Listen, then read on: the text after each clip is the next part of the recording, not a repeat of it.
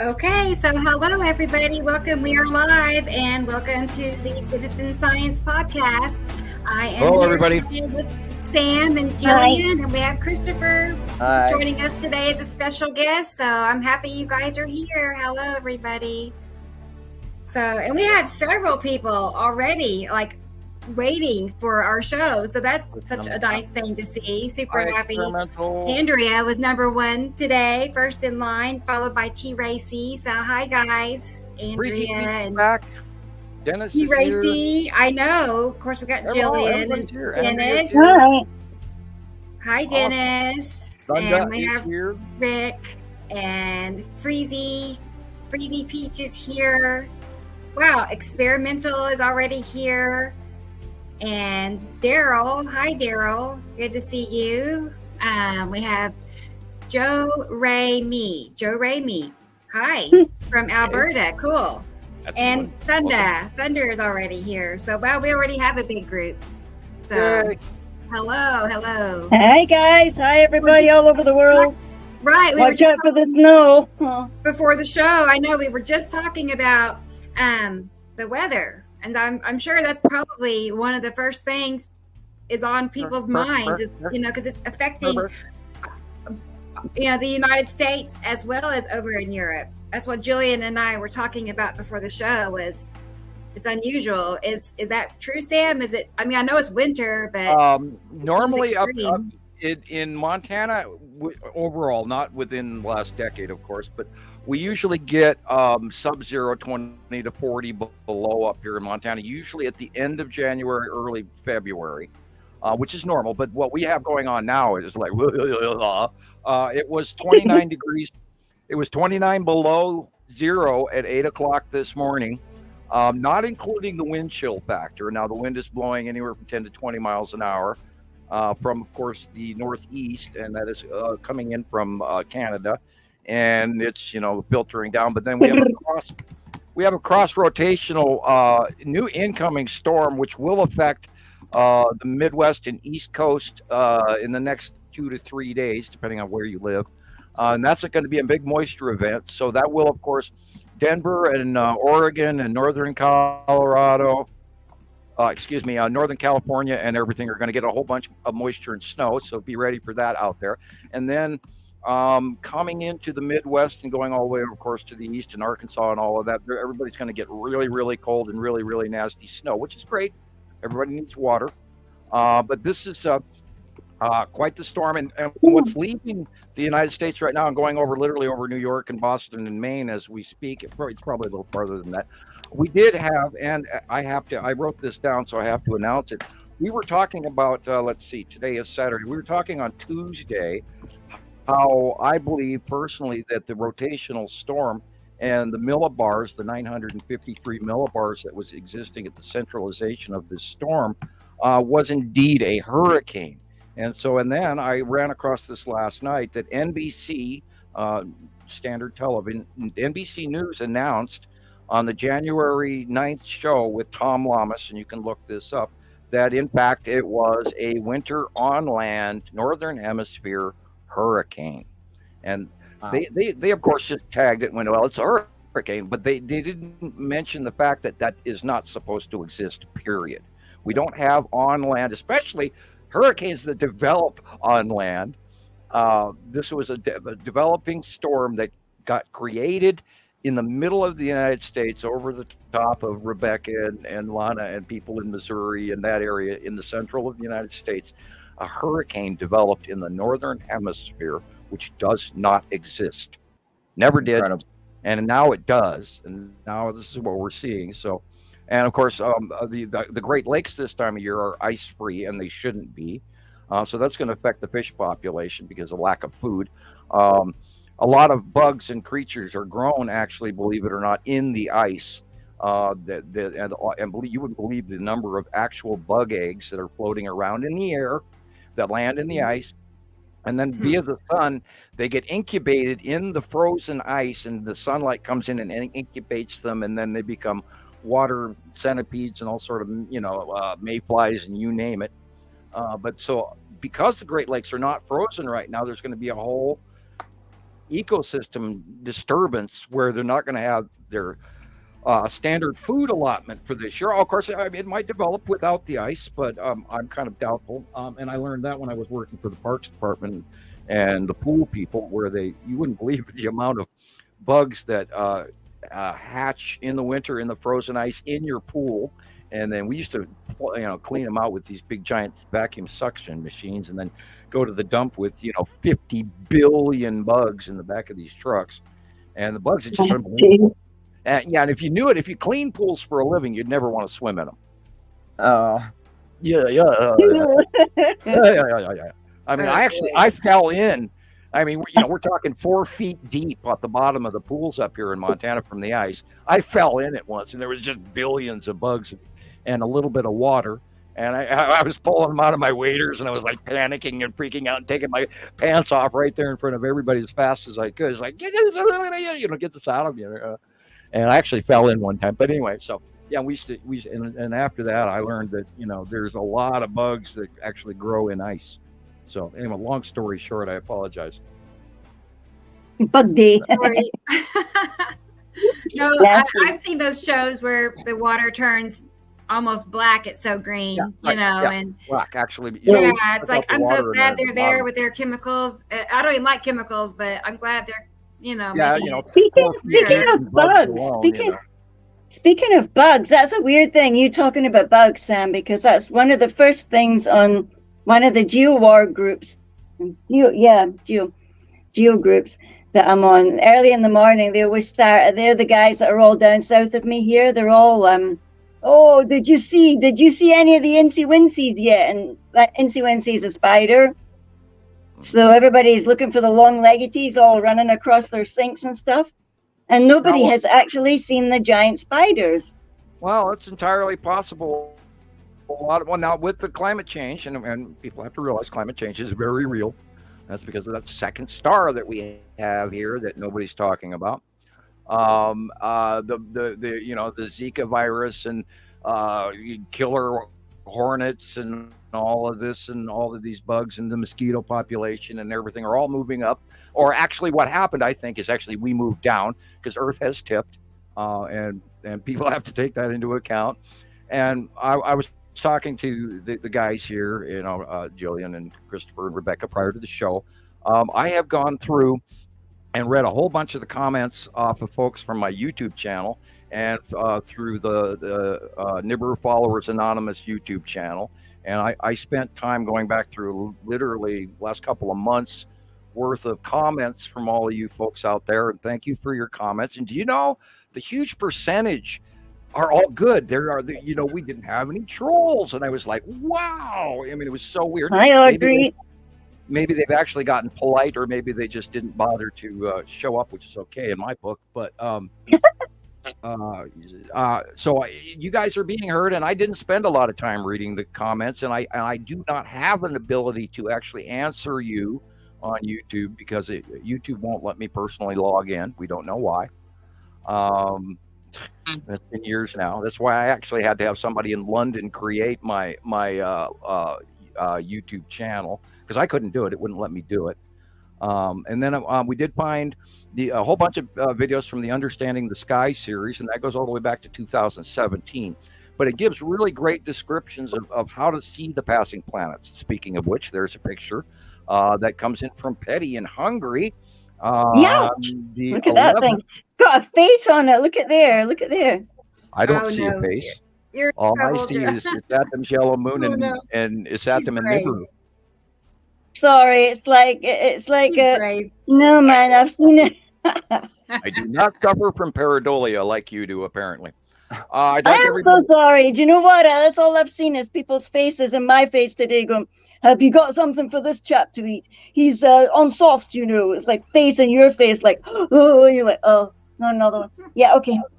You have coffee Did you have coffee today, Gillian? You mean? Yeah. Yes, I did. Because you're acting like me, and I don't know why. Yeah, I had a big ass cup of coffee, and I don't think it's worn off yet. Right, I could drink coffee all day, and I still never get hyper or jumpy. I don't know why. Sometimes I I want think I to. just feel like I had a really good day today, and that's like, oh, okay. Before you go flipping through all your saved pictures, do them really slow today. Uh-huh. Can you hear me? Okay. Okay, I scrolled there for a second. Yep. Uh, don't run through your pictures, but we have our Okay. new guest Christopher here. How you doing? And Right. My apologies. Yeah, I should have elaborated a little bit that we do have a special guest today. he's a brand new Skywatcher citizen scientist, and Yeah. he's gotten really on board with this in a very short period of time. And let's hope, of course, that his ears don't blow up from trying to cram all this stuff in his head all at once. He's got his notebook. Look there. See, he's got his pen and everything. He's sorted. He's ready, man. He's ready taking notes, which is good. So we're going to put you on the spot today, Christopher. Okay. And I don't know how comfortable you are on podcast and being live, Well, but this is my first one, so it gets easier as you go. I promise. And I could recommend other things, but I'm not going to, broach that topic. Like do drugs. No, I didn't say that. That wasn't me. Drugs. That's a joke. I'm joking. Great. Take pills. Yeah. Yeah, just get him some skills there quickly. Well, somebody on our last show said the last comment in the stream was, cocaine is such a wonderful product. And I went, what the hell does that have to do with our shows? Right? You know, it's a little offbeat. Well, I thought it might be a slam at me because I talk really fast and I think at 300 miles an hour, and that's how my brain works. And perhaps they were commenting in a sort of subterfuge, non-connected manner, going, okay, this guy, he's talking 300 miles an hour. So this guy's got to be doing coke. By the way, we don't barely even have it up here. And if it is, it's so trashed. And that's why, the West Coast is different than Montana, thank God. I'm kind of glad we don't have it up here. Otherwise, I might be even tempted to actually.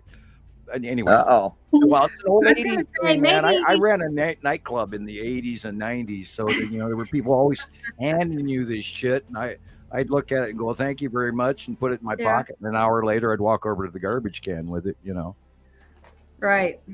And dump it out. Because, you don't even know what you're getting, for one. For two, it's not something you want to go down that path and be incorporated in and spend the rest of your fortune for the next 20 years and then have to go have surgery, Anyway, I digress into it. We were talking about.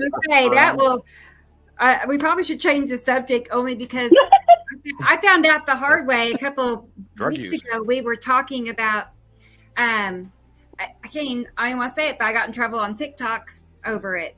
Yeah. So, okay. Yeah, they're very picky about talking about whatever, and it comes psychedelics at the time. It was. That. Oh, we were just talking about. Yeah. Okay. We don't discuss beer. No, I'm kidding. I know they're very touchy. Oh yeah. So. Well, hell, we get in trouble for my drawings and they call it nudity. Right. It's like that. It's like that. It's weird. Anyway. Oh hey, my guinea pig or my poor little hamster was nude. That was years ago. Oh yeah. Gillian posted a hamster, and I don't even remember what the hamster was doing. But Facebook was running in a wheel. Her hamster was running in a wheel. Yeah, Facebook chided Gillian for it, and it put me in Facebook jail for almost a month and a half over that one photograph of a hamster. I am not kidding. And he's still talking to me. Yeah, but the entire Montana Skywatcher 2 got shut down for a month and a half. It was 6 weeks. Of Facebook ban, and we had no way to contest it whatsoever because they immediately blocked the picture. But fortunately, I had 5 minutes, 10 minutes earlier seen the picture, so I knew what was going on. And now they don't even tell you what your error is. They just say, well, this does not meet our community standards. And do you wish to contest it? But then you can't even bring up the post that they're talking about, so you don't even have any idea which one, because I posted 87. Could be all of them. So anyway, Christopher, back to Christopher. Hi, Christopher. I'm going to let Rebecca take over because I know she's going to go, how did you find us? And go ahead, Rebecca. Right. I was just going through the comments and I see, I just want to address the newer people that have shown up. I see Robin and Katie Jo, Carol Ann. Hi, Carol Ann. Daryl, I think we talked saw him already. Nicole, hey girl, good to see you here. It's almost your turn again to come back on the show. So, or not come back, but come on the show. Sorry, we almost did that. I see a new guest called Truth It's almost Spreader. like you I did. hope you spread the truth. Please do share. Let's see. That's funny. Anyway, Sorry, I'll what? shut up. Go ahead. Oh, you're good. No, you're good. I was looking at Each other. a new name we don't have in the comments section. This is like the first time I'm seeing Truth Spreader. Nice that you're here. Thank you. That's Taylor. Taylor, Oh, my son. okay. Taylor. Yeah. Oh, Truth Spreader is Taylor? Yeah, that's Taylor. Okay. Hi, Taylor. Hey, Taylor. Yeah. Show last week. Thank you. Right. Okay, Right. see, now I'm informed. Bored, you want to Okay. join us? You're always welcome. So. Okay, Let let's me let know. this poor man talk. He's Let's fidgeting see. with his pen. Right. I mean, Sorry. I know. I'm Hi. good. Hi, Can we Chris. write something else down there? So, mainly, I think what stood out with Christopher is, well, okay, remind me your name on TikTok. Is like Denman or It's Denser One. Denser. Okay. And so for the longest time, I was communicating with him under that name, over on TikTok. Not for the longest time because I don't go live too often over there, but he caught me one evening on there.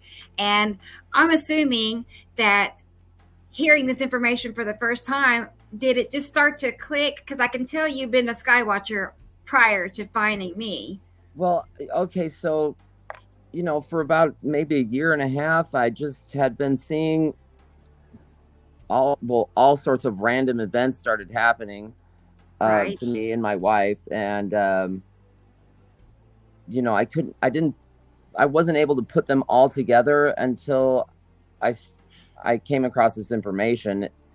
But constantly I was seeing things in the sky that just didn't make sense, but it still wasn't clicking in my head, like what's going on. It just, totally went over my head.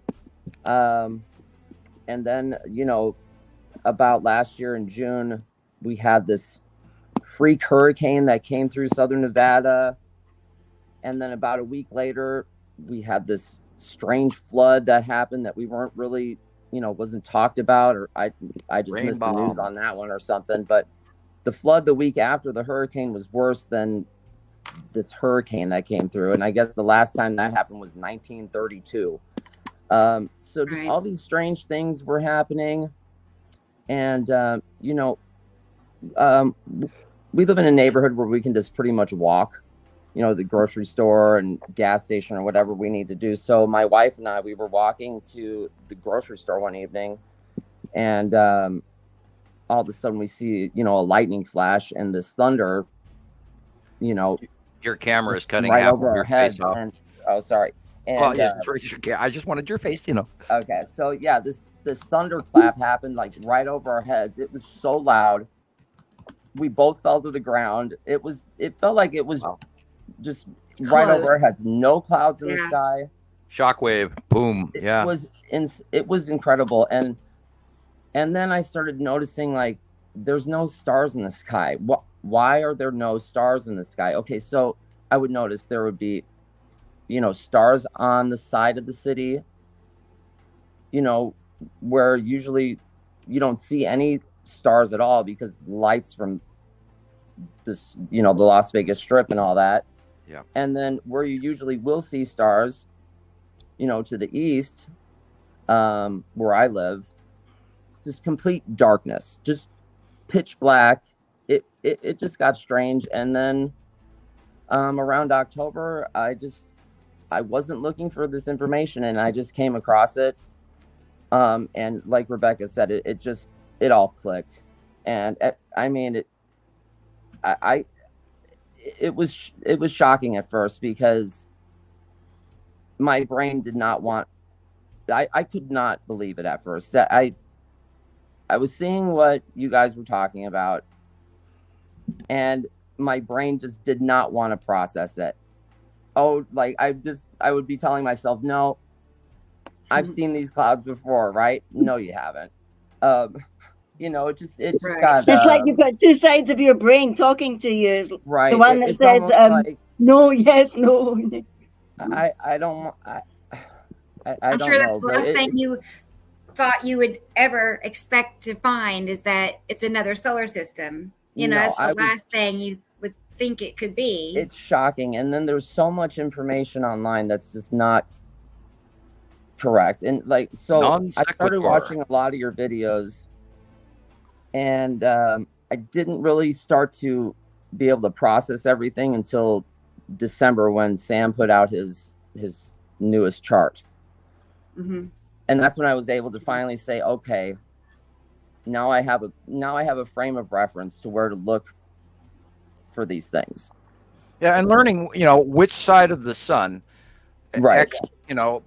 Location wise, this is this body, and then on the other side of the sun, we know that this is going on over here. And of course, we've taken 14 years to prove all of this stuff. And like we talked about earlier, going through all the comments of people and stuff like that, there is so much positive information where generically, exactly like what you just said, is like, it didn't make sense. And then we found Montana Sky Watchers and Nibiru followers and etc. And then all of a sudden it clicked. It made sense. Right. And there is nobody else out there doing that. And I will, of course, shut up again and let you talk. Well, and this is where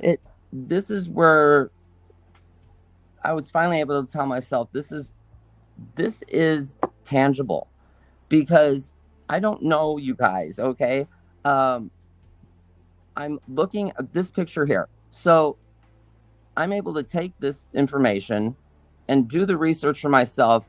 And day after day, when I can actually see it, these things happening, it's right there for anybody to look at this, and they can see these things are there for anybody to see. It's just incredible. Yeah, and you don't expect that this could possibly ever be real, and yet there it is. There it is. Time after time, plain as including day. The shadowing. And so this is another thing for me too. So once I actually was starting to see these things, okay, like I can tell, okay, this is obviously not normal. I couldn't tell what was going on. What planet am I looking at? What am I looking at? But I took as many pictures as I could, and finally, when I had a frame of reference, I was able to, finally, be able to see, see what I'm looking at. It's just incredible. I'm still in shock. Yeah, I am too. And I've known about it for 40 years. That doesn't go away, does it? No, it does not go away ever. Yeah, and it boils back down to my 1978 paper, where I just, absolutely knew that we had to have more in our solar system. And that, of course, goes back to my, Radio Wasteland shows and everything else, and including the Understanding the Sky series and Our Fight for Our Freedom Radio and all the other interviews that I did with other people. And I'm still to this day going, oh my God, wow. And there it is again. And I argue all the time with myself, all the time, every day. Yeah. But you look at like this picture in front of us here, and the round edge, that unbelievable. Now, this is not a widescreen shot, so this is a regular, normal. You see the horizon line is straight. You see the white light, which is apparently a very enlarged solar flare because of cutoff that's going on behind this even.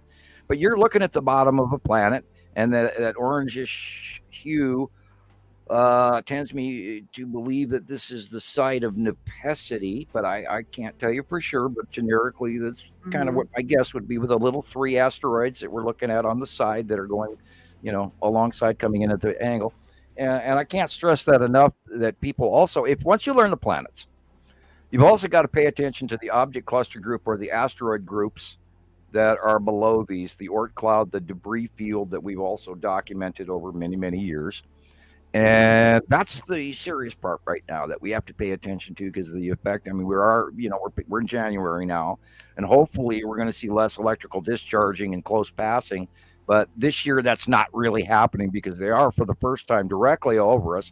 And the incoming influx of Saturn's yellow moon and the flame-like patterns that are surround it and go around Saturn, and that which is the winged planet. Nibiru is not red. It is not the winged planet. It's deep blue, and it's a Titan water type planet. Anyway, point is that if you go out and you're new to this and you go out and you look at the dark areas first, and oh my God, you're going to see some objects up there above your head that are perfect circles with the trail eddies behind them. And I've had people ask, well, what's an ion tail? Well, an ion tail is the cloud that it leaves behind through space.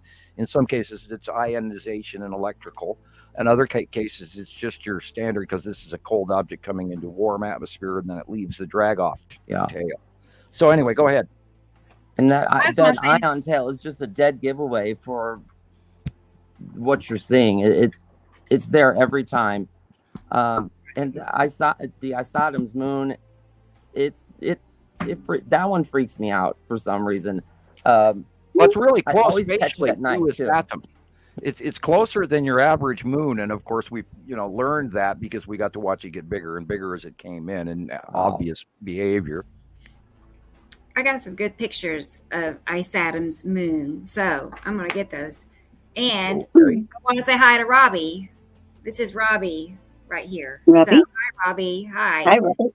Yeah, so let's see, Isatom's moon. And Carol Ann was saying some nice things, Chris, as you were talking about, how you felt probably a lot of enthusiasm, or she felt your enthusiasm, I think is what she said. I can get back to it. But anyway, about when you first started for it all to click, that's a good feeling, Yeah, you see that really emotional, passionate feeling when you first of course see them. It's like every emotion you can think of. You're trusting your own beliefs. And then why am I trying to? Yeah, you're just trying to explain it to yourself every single day. My brain is telling me this can't be possible. That. And then of course, I tried to tell some family members, like I tried to tell my brother about it. He didn't want to hear it. But my father's also, he's a philosophy professor.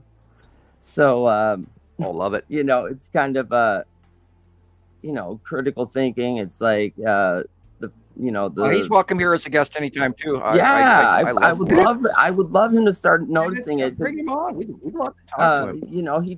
He has this really dry sense of humor. So I told him about it, and he said, "Oh, look at look at this picture I took today." And he sent me this. I'm like, "Oh, wow, cool. Let me see it." And so he sends me this picture with, it's like a big cloud with glasses, a mustache, and a pipe in its mouth. I just love it. So love it. Yeah, he's mocking you in a kind way. Sounds like my dad was as well. My dad was like, "Oh my God," as well. He's just go to karate and leave the clouds alone, man.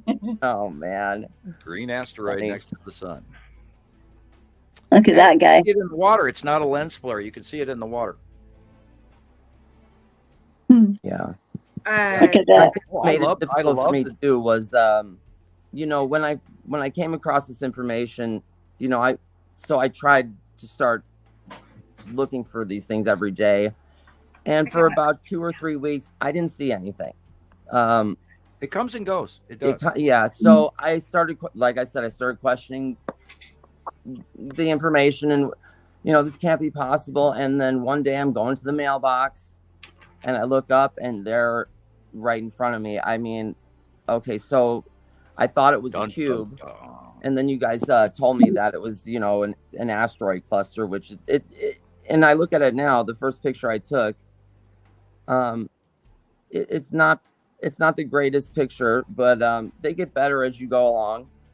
And then and this is the other thing. So like the last week and a half, there really hasn't been.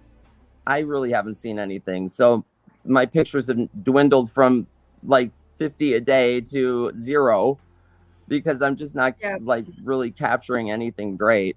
It depends on the times of the day. It also depends on how we're tilted, I expect, as well. And you sometimes you're just not lucky. You come out and it's full cloud. So In Scotland, it's just been full cloud for days now. So we refer to it as away week. Everybody goes through away it. Week. You know, hey, yeah. So and then I'm seeing everybody's posts on the Facebook groups, and some of these pictures are just incredible. These are some pictures of Christopher's. Okay, so this series of pictures. And the skies are like we've never seen them in the past, and people who are younger than me, which is most everyone, they're not familiar with these completely new skies that we never had before, and you had a decade of it sort of like honing you into complacency, because if you do look, you'll go, oh, it's cloud. But and I see this all the time where people go, I see it, I don't know what it is, and then once I got your information, then wow, it all made sense. And that's the thing. That's what we've taken this last decade to culminate for everybody out there. Go ahead. Okay. Is that a sheet? All right. So this was a night. Some good night pictures he caught of Nepicity. Just so everybody knows, those striped. Yeah, there's the side of Nepicity. That's dead center middle. Now, this is a bottom base cloud. The planet is actually a little bit higher up above it, but this is the effect that Nepicity has a standard base cloud. When it comes in close to us and does a close pass, all of these planets have individual repetitive patterns. Now, Nepicity does have many faces. You know, she comes in, sometimes she's green, she comes in, sometimes she's dark, depending on the size. Sometimes she's big, sometimes she's small. And of course, that's because Nepicity is very small compared to the rest of the other planets. And it doesn't sink into your head right away that, oh my God, look how big that is. But it has to do with proximity and the fact that it is another planet.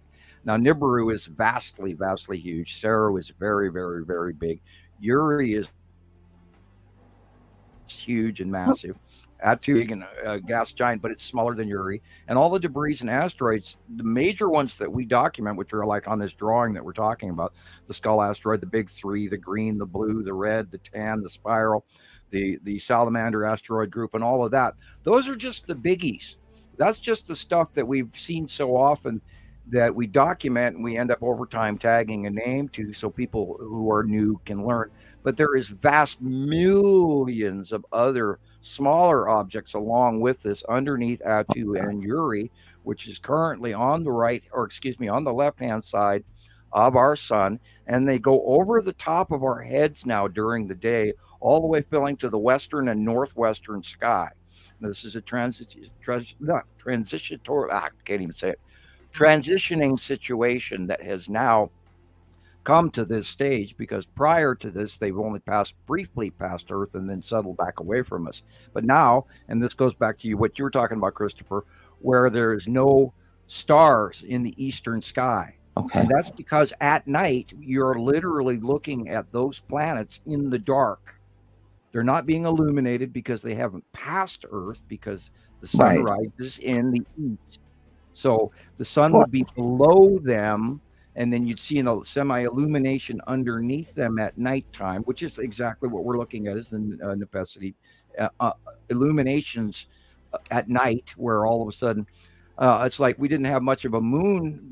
I didn't check the phases, but if you look at night out your window right now, it looks like there's always a moon, always that illumination. Yeah.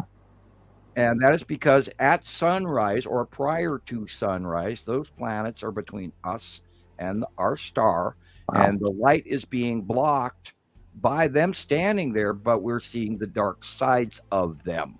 Wow. Okay. It's like looking at the dark side of the moon, which is why we have the crescenting and the half moon and all of that. And we see half the moon in darkness because the sun is not shining on the other half, and it's directed toward the actual star. And now a good portion of Earth's moon illumination comes, of course, from the refractive nature off of Earth face itself, but that's a generalization of directing the light. And we got drawings going back years where we show, okay, this half of the thing is you're seeing the dark side of the planet, and this part that's facing the sun is being illuminated. For the longest part, we've been staring at the dark sides of these planets, and only when they got a side illumination and there was a facial crescenting, where it illuminated and the asteroids would come out from behind it in the dark, and then they'd flare up and be very, very illuminated, which is why in this month's drawing, the tan asteroid is X. And I should have done better because I only stayed in the yellow. And if I'd mixed in orange, people would see it better. But on the drawing, it comes around Uri and Atu into the light, into that straight reflection where we, the humans who stand on this ball looking out, can actually see it illuminate. And I posted some, I don't know if I sent it to Nibiru or Montana Skywatcher Anonymous today. I think I did. But there's another video showing the red asteroid, and everybody all last week got around the world, and they're still posting it, got that sighting of the red asteroid that was partially in front of the sun, but you could see the illumination through and around its cloud. And then little sister in front of it was very bright, which shows that underling angle of light that illuminates it, even though it's an object behind a larger body that's actually semi-shadowed. Well, that was a long roundabout story. Pics. Sorry, that wasn't all the pics. Apparently, I had 2 folders. So, is that a good thing or a bad we'll thing? Get them. No, it's fine. I just got to figure out where it is. I worked on it twice, 2 different times, and I guess I forgot about the first part. Anyway, I'll find them. We're good. You know, all is good. And let's see. Everybody's doing good in the chat, and Mary is here. Hi, Mary. Making sure I keep tabs on everybody. So anyway, I'm having a good time. I've gotten to the point where this is, I caught myself sitting here the other day, and it's like, there's nobody to talk to, because I'm actually getting sort of addicted to doing this, the show every 4 days or so, It's like, I don't have anybody to talk to. I feel weird. Where's my friends? Right. I'm just going to let Theo out because he's going to eat a cat otherwise. Oh, and by the way, my internet provider is about to do, and I couldn't even get a straight answer. I called him again yesterday, and I got nobody. They're going to be messing with my service. My landline is being removed. I don't even get a choice, apparently. So I might be interrupting some service on whether or not I even have internet in a month or so. I don't know what's going on. I keep trying to call them. The guy that called me and notified me on the phone, which I thought was a little odd, rather than them mailing me something in the mail, and I hope it's not a scam.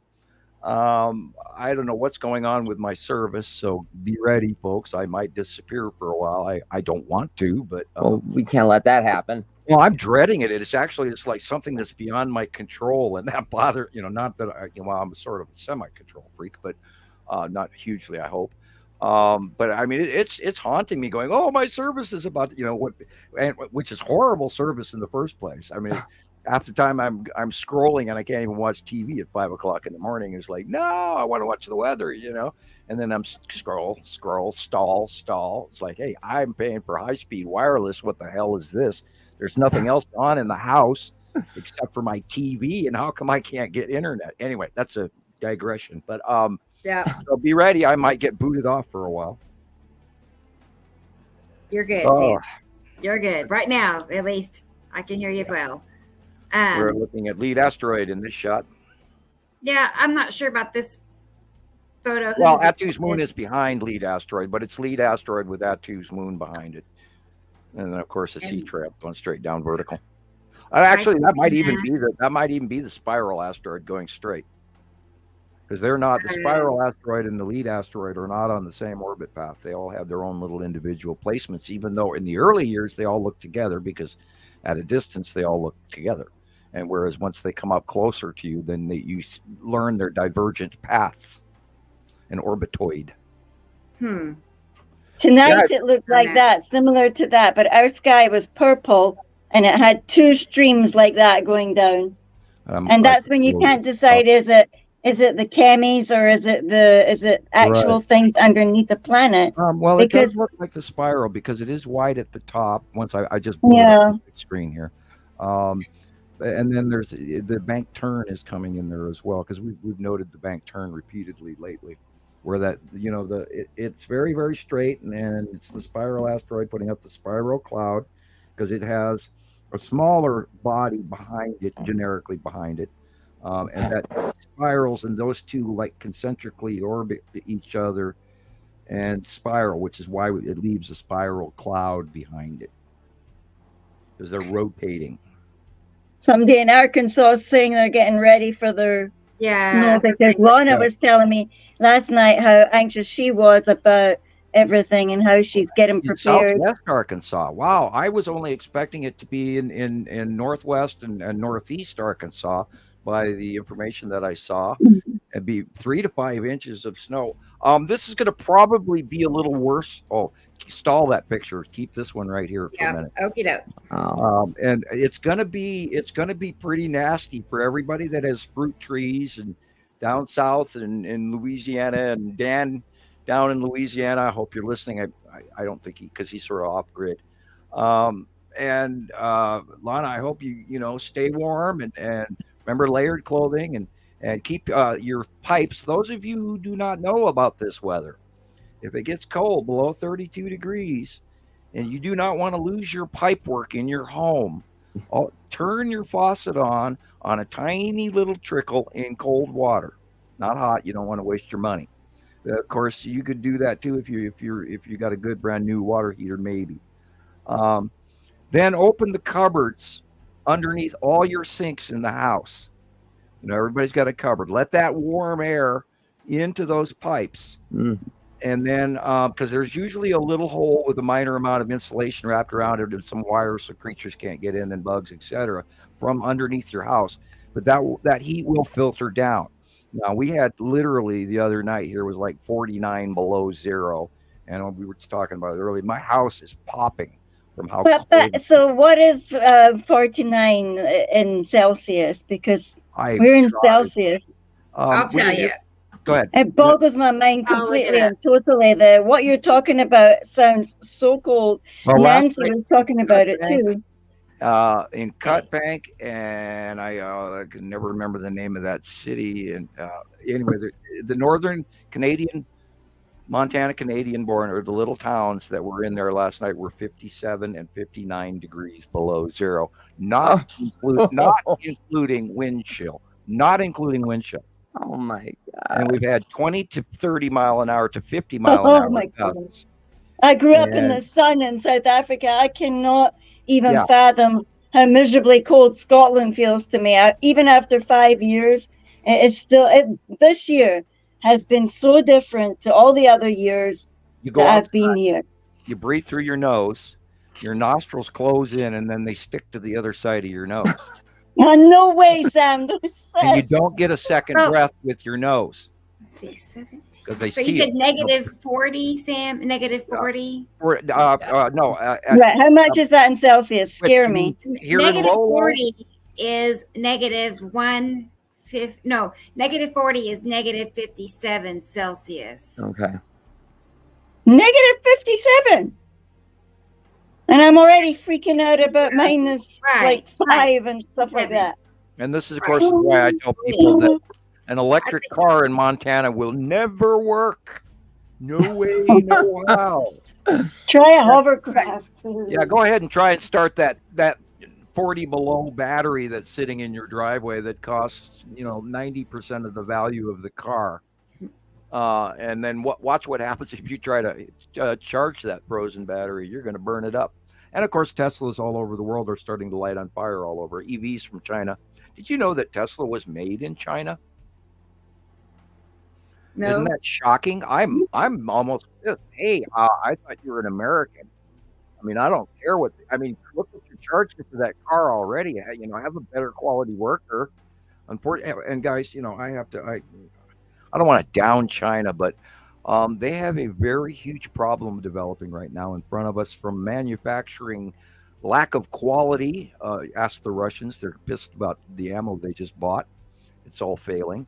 And all the way up to the shit that we're buying from them. And I unfortunately here I'm a little bit political on my statement here, but I for years have said don't buy Chinese shit.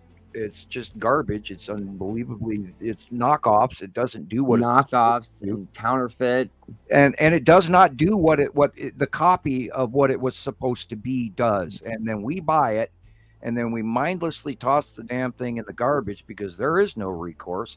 Meanwhile, they unfortunately were getting rich, but they've been They've been corruption in the Chinese populace is so bad that the entire economy is failing right now. Yikes. All the way across. After the recovery from COVID has wiped them out, and they're the new startup. And oh God, I'm not gonna that C word. I just said it. I apologize.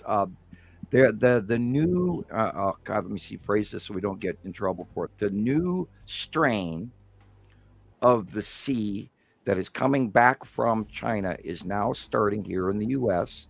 and around the world. Within the last month, 10,000 people have died, and I shouldn't have given a number.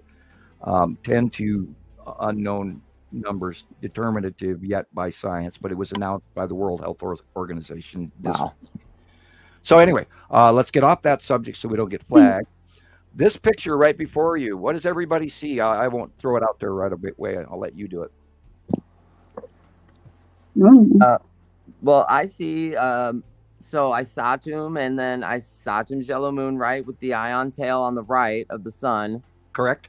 And then I would guess on the left is Uri, right? Or Correct. Atu and Atu's moon. You can actually see the stripes of Uri. Yes. Okay. And the cutoff, I'll point out the cutoff of the sun, where it's almost rectangular shaped and doing this weird flaring. Yeah. Don't let the flaring go, oh, this is normal to your eye. This flaring is there because of the cutoff.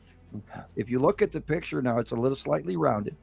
But if you look at the pictures, there's no other flaring going on in the bottom houses to the right. This flaring is because it's being cut off. Wow. Oh, it's just, camera anomaly. And look at the rainbow in the upper middle. Okay. That is the side of Isatum. Wow. Yeah. And this illuminated ion tail off the flame-like pattern is the ion tail that wraps around Isatum. If you go from the center, just above the White House, and that faceplate, see that little rounded, almost looks like a target or a shield? That's a repetitive looks like somebody reading a book. Yeah, right there. Rebecca? Yep. Rebecca? Sorry. Triangle. Yes. See the faceplate above the White House? Yeah, I do now. Under the point. Just like the drawing? At the garage. I spelled out really bad. Be prepared for internet trouble. I was going to compare it to this also. That's a good comparison. That's why I was bringing it up. That's exactly what it looks like. The axis tip is a little bit deeper to the left. But there's those straight lines of the faceplate. It's like a shield that it's a push into our atmosphere. That horizontal, And then you can see the rainbow, the side, because it's a side illumination, a crescent illumination. That rainbow is the atmosphere around Isatum. Notice how thin it is, because Isatum doesn't have oxygen like we do, I don't believe. They may have other gases because we believe it's like it'd probably be sulfur dioxide and some sort of iron and copper related. Well, it's the red one, isn't it? It's the red one. You're seeing that illumination there and that rainbow effect because it's light shining through the atmosphere of the planet. And if you notice the color change from left side to right side, it's definitely the dark side of a planet. And that's the ion trail wrapping around. And if you notice right where that rainbow illumination goes all the way down, and if you go all the way through the cloud to the right, you'll notice the cloud pattern changing, and you'll actually still see that straight line of a big circle that goes all the way from the top of the left page through the rainbow, through the cloud, to the right area where it flutters into these longer things, which shows planetary push. Wow. Middle right. And then behind it is Nibiru. That's what I thought. Because I can see Nibiru 3. is massive. And it'll run from the right-hand side of the sun all the way to the other side of the sky. So is that blue beam thing, like the rainbow beam thing, also because of the tool star? The blue shaft light has something to do with that, yes. And I don't really want to go into too much discussion about the tool star because A, that'll throw a lot of people off. B, that'll add a whole new series of conspiracy theorists who are going to jump off board on that one, and there's a certain amount of factional information from off-world that doesn't necessarily want it to be discussed. But yeah, we know there's a tool star, and Wow. and if you're a citizen scientist, go out and try and research that microstar. Anyway, and then we're going to end up with the people that are going, no, we told you it has 3 stars. And it's like, no. Different topic, different subject. We're not a firmament. We're not a matrix. We're not, on a holodeck. We're not on flat Earth. Holodeck. No flat Earth. No, I'm sorry. No flat Earth. Okay. No firmament. We're not. I had a guy ask that the other day. Aren't we a small section of something that's cordoned off from a larger something on a larger planet? I'm going, no. But if you do want to really get crazy, I actually do believe in Agartha. I do believe, and Middle Earth, and a society that may have started at the same time as we did, or even prior to us. I mean, you can look at the time machine. I believe it's Edgar Rice Burroughs. I could be wrong. The time machine and the Morlocks and the Eloi. If for anybody who's ever read, I read that book and I've seen all the movies. Of course. Voracious must know. Anyway, I do believe that there is a society that lives inside of Earth, and I believe in the hole and the North Pole and all that, because Admiral Byrne and all of that shit and all the pyramids and all this, you wouldn't believe what. I also know off-world information, so therefore, I also know that the Sphinx is massively older than the pyramids. I also know they haven't even touched the tip of the iceberg of what's buried underneath that sand pile that they're walking over every day. So they say that, I researched that a lot as well, because when I worked in the library and got the library science degree, I really got bored. So I would go and get all the books in the reference section. Yeah, Carol Ann's asking a question as well.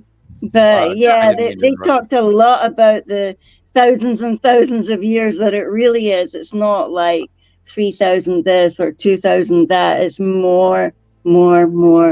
It's just more. And that's so awesome as well. It's like Christopher's all excited because he's just discovered the big blue butts. But when I realized that there was so much more to how we actually came to be here and how we were created, it's a miracle. God, we barely even touched we haven't scratched the surface of how amazing it truly is. Yeah, we might be talking about being biotools and stuff, but oh my word. Anyway, Carol Ann's got a question. Right, Rebecca just brought the picture up. I saw this and I looked at it. Carol Ann. Thank you. Do we have the date of capture on this?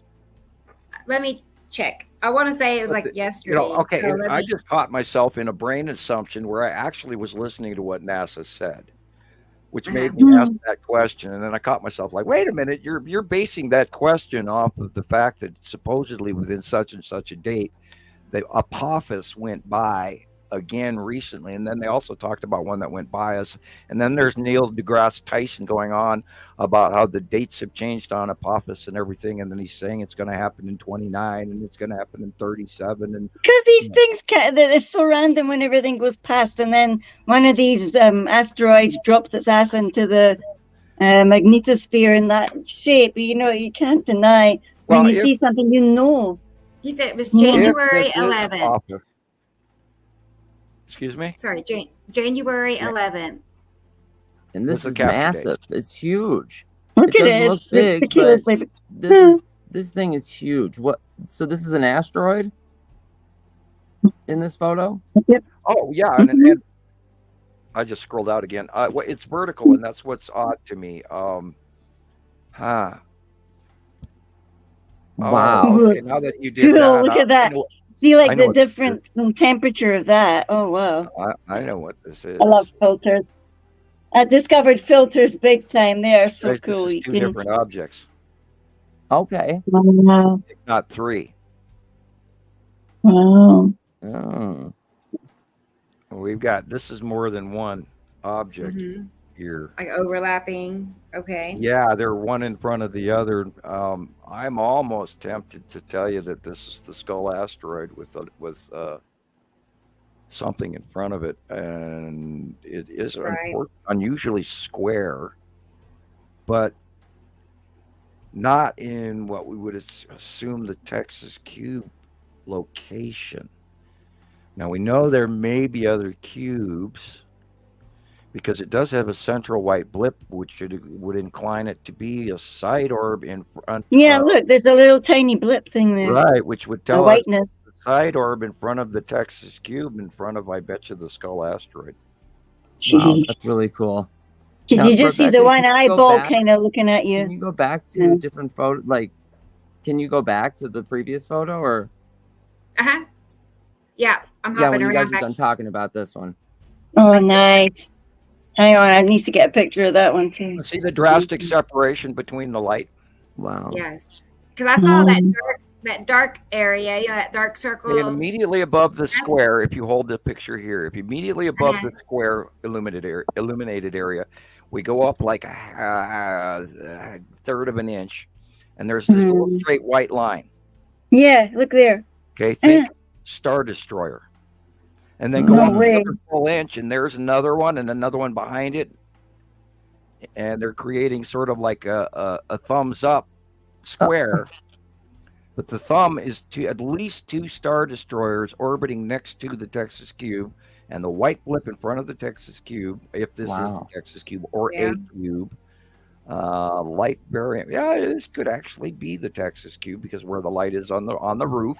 Okay, it's within the parameter, because we know Attu is passing over the top of Earth now and going beyond into the light. And if this was Attu and Attu's moon, that would account for the dark blue in the entire left corner. Yeah. Okay. And Uri. Okay, where would Uri be in my brain in this shot? Uri would be over to the right behind. Would account for our sort of odd little stripe above the roof. Yeah, because there's stripes there. Yeah, there are stripes there. Almost like it's like internal structure or something. Probably, I would say we're probably staring at the Skull asteroid with a cube and cool in front of it. Yeah, and this is, of course, guys, how we do it. You know, and I must reiterate, I'm looking at this on a 43-inch screen. Okay, that's all right. I've discovered how I can enlarge things on mine. I would like to replace it, but I don't have the money to press. Could you imagine the 60 or 75? I don't believe what I'm seeing. Oh my God! And I don't want little old ladies to go jumping off the nearest balcony or anyone off a bridge because aliens are here. But I'm reminded of that one guy with the weird hairdo that's been around for many years that always says, "I'm not going to tell you they're aliens, but they're aliens." That guy. That guy. We can't even say the Greek name, and he's got that big hair. I've never memorized his name, and I've always Zara something or other. I pitied him and sort of at the same time laughed along with the crowd because people have unfortunately made a joke out of him, and I hope to God he doesn't hear me say that. Knock on wood. He's going to watch us on Comic-Con, Sam. Well, I have attributed myself in that same pile of pictures, shall we say, or that same basket of apples, unfortunately, because I myself have to chuckle at me, and I want people to know this. I laugh at myself all the time going, I'm that same guy going, I don't want to tell you it's aliens, but it's aliens, but look, and then Rebecca did the video this last week. And it's called The Passing Planets Effects of the Binary Solar System. You want to watch it? Yeah, I'd love to watch it again. Let's watch it. Okay. I'll watch it 100 times. I love this. Awesome. Video. All right. Let me pull it back up here. And I found your pictures, Christopher. I found them as I was going to just remake it because I couldn't find them, and I found them. Oh man! Well, I wish I would have sent them back. I should have sent you guys some this morning. Oh, and by the way, for the record, I don't want to down this person's picture, thinking it is Apophis, and that's I was, it's being shared as it's Apophis, so it's not. I hadn't believed that Apophis had recently passed. So I wasn't thinking it was current information, and then I looked at it first. Oh, that last picture was the tan asteroid and the side of Uri. Oh, really? Okay. Oh, yeah, I see it right off the bat instantly. Just boom. I've been doing this so long, you guys. And I'm going to brag and polish my knuckles here and rub them on my lapel, as they say.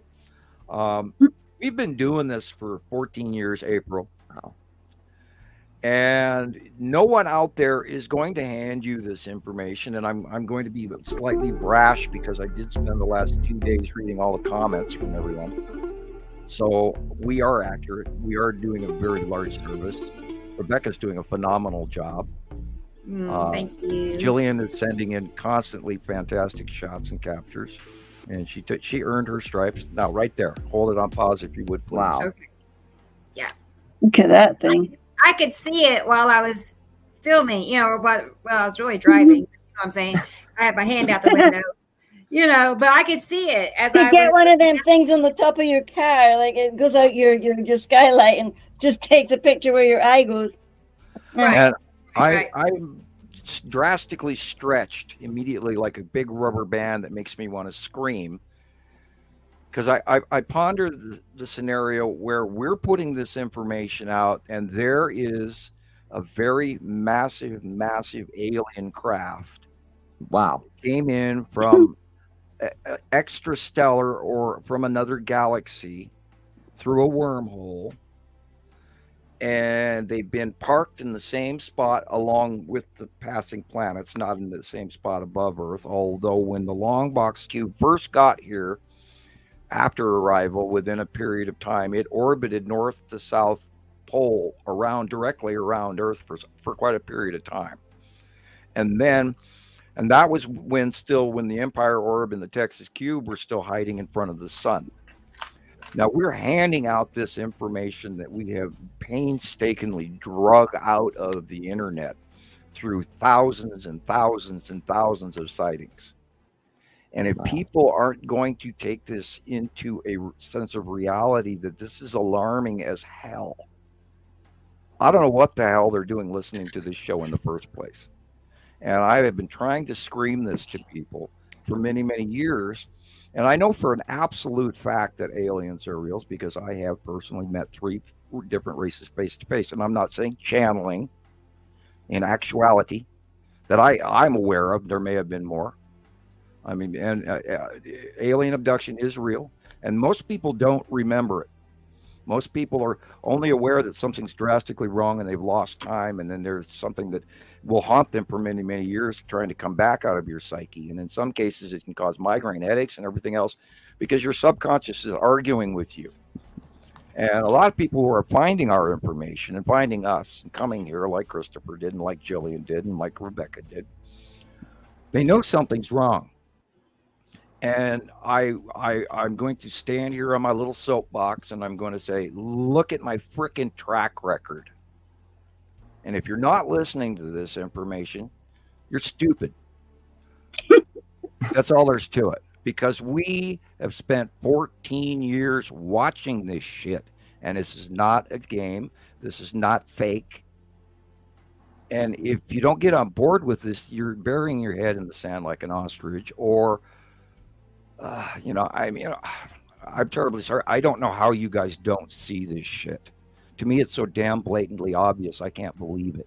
Or at least know in their gut that something is not right. Something isn't right. It isn't right anymore. They don't know what it is, but at least not only that, have but that desire to look for what's for answers. That's too simple an excuse. I'm sorry, and and maybe I'm losing my patience a little bit, but and then I wondered, am I going to be the guy in the rainy phone booth screaming in the desert on the Art Bell show or not? Everybody remembers that show. This guy goes, "Oh my God, I got to tell you this before they kill me," that kind of thing. I sat out my 30 years, and I've got trolls arguing, "Oh, yeah, NDA my ass." It's like, okay, you go ahead and believe that, okay. I mean, where do you think I get all this damn information from? Wow.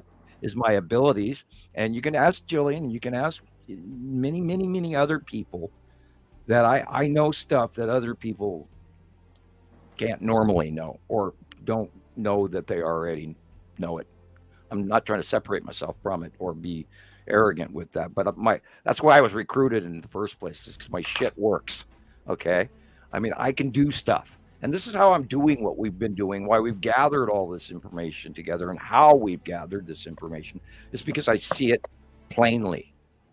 I mean, I watched Nibiru come up after the 2009 first sighting, where I saw a planet. I can't even tell you which one it was because it was so shocking. I didn't really have time to study it facially. I think I know which one it was, but I can't prove it yet because I don't have enough facials of the other ones to actually, and I don't want to go across the board on that. I don't want to say, oh, I think it was this, because unless I really know, then that's the information, because I've done so many numerous shows. And sometimes I catch myself in little statements where I'm going, oh, I wish I hadn't. That's kind of sort of reaching too far into something you don't fully know. So therefore, I'm a little hesitant occasionally on purpose, which is good. Good science, not gossip. And, facts, not fear. We do that. Sorry, I digressed. But the point with it is damn it, people, you got to listen to this shit, because that's freaking aliens. Yeah. And that and thing to be is silenced for 30 years. Yeah. In 1980, I was offered a job by the U.S. government. I wrote a paper. Did we ever get you a copy of my original story from Radio Wasteland? I've watched a few of your interviews on Radio Wasteland, but I've never read. There's 87 of them. Okay. Yeah. Well, I got a lot of work to do. Have your father listen to some of them. There's probably a topic, or show them. We'll send you a link. Okay. With all of my shows. And are you on my friend list? Yeah. Oh, okay. I will try and look you up and send you a copy of it personally, or Rebecca would probably do it faster. I'm pretty sure. But yeah, we'll send you the link on how Samuel Hofman got started with the Nibiru topic. And basically what happened was, when I was in high school here in Missoula, Montana, for my chemistry class. You want to watch the movie, or do you want me to tell you? I was just gonna. Well, I just don't want to. No, it's up to you. But I thought okay, I'd play it while you talk. I really want to talk about this video as well. You want to talk about it too? Sorry, yeah, I misunderstood. We're good. Leave it where it was. It's fine. I'm gonna back it up. There you go. Perfect. That thing is a massive parking garage with all kinds of. No, but tell us what you're going to tell us. Sorry. Okay. In 1978, 77, 78, the winter of, I'm a junior in high school. I'm going to a private school. And I was in advanced chemistry, and I got blamed for cheating and all sorts of stuff because I was very good at it. So I wrote a paper as a joke, because we did our term paper for this chemistry class year would be, and I had, of course, nothing. I mean, I wasn't going to do another distillate and create calcium carbonate out of this and that and the other thing, which is simple shit where you're just boiling stuff down in an isomizer. Yeah, they make us all do that one. Right, powder. Can I have an A? And I said, well, I'm going to write a paper on Einstein, just because I was going to argue with, because I've never ever believed in a gravity well. It always made stupid sense to me, like balls rolling into a hole. And so you're telling me that our star has got a dip in the time-space continuum, creating a gravity well, where all the planets are rolling slowly inward into our star, yet there is this dark matter holding us out of it, where we keep the place. And that has never washed with me for a second. Not 1 second. And I always knew that we are electrically connected, as like the same reason that there are atoms in the tabletop, as above, so below. Right. That is the unification model that Einstein could never do. Well, long story short, during this class, where I was also wrote that paper and was accused of cheating, because I filled out a paper and I got all of the answers right. And I didn't show any work on the paper like you're supposed to. You didn't show your math. And I said, well, I didn't need to. I figured it in my head. And the teacher did not believe me. And it was quite easy. Actually, it was one of the easiest tests I've ever filled out. So I said to her, if you don't believe me, lay out an equation on the chalkboard in front of the entire classroom and I will do it. And I said, shit, grab Einstein. And then, of course, like an idiot, I'm being a smart ass, and I got myself in trouble. And so she went next door to the next class, because this is a small private school, and there was a professor, and his name was Dr. Bartlett. He was in the biology classroom next door. He worked at the University of Montana and at our school. He taught classes, and so he came in, wrote down this equation on the chalkboard from some book, and he stood there with a clipboard and a pencil. And my chemistry teacher was a nice lady. Her last name was Chipolato, and anyway. So I start scraping on this equation, and I finish it up in about a minute and a half, 2 minutes, and turn around and explain that this is the equation. Duh, it's simple. And this guy is sweating with a chalk with this clipboard, and he's got it jammed into his left arm, and it's like screeching this pencil with such ferocity that you're expecting the pencil to break. And the man is sweating. And I didn't understand what that meant for like 5 years, longer. I never realized the enormity of the equation. Simple it was, and it was just. And I threw out certain parts of Einstein's, equals MC squared crap, because I don't believe in his gravity equations, first of all. And that, if you look at anybody and everybody out there in current physics and everything, studying everything, they're all piggybacking these equations. And then they wonder why their math doesn't work out. And then they come up with the Heisenberg uncertainty principle. Oh, because we watched our experiments, they didn't work. Yeah, okay. And that was literally the Heisenberg Commission of 1880, and they've been riding this freaking coattail in physics to this day. Wow. And you can get 100 physicists in the National Convention every year in Germany or wherever they have it all the time. And I should have gotten the Nobel Prize for this long ago. And I'm not exaggerating.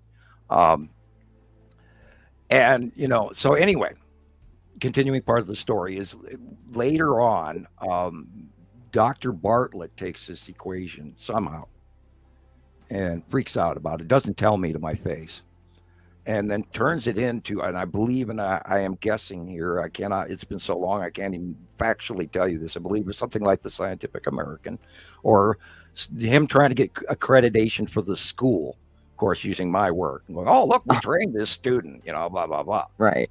This is one of ours. And the government stepped in after that, all of a sudden, 3.5 months later or so. Wow.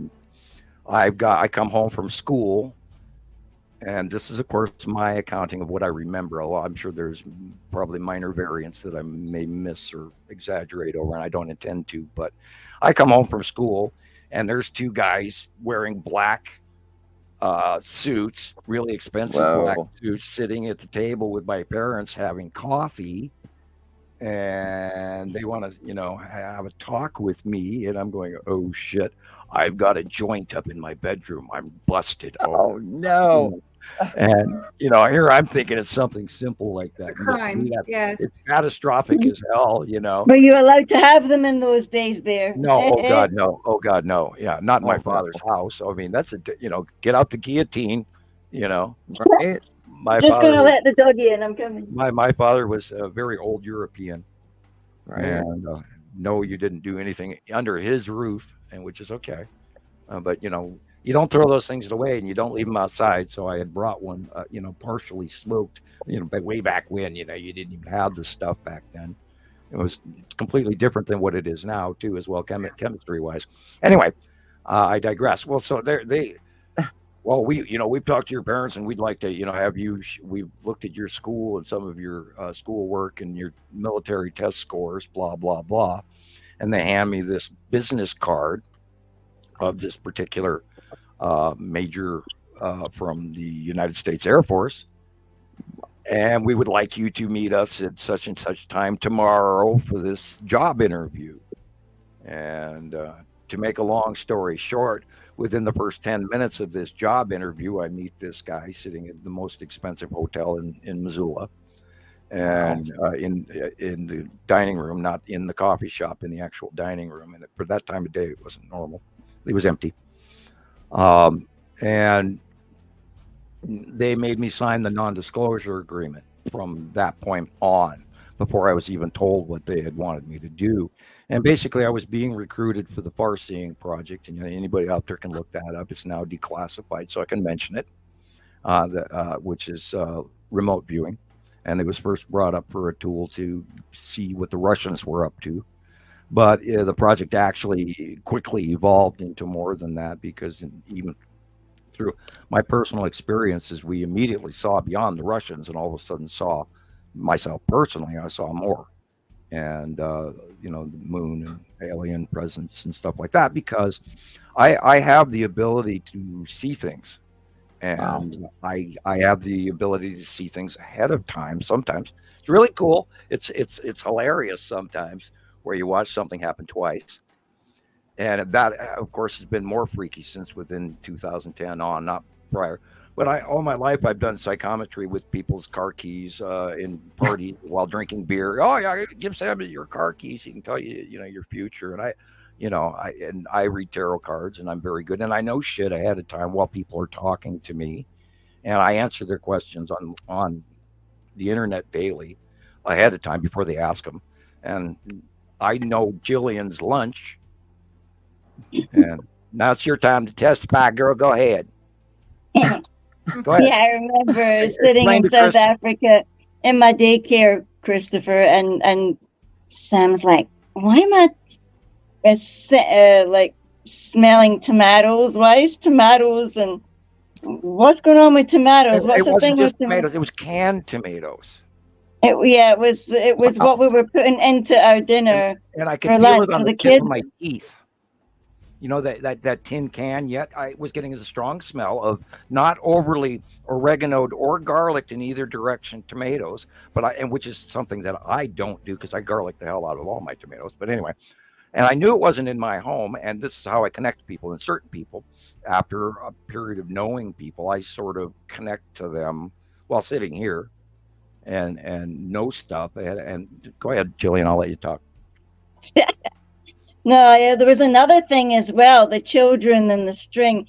It was also weird and surreal. And then I kept feeling that I'd seen you before, but I'd never, because I only realized that something was going on because the sun wasn't anymore where it should be. But getting back to the topic of the food, that was really profound. That stopped me in my tracks, because I was still semi-hysterical from the fact that I'd seen visually a planet next to the sun, because it had risen up kind of like this and gone down, risen up and gone down, but only in the evenings, and only like around February, March.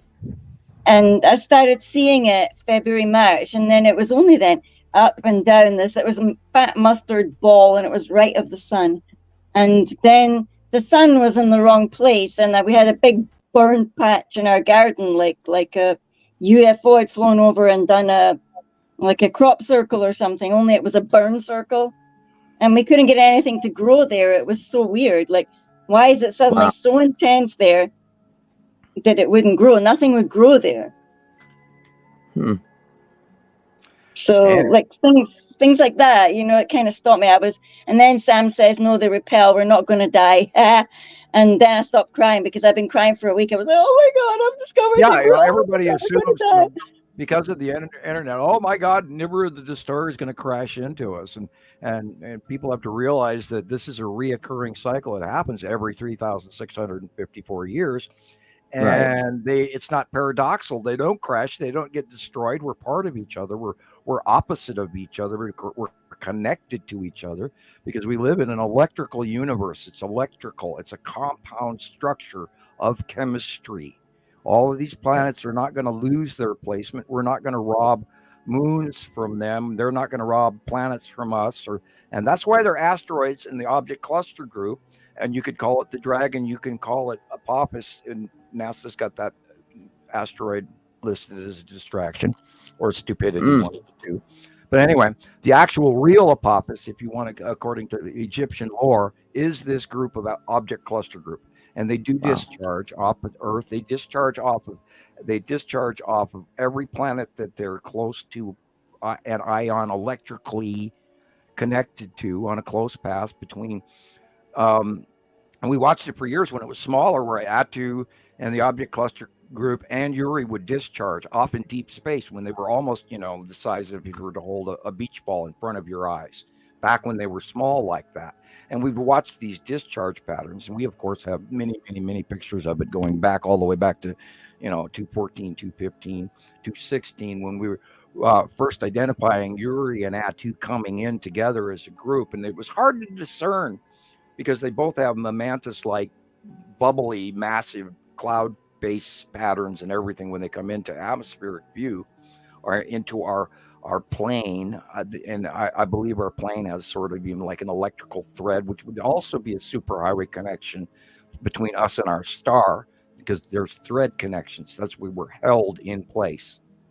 And we rotate because we're held in place, and we rotate because of stellar material going past us. And that blows flat Earth people right out of the water right there, because it's called stellar rounding. The material and the neutrinos and all the shit and all the material that this star puts out is why we spin. But we're held chemistry bound in our placement. Yeah. Otherwise, the gas giants, which have mass, because of their electron clusters inside of a planet, which NASA currently somehow doesn't understand, and I don't get that either. Because to me, it's self-obvious. It can't be anything else. And that's what the trick is behind all science, is if it's simple and it fits, it's true. If it's complicated and you can't quite get all the puzzle pieces to fit, then it's got to be wrong. And that goes back to Sherlock Holmes, whatever you eliminate, whatever, no matter how ridiculous what you have left of the possibilities, that is true. And science has always been drastically easy for. It's just like, of course. And that is who I am and what I'm doing in this. And then we go to the Pleiadian story, God, then I come off like a real nut job, which I fully volunteer. Yes, I'm on my soapbox here. I'm the nut job. Vegetables, rotten fruit over here. Because I've taken it for years, because we've proven this shit. We watched them come in. I knew they were coming. I wrote a paper on it in 1970. I knew we had to have more. And that goes all the way back to the Planet X story, where they were talking about the aberration at Uranus and way out in our outer solar system. Something was dragging us, and which is where the original story of Planet X originated in the first place. And all of that information led me to this obvious summation that we had to have a binary solar system, had to. Yeah. Because there's no other accounting, because there is no rogue planet out there floating through the darkness of space without a star, unless it's something rogue that you see once, not celestially reoccurring. Right. So therefore it has to have a star. And then we know that all stars have solar systems, because they're all atomic structures. They're not just a star burning out here all by itself. No, they're part of if you go into cells or chemistry, they're atoms with protons, neutrons, and electrons. As above, so below. And then you can start talking about dimensions, and then we move into theoretical physics, which I'm really good at, which is part of what my far-seeing skills are attached to, because I can imagine it, I can see it. And because I can see it, I can feel it. And because I can feel it, I have experienced it, and I have touched it in ways that affect everything around me, and including has completely and drastically and entirely changed my life. And which is part of why I have trouble with electronics. And I've studied Eastern religions and Bodhisattva and Hinduism and Taoism and Buddhism and all. And I have 4 credits in world religion and all of this stuff. And I've studied all my life, and I've achieved things. And this is how it works. And I'm not trying to brag on today's show, but I'm trying to give you that background of what I've gone through to get here.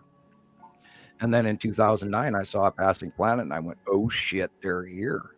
Wow. And then that's when I started going to YouTube and trying to get photographs of other people around the world to see if they were seeing the same thing that I was seeing, because that's the only way to prove that these are bodies above our normal cloud system, the normal today's weather, and what we You saw. could actually see the actual planet before they suddenly see the actual planet before they suddenly started going bonkers with the other sea that we shouldn't talk about.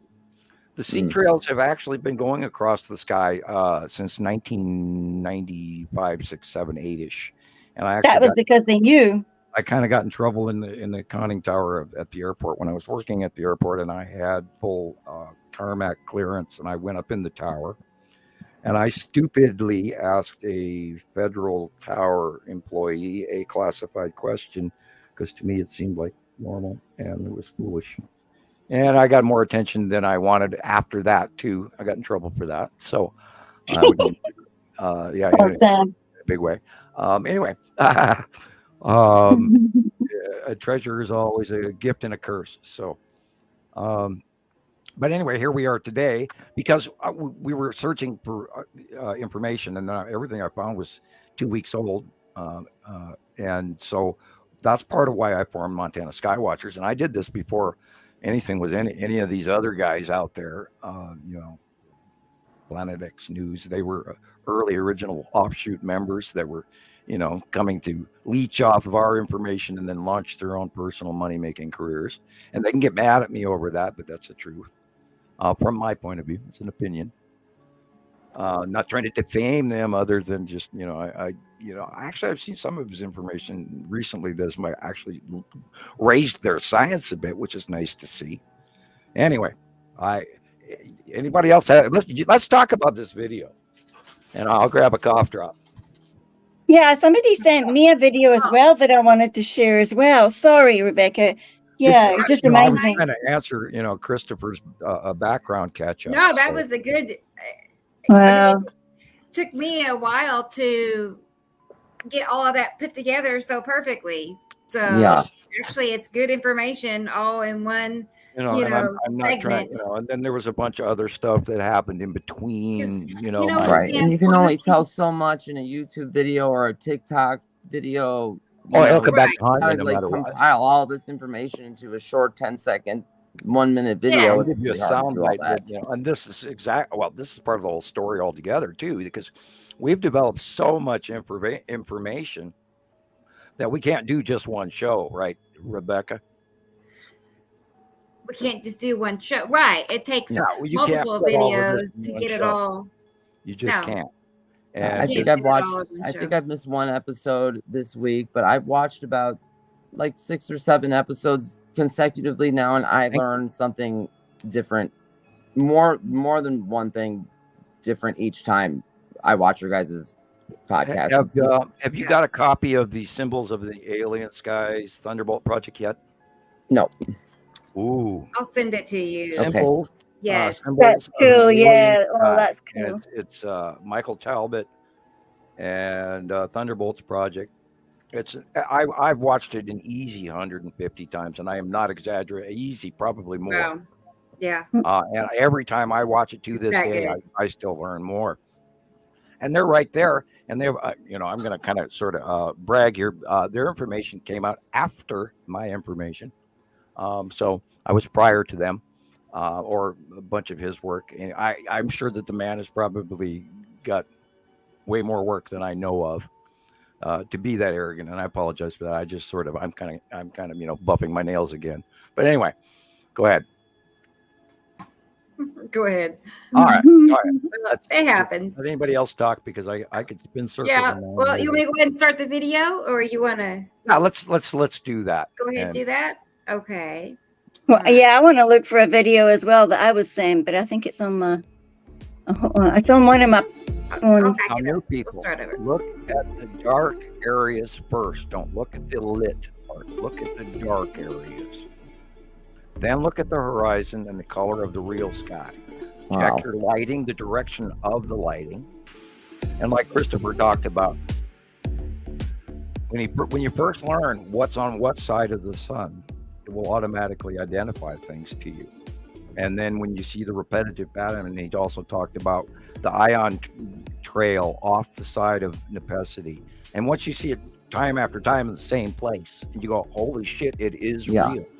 Yeah.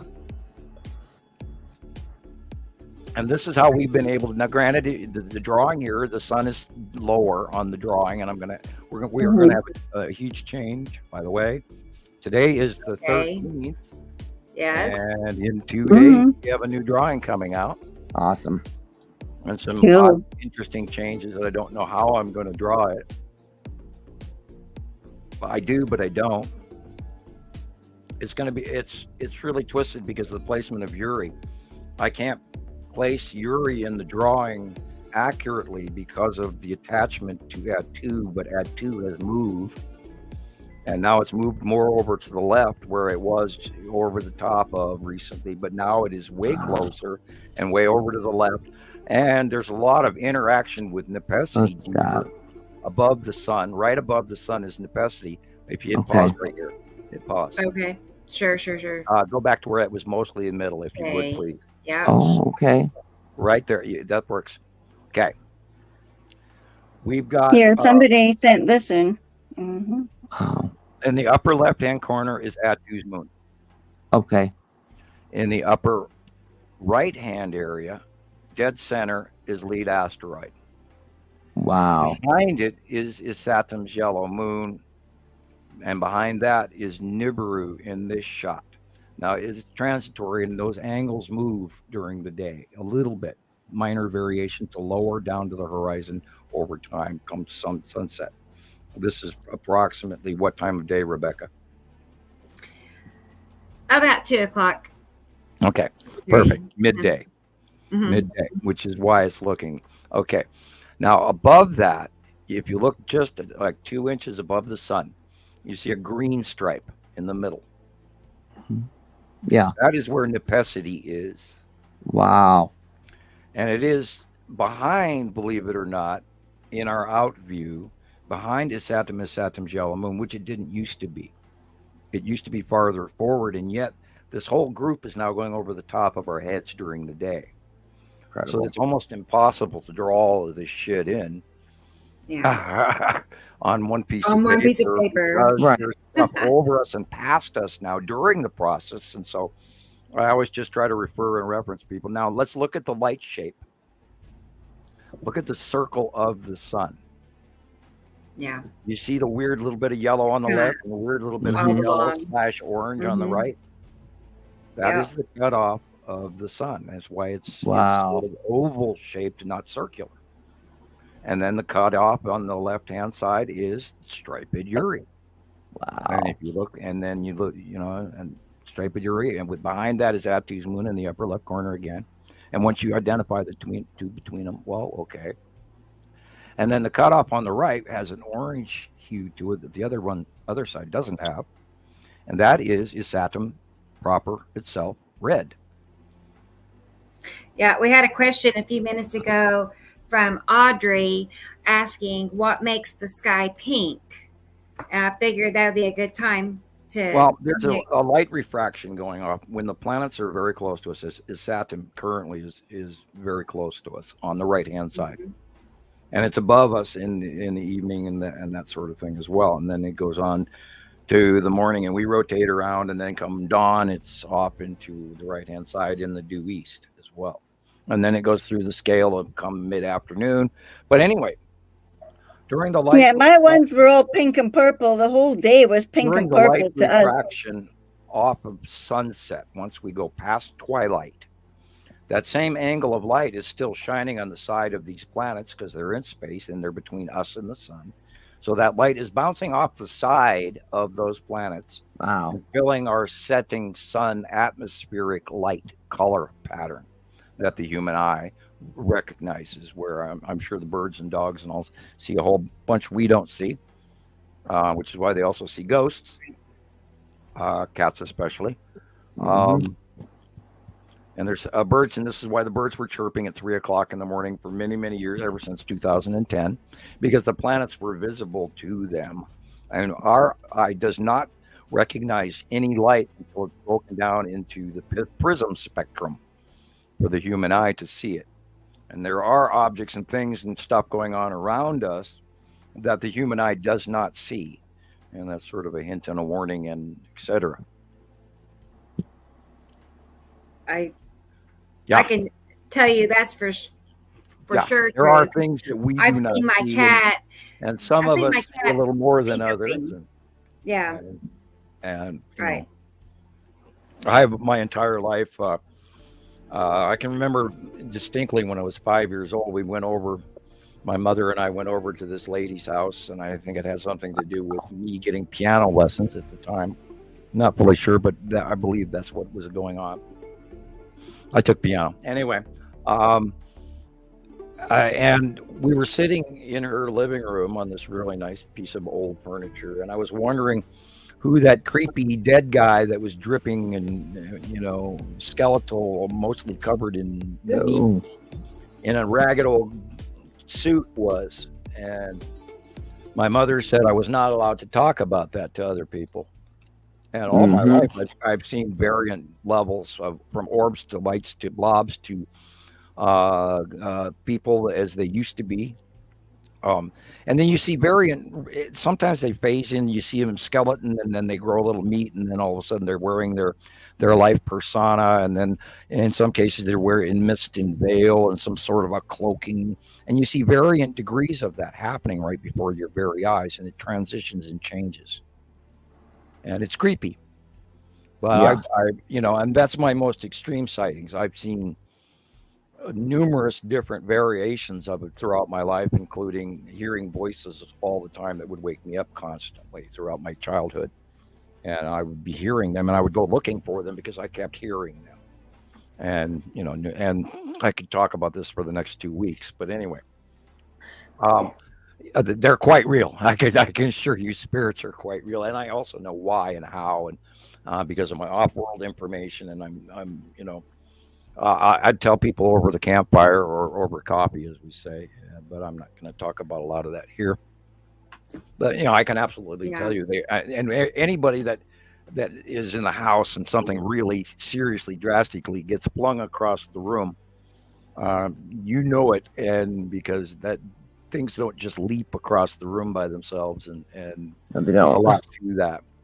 And I'm not trying to invite any spirits out there in podcast land. Spirits, go back to what you were doing. We don't need Jesus to have visitations in his wall again. Did you see that episode? I think there's been more than one too. I think it's happened there's multiple people times. Commenting going, God, can you see the face on the wall behind Jesus? And there was a big thing about it for a couple of days. Actually, people were messaging me about it. Yeah, I saw it, man. It was there. And it's like, oh God, and I tried not to freak him out about it, but I even went back and looked and blew it up, here on the big screen. And I looked and I saw something, but nothing I could say, okay, run, get out of that house now. I wasn't going to tell him that. And, and I'd never, ever advocate talking to ghosts and having a Ouija board or anything like that, unless you're prepared to invite for more trouble, because they want your attention. And when you show them attention, they stick around. Sure. And they're everywhere. They're in Walmart. They're walking down the road. I can't tell you. Walmart. Yeah, they are, man. They're walking around doing their thing because they're lost, and they're lost in the world, living they don't know why. And because I'm an empath. I'm very good at what I feel, read, smell, taste, touch. I mean, I'm getting information that I'm not in control of. And I'm just the idiot that has to try and sort through all of this information that's being flung at me like a manure spreader, and whatever sticks is what I try to fathom. And they're lost. They don't know why, because they haven't been picked up, because they didn't go to heaven the way that they were told.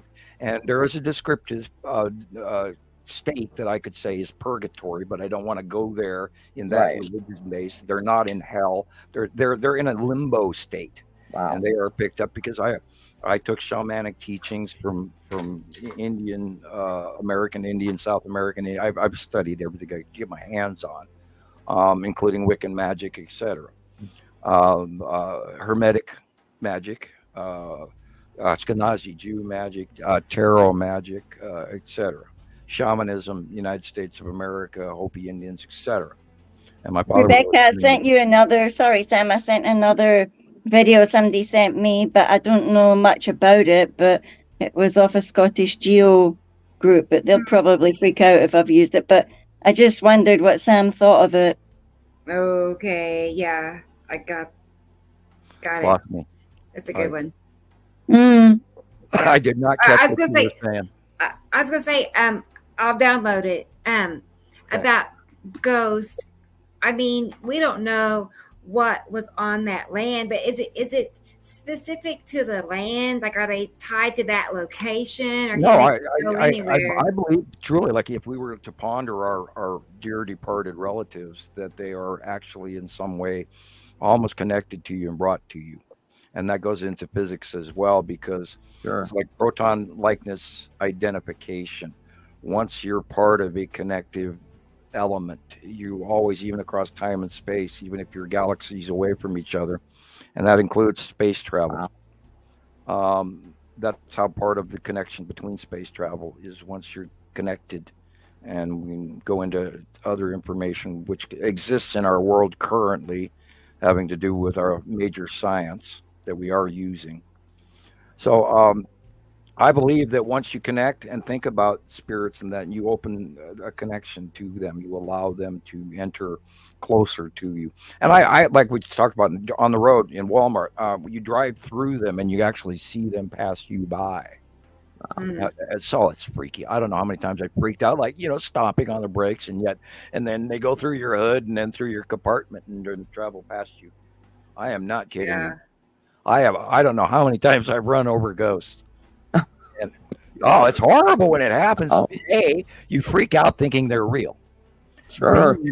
When you see them go past you and you could feel them touch your elbow and it burns like hell. Because when you walk through a ghost, you experience a bioelectrical discharge in your body. And in some cases, and I've put my hands in vortexes and stuff like that, where it burns and it hurts and it aches. You get like a toothache in your wrist if you put your hand in. And then when you pull it out, it's literally like plasma in subatomically uncomfortable, achy. Like you slammed your hand on the countertop really hard, and now it hurts after, 30 seconds later, you get that hot, Christ, this thing hurts. And when you put your hand in a vortex, in a spirit vortex, and I usually have one everywhere I live, because when I walk through them, I know it, because you can feel it. And when spirits are next to you and you get that cold and you reach into them, your hand will tingle. Wow. And they're right in front of you, and they're right in front of you because you can see the warble. There's like that horizontal warble where you're looking out up in the distance in the desert and you see that water shimmer. Sure. There's a sort of a same thing that happens when a spirit is standing in front of you. There's a plasma waver in the light, or it's dark, or a shadow in the corner. Now, generically, for the most part, most spirits fly over our heads. And that earlier question was, this, that, and the other thing. You can see spirits. They usually work really fast over the top of you. And when you see something out of the corner of your eye, or something peek its eye around the corner, you see a fleeting shadow on the floor, it's usually real. Wow. And we don't pay enough attention to them. And yet at the same time, I recommend that you don't. Right, exactly. Because the more you pay attention to them, the more you're going to raise up the level of occurrence. And depending on the soul itself, because there can be many, everybody says, this is an old lady that fell down a well in 1837. No. There are constantly new. Your neighbors across the street 2 weeks ago died. They're going to be around, and you'll smell them. And, people talk about their parents coming to visit them and stuff like this. I always smelled my mom's incarnation, or I knew my dad was there because I was smelling Captain Black pipe tobacco. Wow, those are real. Crazy. Those are real, and that's part of what I, where like with my friends, and I'll be talking to them. And if they're sitting out drinking a glass of wine, I will smell it, even though they haven't told me. And that's part of, I don't know how it works. But that's the same connection. And that works with ghosts as well as with far-seeing.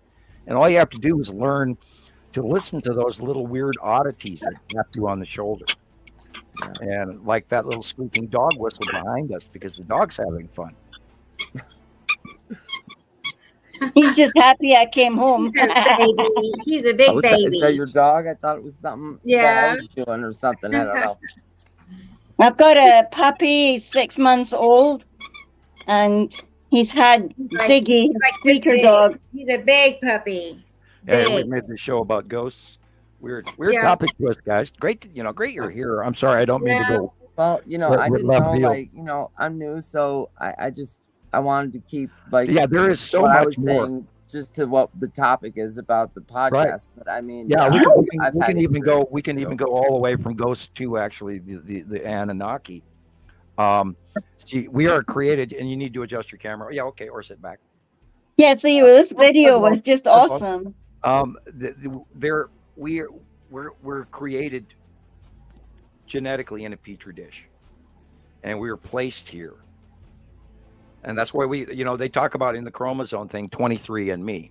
We actually have 24 chromosomes, and one of them is lab clipped, which is why we don't live 2,000 years, because we would self-heal and we would be connected to our natural cycle of evolution and enlightenment to achieve heaven. Because they gave us their DNA. We are short-lived, self-replicating biotools. And we mine the commodities that every 3,654 years, thy kingdom come, thy will be done, thy kingdom come. And we give tribute to the gods, which are actually demigods. But some number of thousands of years ago, the people above our demigods made a decree that the people who created us should allow some of us to evolve out. And that is the process that we are experiencing right now, and why a great number of people who know that they know me, but they don't know why. Mm-hmm. This is part of that same important, strong message. And I'm not trying to brag, but I am directly connected to this because I was told that by the Pleiadian many years ago. Wow. And I was told a huge chunk of my future, and there's a large part of it I don't even want to know or consider or think about. But it's all mostly come true, and here we are. And this is why I'm good at what I do, because this event is supposed to inform people. This is part of the change, when they realize that we are not just Earth standing here. Yeah. We're part of another large, and 83% of all solar systems have 2 or more stars. And we're not the exception to the rule, sitting here in micro little dark space all by ourselves and floating around our planet, our star on a dinner plate. That's not how it is. And Einstein and the whole matrix or metric, point of view, I sort of doubled in my mouth there. The whole metric behind it is that there's so much more. And Carl Sagan knew this, and there was a lot of really good scientists that know stuff. And there's an easy 5 major scientists throughout history that have completely disallowed Einstein, and they don't have any fame whatsoever. And that's very odd to me. But and this is why we took the time to prove this. And I mean, I've always known, this is why they shut me up with a 30-year non-disclosure agreement. I wasn't allowed to talk about this binary solar system or people. And they know there are people on those planets. They know that. Yeah. They're just trying to keep their jobs. And this is why the DUMBs were created, because they had expectations of the coming event, which is still happening right before our very eyes. And they wanted to have a place to put their families and all the treasures of the world to be hopefully safe from the coming conditions that we're going to experience again from last year. All the rivers started up in 2022 around the world. We had the catastrophic world event weather that's going on around the world right before our very eyes, the volcanic activity, the geologic activity. It is 40 some odd degrees here in Montana, boom, because of these oh my God, did you see the videos of animals, dogs and sheep just frozen in place, standing up all over Russia? That's just crazy. No, what? What's that? Oh yeah, Yes. animals, mass in Russia, mass animals over in the In Siberia. full stride, they're like, you know, frozen solid, frozen stiff. instantaneously. So can I Google that? It's going to be there. Yeah, and there's a rat hanging on the back of one of their sheepdogs. Oh God. No Trying to way. stay warm on the back of this animal, and both of those are frozen solid and dead. Yeah. And the there's animals, photos the of rat dogs crawled like on the dog pointing. trying to stay There's, warm. you know, they're running, they're frozen solid. It's crazy. It's something out of a science fiction movie. It's like the day after tomorrow, you mean? Bingo. Sure. And this is part of what I'm trying to warn everybody about because of the cycles. And I consider myself to be a good scientist. I do my homework every day. I have for many years. That says 1 month ago, frozen animals. And you know, I search the weather around the world every day. And I go, you know, I have a thing, you know, I start very early in the morning and I go through worldwide and all the newscasts, and then I look up information myself. And that's intense. Yeah, it's not something you really want to see, you know, but no, there it is. Is that for real? Yeah, they're just. Real. It happens. I've seen evidence. It's so cold, you just freeze that fast. Yeah, it happens up here in Montana too. We lose a lot of cattle, a lot of sheep. Just boom. Oh hell, man! That movie had Scotland all frozen solid. I don't know if I like that too much. But you see them when they're in mid-stride and they're still standing up. Yeah. You know that's flash freeze. That's all of a sudden they just one or two animals. It's like multiple animals. They're all they're doing their thing and they're frozen. They're eating or they're running. That was deer all standing there like. Yeah. Oh. And I'm just thinking, like, how cold does it have to be for that to happen? Temperature that they insta freeze. Yeah. And that's got to be 65, 85 degrees below zero, easy, if not more. So some people will say, "Oh, that was geo-war, and the geo things did it."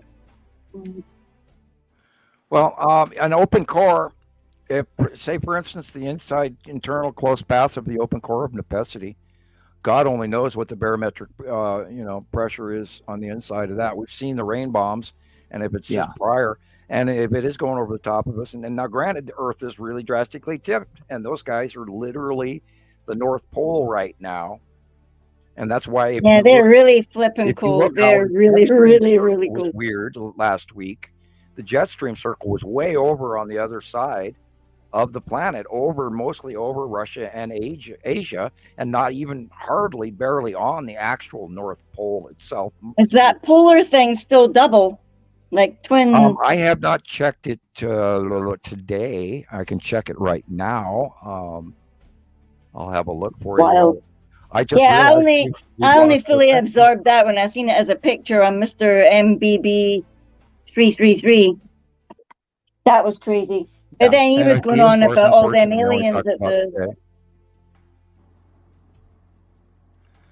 Okay, no, our smaller. Our jet stream is our polar jet is very spread out, and it's got a lot of wave band, almost like radio wave, up, down, up, down.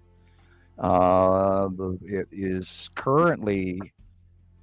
Wow, oddly. Are you on no school Earth? Right off the East Coast, New York and everything. It takes a deep dip all the way into the Caribbean, oddly, and backwards flows all the way to Spain and Middle Africa.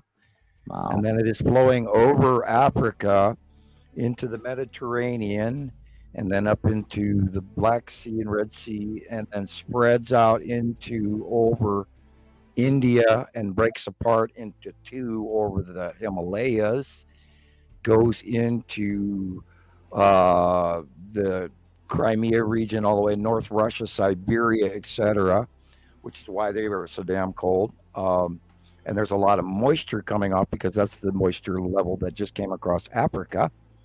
And that's also why Yemen and all that area is flooding heavily, and so will Pakistan.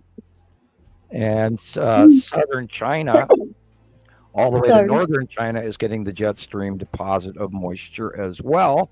So currently, our jet stream, which used to be the Arctic jet, which used to be normally over the top of our planet, is literally all the way down from India to southern China and Taiwan and going up and around the Yeah, I southern, see that. It's like green all over the southern place. Japan, going straight back into the middle of the Pacific and at Hawaii, and then is boiling up in a breakup off the Hawaiian Islands into the triple jet that is going across the United States of America on the west coast.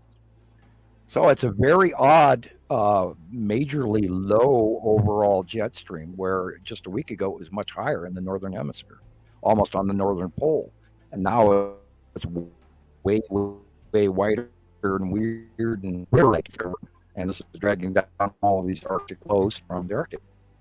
Now let's have a look at the South Pole. How interesting! Wow. Look at that. Very it's like thin. bizarre. Let's see what South America is getting affected with a tight series of moisture band. South Africa is getting interesting weather. What do you know? Australia is being left alone, with the exception of Tasmania. Anyway. Yeah, it just seems like Hi, guys. the United States and Europe are both getting hit pretty hard. I think the major jet band dropped from the Arctic region down all the way to literally to middle United States and all the way around all the planet, and it's causing some really interesting weather in Africa, all the way to China and Taiwan and Japan, the southern tip of Japan, and of course just so that whole Arctic region has dropped down all the way in this thick band. That's all that stuff. It's like really down like a river, and it is more fluid than it was even a week ago.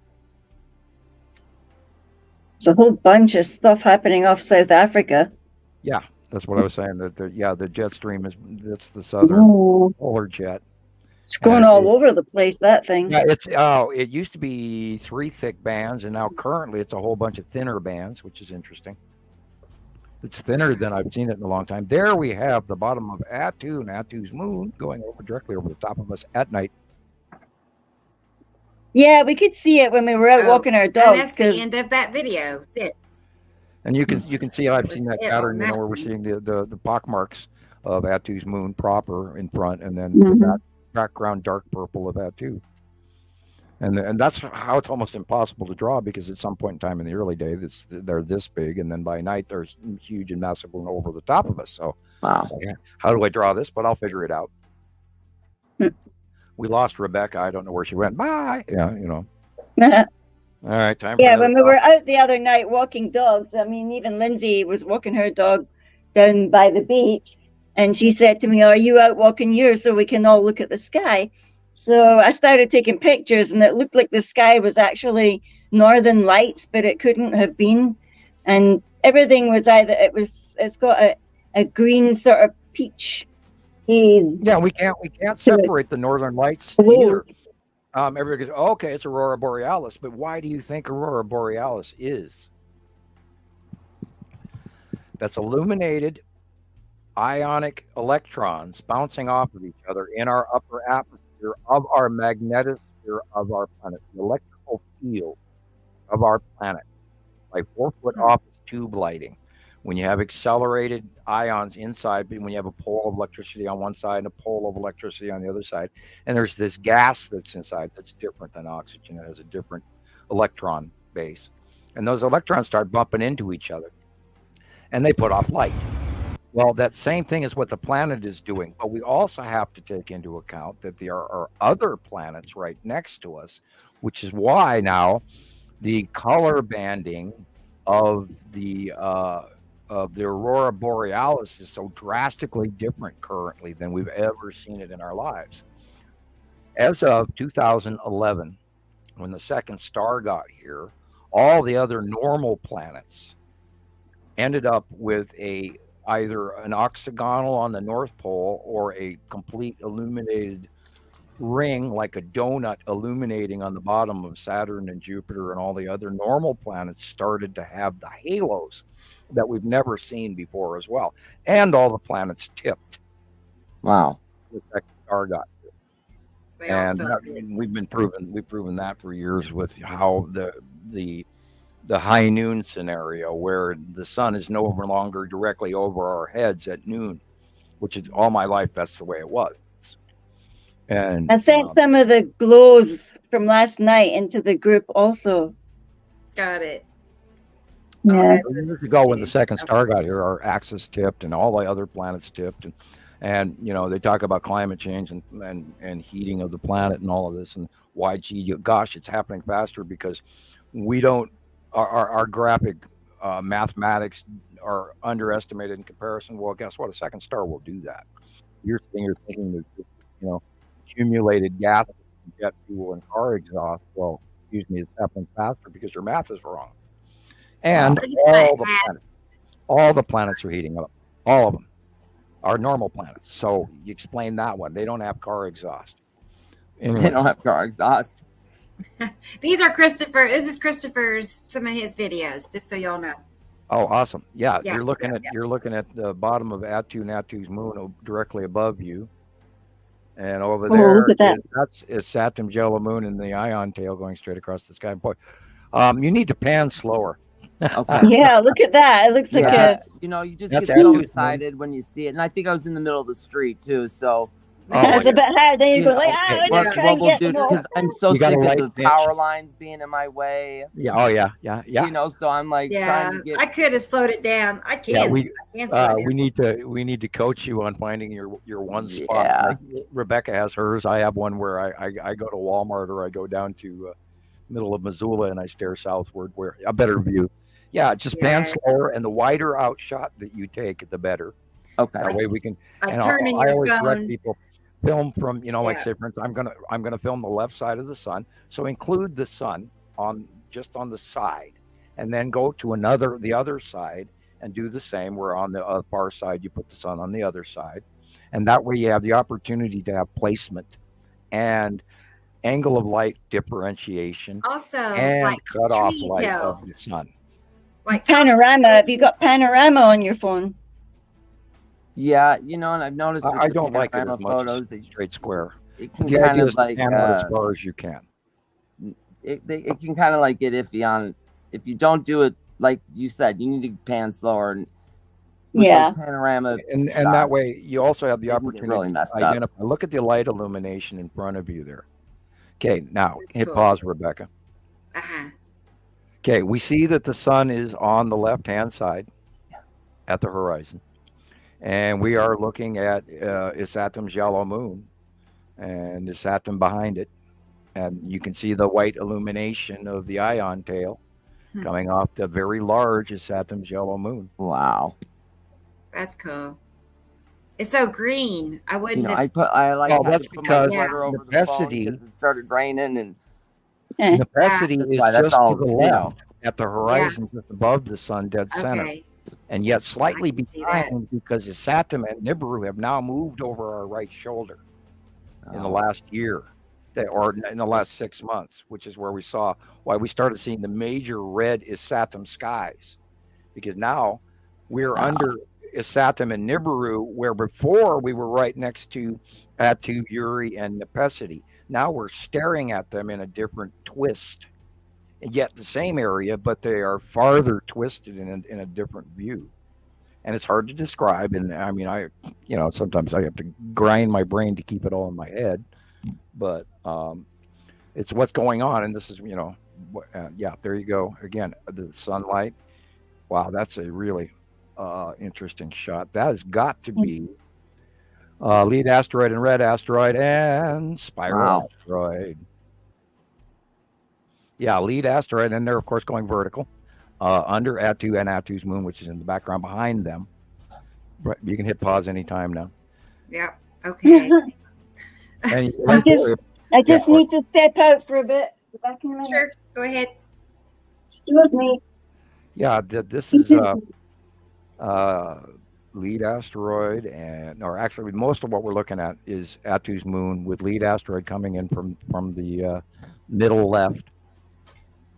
And the bottom little ion drop tail that Atu puts off, it has this little sort of almost hair curl that drops off normally, which is its reach point for what starts to lay out the Atu base cloud snail foot, as we refer to it. And then that takes proximity to create, but out in space it has this little curly finger that hangs off the southern part of the planet. And we see that's its, South Pole, and it has this little ion finger thing that sits off the bottom, which you can always tell the difference between Attu and Nepenthe because they're completely different base clouds. Okay. And Uri as well. Uri has a completely way wider base cloud, and it has way more objects and debris in it. That's the other thing I've noticed also is that, there's each one has its own specific like cloud structures. Right. And that's really helped us identify over the years which planet was which. Once they got so close, and Rebecca went through this as well, when they started getting bigger on us, and then it was harder to tell what was what. And that's when we even more relied on the monthly drawings, which is part of why I've kept them always going, because the monthly site drawing tells you who's where most of the parts of the day, because they're always literally on the same side. And then over time, they change places, and then I include that in the drawing, and I try to communicate that to everybody. The placement has changed, and even Rebecca has reminded me that the placement has changed, and I went, wow, you're right, thank you, I'll add that, where she sometimes has filled in blanks that I didn't even have that information, and she's informed me, and I went, yeah, you're right. Yay. So we work off of each other now. I mean, we wouldn't be anywhere where we are without your comparative and your overlays. I love those overlays. And everybody else does. Me too. And really, I don't know how many. I don't know. I went back, like I said, through a whole bunch of our videos on YouTube, and I read the people's comments because I can't answer them. I'm sorry. I would love to.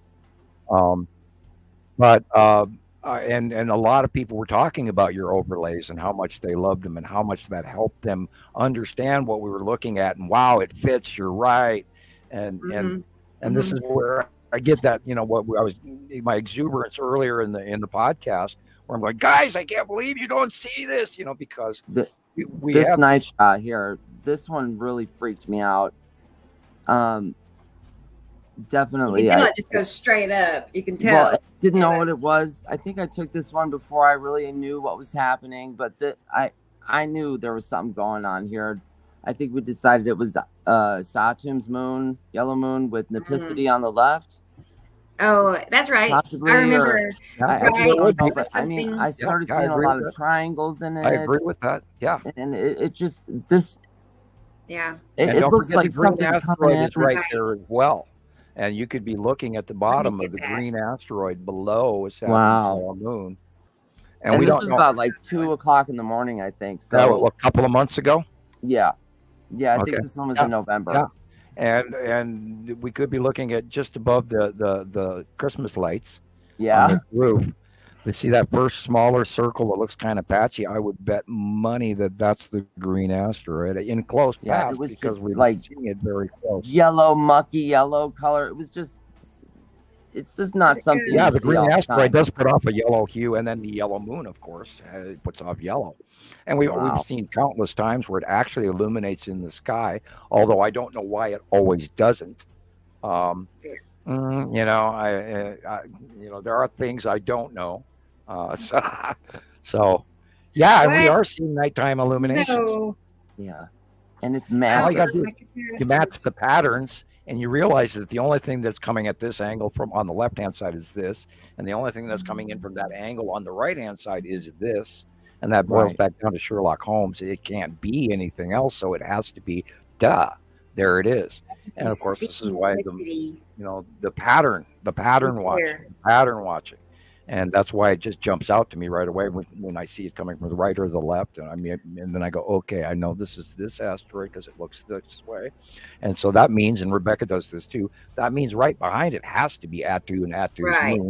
Then we've learned that the patterns, they travel in groups. It's not just one object sighted with one thing. And there's always something behind it. And that once and it took Jesus a long time to get those patterns in his head, because he was focusing on the single item, or this is planet Nepenthe, or this is Attu's moon, which is automatically linked, and people get that early. And then you realize, that it's attached to Uri. Attu and Attu's moon are attached to Uri for the most part. They're always within proximity and view of each other. And so you automatically then all of a sudden go, wait a minute, if I look behind that, wow, there's the stripes of Uri, and then the side face, and then you get answers. And this is why I put out the drawings, and the crop circle. Do you have a copy of that crop circle planet orbit model, Rebecca? I'm If not it's going to be a problem, sure. don't worry about it. But Yeah, I do. I'm trying to remember. I know where it is. I have to find it. But yes, I'll find it. years ago, we found these crop circles, and then I got some back information off when I was in some other encrypted sites, which I'm not a member of anymore. I got copies of information that was mislabeled, but yet quote unquote secret information, and it matched these crop circles. And I just sat there and smiled. I said, "Thank you," and I took a copy of it, and saved it, and I didn't go on and elaborate to these people because it would started a chaos, confusion in their site. Sure. And I've been booted from many a site, many sites, where I tell people what we know, and they, it doesn't meet what what we talk about, and away you go, which is okay. I got so much, I'm in Facebook jail so many times it doesn't even count anymore. It doesn't even count. I don't even care anymore. It's like, oh, thank you. I got a vacation. Cool. I'll see you in 2 weeks, that or a month. I mean, sometimes you need it, right? And God, I'm just glad I'm at the point now where I can finally, take an idea like what we're talking about right now and not use what I've learned in my life to discredit all of this stuff immediately. That's what I don't understand. What a lot of people are doing. They're seeing it, but they don't want to even try to. Well, a lot of people get pushed where they go, I don't dare go there. And like, how many times do you walk into a store and it crosses your mind that you know something that people don't? Sure. And that's that twist. That's that step that you go through. Yeah. Alice in Wonderland, and absolutely across that threshold. I hate to use Alice in Wonderland because that can be a deep dark, but it's actually a positive step where other people go, I can't fathom this. I'm not going there. This argues with everything I was taught in Sunday school. Right. We're the center of the universe, and thank you for that. Anyway, Aristotle and all you guys and early Greek knowledge, but even the Greeks knew we had 2 stars. And I'm not the actual inventor of this. And I'm sure there's been somebody in each, passing of crossing that. I'm just the current guy that's been screaming about it. You're the current guy that was telling people. Screaming about it for 15, coming on 15 years now. But I mean, I had to wait for my non-disclosure agreement for the record, and I did wait. I didn't talk about it because I wasn't. The threats over the top of me at the time were so great. I was not going to breach it, although I idiotically, repeatedly, foolishly made statements that I shouldn't have to people that I, in normal conversation, may have broached a little bit too far, but nothing of great importance so that I could be prosecuted over. Oh, no. Well, and that's the other thing, too. I'm just blown away about how, this has been going on since 2009, you guys said. And I mean, like I said, I've been seeing we started getting the first sightings of it in cameras in little. Back in 2009, they had these little microchip cameras where you could film. Yeah, it's just a whole bunch of them. It just blows me away how I've only realized that. I mean, I've known something was happening, but I didn't even bother to try to find out what was going on. Even though what happened was if you went out at night, you started filming the stars with these little cameras, and you'd hold it up, and you could see this red blob in the sky with dots inside of it. Yeah, and I tried recording. I fried that camera and lost months worth of work because I stacked it all up on one chip. And when I pulled the chip out and I stuck it in the computer, it was blank, and it was like, No. Oh, I know. And I went out night after night and filmed, and then I finally got the chip and got the brain technology, just stuck it in the actual computer because prior I didn't have a computer that could actually take that chip. And then when I got a computer that did take that chip, I put it in there and the damn thing was blank and I wanted to scream. But anyway, I watched it. And if you pulled the camera away, you could not see it, period. And you put the camera back up and there's that red blob again with all the little dots in it. So I started looking in, and this is where we got some of our major captures from. There was the 2008, 2009, and 2010 approach. And I knew that SETI Alpha and the Harrington Project and all of that were in Australia for a reason. And so then I started watching the Antarctica cams, and all of a sudden, and then of course the sighting I saw in 2009, and I started looking. We got captures of the planetary group and what they refer to as the Anno Domini star cluster. And then later on, they got even bigger, and then they matched the crop circles. That's incredible. That's when, to make another long story short, where I took that crop circle, and then I took what we were visually watching in comparison to the Pleiadian message information and the planetary names, which matched information I was told face to face verbally from the Pleiadian. That kind of matched, and I went, oh, okay. And we sat on the information for years, and we talked about it in the early groups of Montana Skywatcher 1. And we didn't attribute the planetary names until well about 2.5 years into it. So we're talking all the way up till 2012, where we, and then we saw the back blow CMEs and the second star and all of this and the moving and the early days in 2010 and 2011 and the arrival of the second star, which there's a bunch of people that actually did get some fantastic captures out there. And unfortunately, I lost a great deal of that information I'm now on my 15th computer. In one of my earlier shows, I was in the Understanding the Sky series. I was going, yeah, I'm on my 10th computer, and now I'm on my 15th computer because they get fried. And I got half my house fried years ago as well. Which I had a Montana Power and an electrician here at the same time, and they told me what happened could not possibly happen, and yet there were even stuff that wasn't plugged in was fried and wouldn't work. Period. Vacuum cleaner, shampoos, hair dryer, water pick, stereo equipment that was sitting on the shelf that wasn't even plugged in. So I got EMP'd. Not the stereo, man. Yeah, well, no, old, good, irreplaceable super stereos that you right Radio Shack you can't buy now. No, you know, good stuff. That's sad. And all that crap got fried, and only half my house got fried, and none of my breakers got tripped or anything. So, and I was within 20 feet of my computer. And you walk up to my computer, you turn it on, and nothing happened. I mean, the damn thing didn't even turn on. And this was right after I'd looked up information from the Library of Congress about my project that I was recruited for. Because I had wanted to prove it to my head that I wasn't out of my mind, that these multiple events that I remember had happened. Because you don't want to believe this shit. You don't want to tell yourself that, yes, this shit happened or is happening. And so it you know, when all of this stuff came out and we're seeing the sightings of the red blob and everything, and then I saw the visual sighting in 2009, off we went. And the information has grown, you know, from numerous worldwide sightings, the citizen science and all the members, Montana Skywatcher 2, Nibiru Followers Anonymous, Nibiru Followers Anonymous 2, Nibiru Followers Off Topic, Nibiru Followers YouTube, TikTok, all of this is formed. Right, there's the picture. That's a crop. That's just incredible. Look at that. That's so crazy. And it matches and it matches and it matches. And so as of, 11/12/2020, I slapped it up and bravely reached across the conjecture to summation.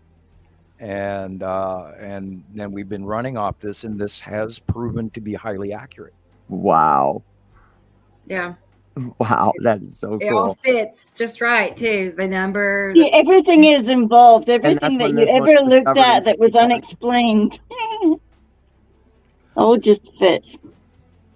And our out view currently is where Earth is, and what our view is we're above the second M in the word Nibiru. Okay. And Earth is right there, and this whole thing is going above our heads now.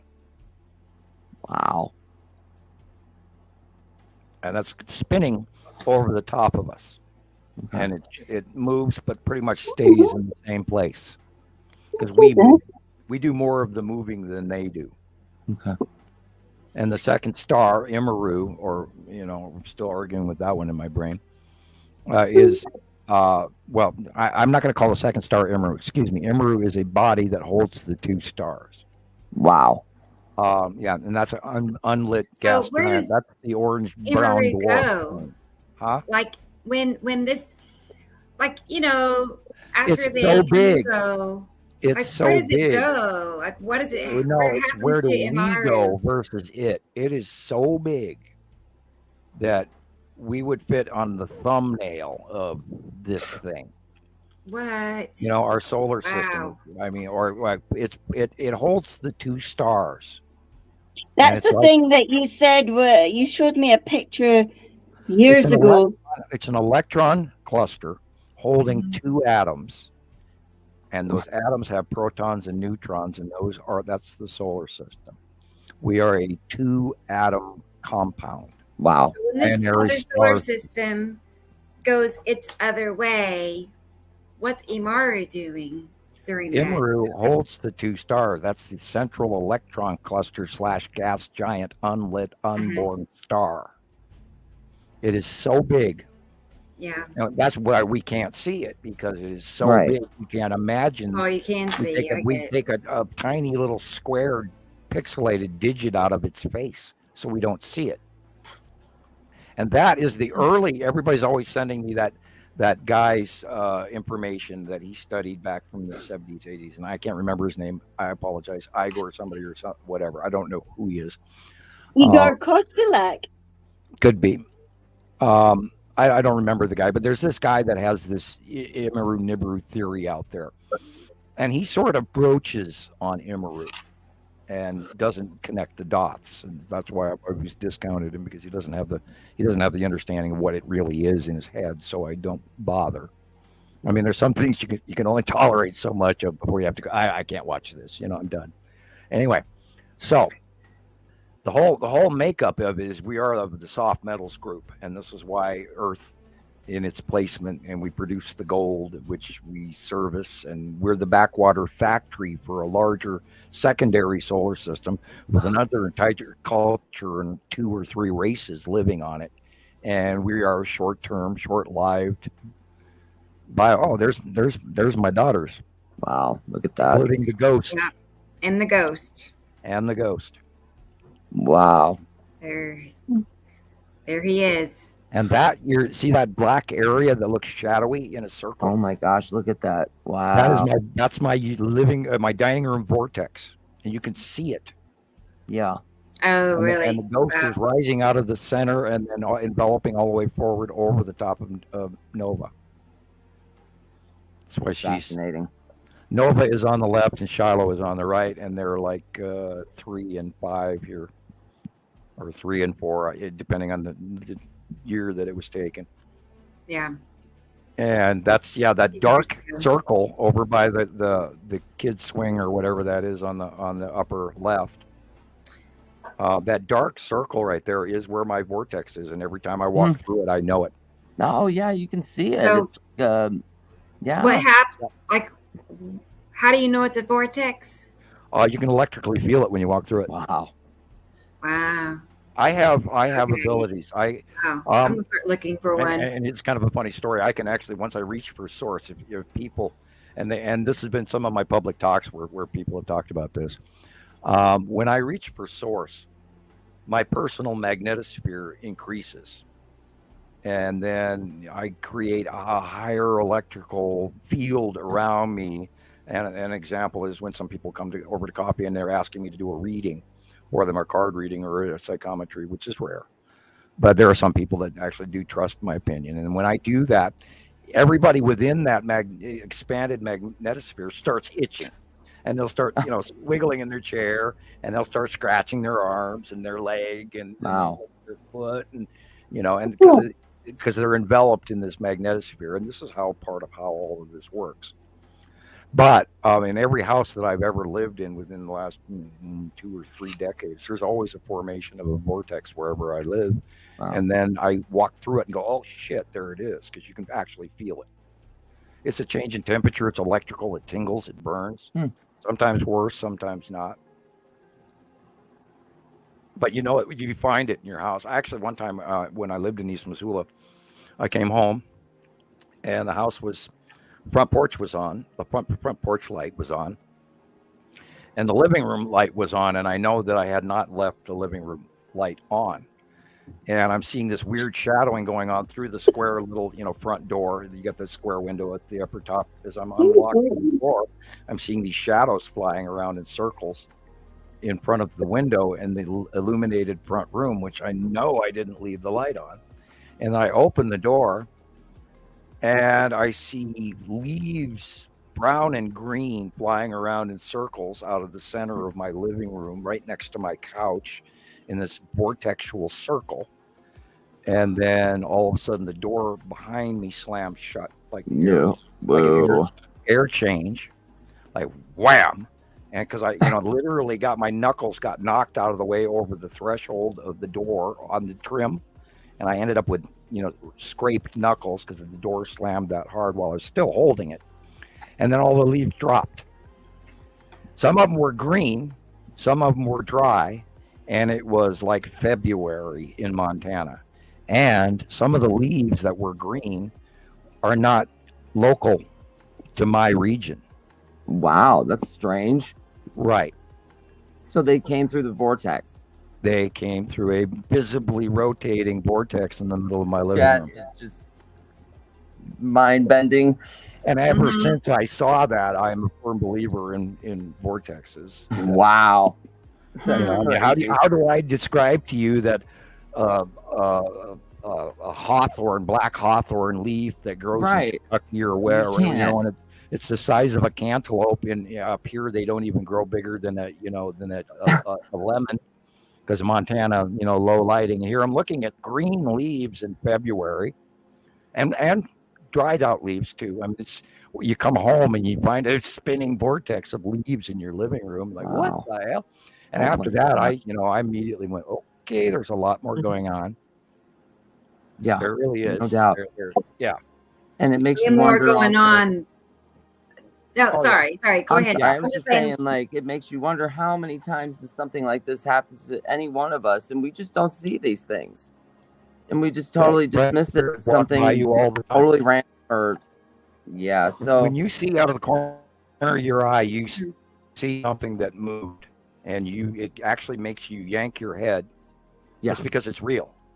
Yeah, it's definitely. It's not perceived. Oh, I'm wrong. No, you're yanking your head because you're being told by your psyche.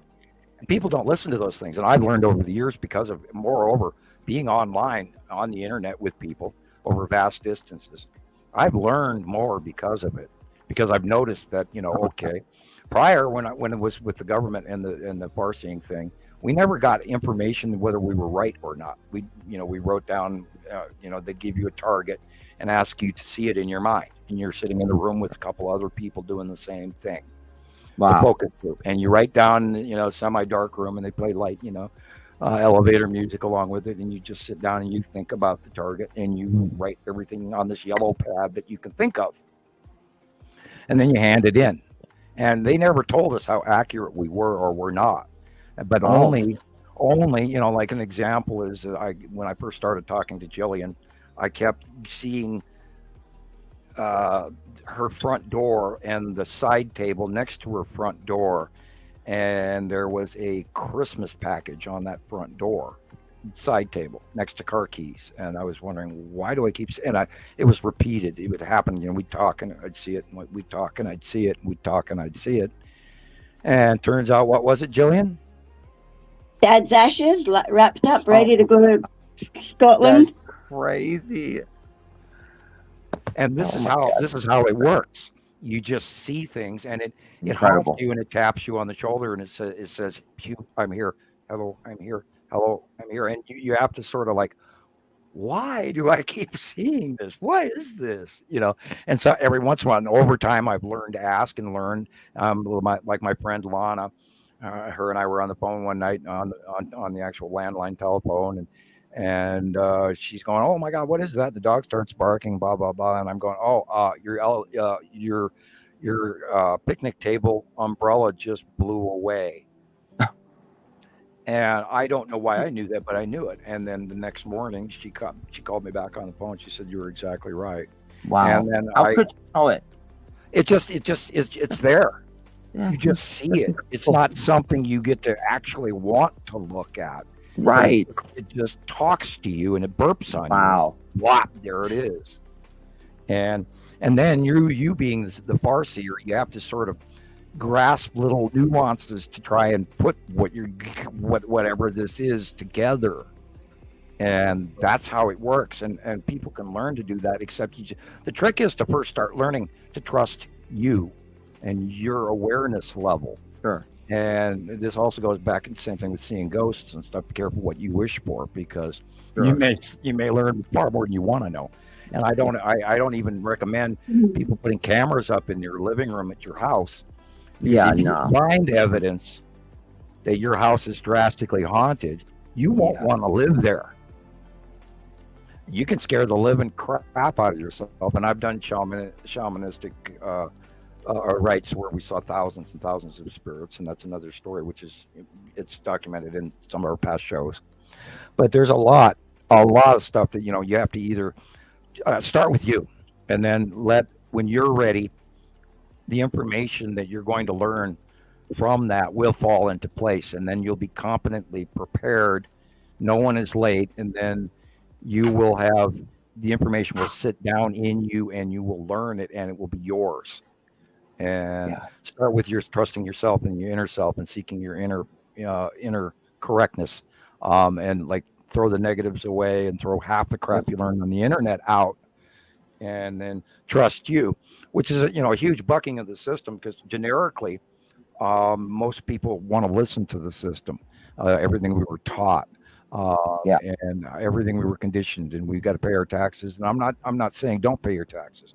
What I'm saying is that we've been placed into a complacent level where we're so busy, we don't have time for us anymore, or any of the stuff that's going on around us. And so, and including the weather and looking up, and everybody's got a phone in their hand. Wow. Yeah.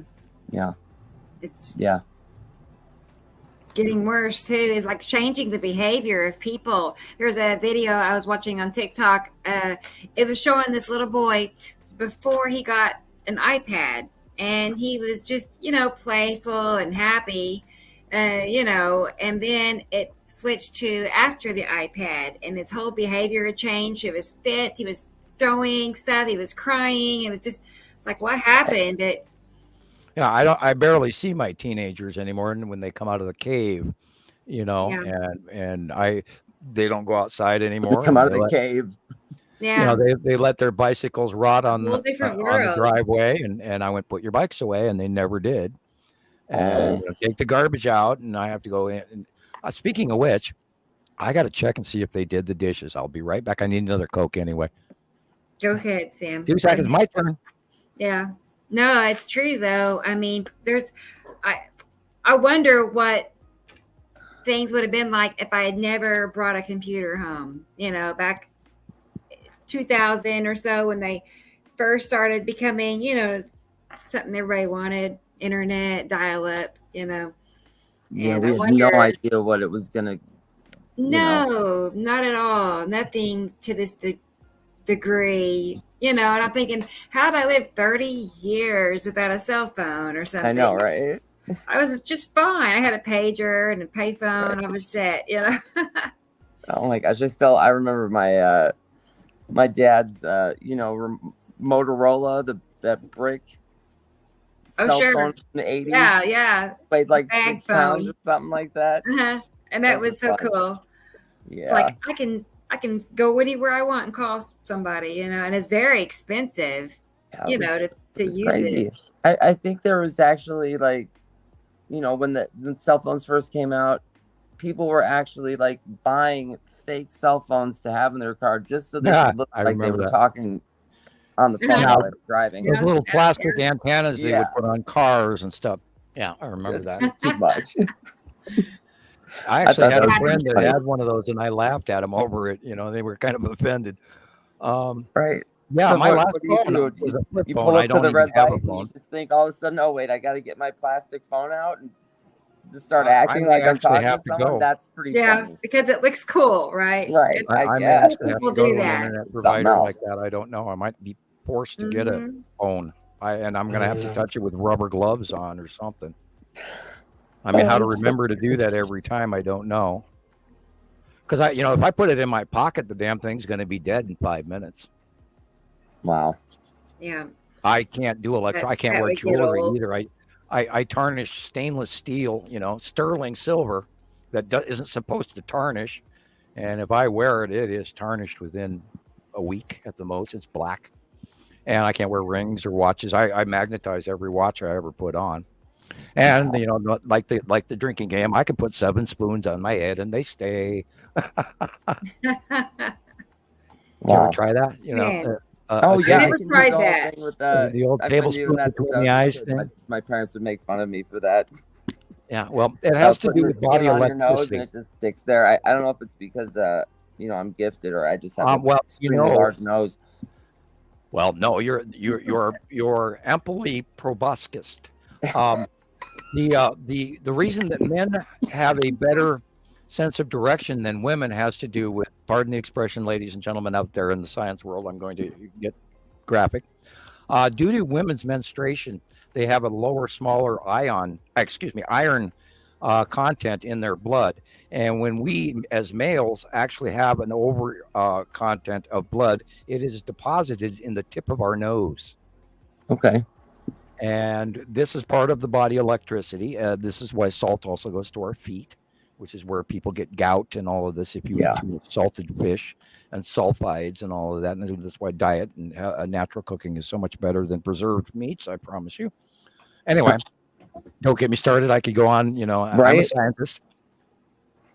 So this is why men have, and most men I know can turn around in a circle and blindfoldedly tell you which direction is north. Yeah, that makes sense. Because the tip of your nose will actually tingle. And then at night I can tell you the North Star, blah blah blah, because I learned all of that and where everything is. But anyway, that's another thing.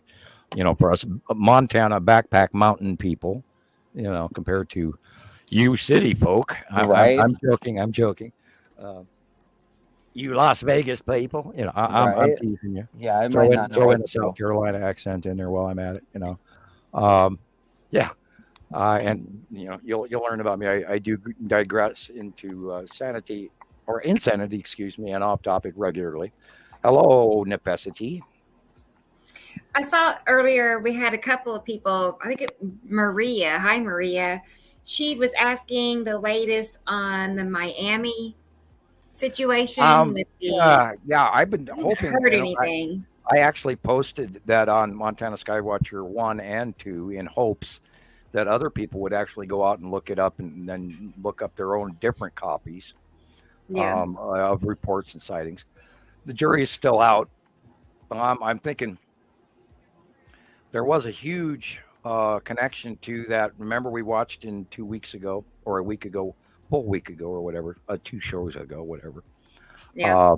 We were watching that the muddy open star portal or wormhole or whatever you want to call it. And then we saw a couple of days later, we saw this same sighting of that same angled portal still open.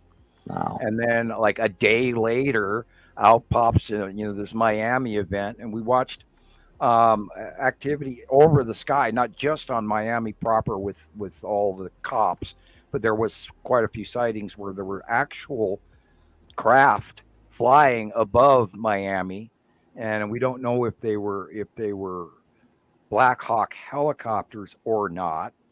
I'd have to do a comparative of actual sightings of Black Hawk helicopters at night flying and compare them to the other footage before I could actually tell you 100%. But boy, that was a long-winded thing. I needed to breathe in between. The jury is still out. Interesting. Could be. I'm still 50-50. Right. Okay. It'll be interesting to see how it plays out. Right. What's next? I cannot see. The 150 cop cars for 50 teenagers. No. Popping off fireworks. Now I can understand that the popping off fireworks routine may have started the stampede. Yeah. Of the people. but there is footage where they do capture anomalies from the air, as well Yeah, as there's been a few I saw captures that. where people did see 10 and 15-foot tall dark creatures that were phasing in and out. And then there's also video footage of a lizard man type thing crawling across the street, and it was very, very um, credible would be the word I would use, because Yeah. it wasn't photoshopped, and it sure as hell wasn't CGI. Yeah, it And didn't look like something an artificial intelligence would create either. yeah, and because it would have done it differently. Yeah. Right. So I mean, there's some credible stuff out there and incredulous stuff that because of rumor we don't know where to go with that yet. But I'm still keeping it in mind. That's Or write that down in the notebook. Here we go. Anything a snake. I was gonna say I had a clip of some TikTok clips, What and type? a couple of them show well, you'll see here in a minute. I'm pulling it up. It's current events, but there's Why not? somewhere in this video is a giant on a mountain, kind of what we're talking about here. So we'll see here in this. I also posted a really cool cloud giant video on Montana Skywatcher 1 this week. Yeah, that too. There's a There's sky a lightning storm, and there's this guy walking by that's Yeah, that's pretty intense. I don't know what It to looks make like of it. 47 out of 50 states are about to get slammed with a lot of snow. Yeah, and we're getting Let's that take a right look, now. because it's looking like Look how far Florida it's going to go. It's and going to go all the way into South Texas Carolina and are the Mexico. only two not getting touched by snow, and also Hawaii. So 47 out of 50 states about to get hammered by snow. I know it's the winter, but it's a little bit rare for the snow That's to be coming today. all the way Actually, it down already got even us. into Texas, Louisiana, look, Mississippi, Alabama. This is rare, guys. 47 states about to get a blast, an Arctic blast, maybe even some of these blizzards, blizzard conditions. Where you see in the red here is up to like 4 or 5 feet of snow, as well as over here, maybe 3 to 4 feet, and anywhere in between. So, what do you guys think about the weather? Global warming, global cooling, just normal? I don't know, but I thought it's interesting looking at the map over the next 10 days that all these states would be getting hit, excluding just 3. That's seems pretty important. I don't know. I'd put that out there. Share with your That's friends because of and that family. I think it's Arctic important. drop down. Stay safe, everyone. Gosh. Oh, look outside my front door. Not. Oh man. And this is happening, and we were talking about that the main banking of the jet stream and how wide it is in certain areas, and we're viewing, extreme storms that are going on that we've never seen the like of, and they're repeatedly every week, and we've been talking about that for months, where it used to be this would happen once a year or twice a year to somewhere, and it is every week now, everybody. And if you don't realize that, if you have a roof over your head right now, you are lucky. Yeah, look at that. Yeah. And we're going to get another one. Here's 5 things to know. First thing, the storm hit There's several another eastern one, United and States another one. between Those are Tuesday going to and roll Wednesday. in From right New there. Jersey to Is that Maine, at blue least 4 drop people down died in 4 of different the countries. change Second thing, more in the than jet 600,000 stream that homes was and tighter companies were over the without top power of in Earth 12 and very states centralized Wednesday morning. core, Thousands of and is now residents found themselves geographically facing freezing dropped temperatures. Third way, thing, way more than down one to in the central 350 band of the flights were planet. canceled, It and dropped about 9,000 literally flights were almost to delayed the between troposphere yesterday and today, at especially Mexico, airports in where that Atlanta, temperate Dallas, zone Fort Worth, starts to Florida, change and through North the Carolina. equator. Fourth thing, more So it's than literally 150 dropped down rivers to the across the lowest Atlantic facet coast were in of their the flood northern stage in hemisphere. recent days, according to the Weather Service. Last thing, So another we're storm hit watching central and eastern excruciating, parts of the and these United banded States is storms, expected between those are Friday and rotational Saturday, with a arms possible of snow on belt that could land become the forming first east hurricanes.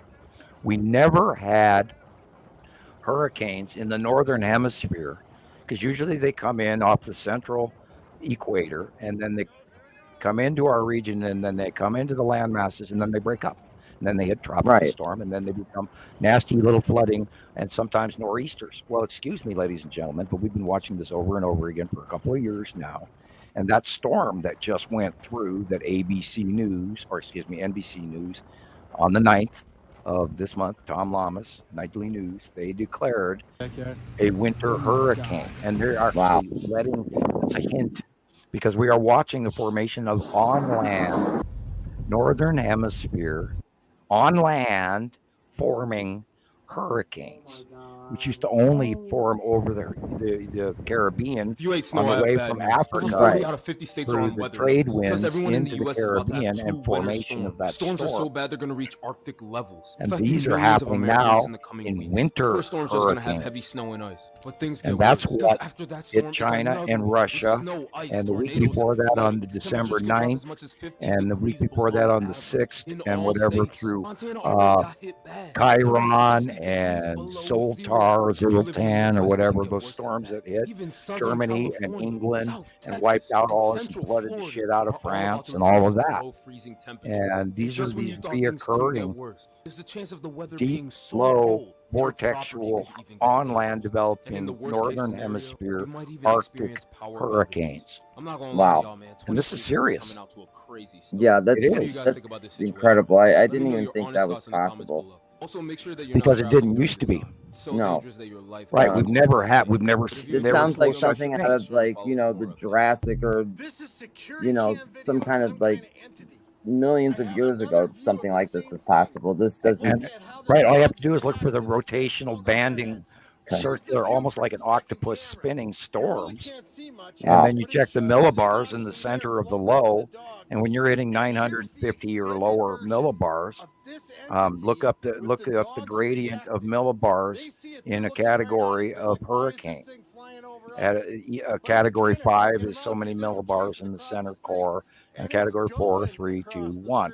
And these are on land formational rotational storms that have, and we saw the Arctic vortex behavior on the dogs and the sheep in Russia.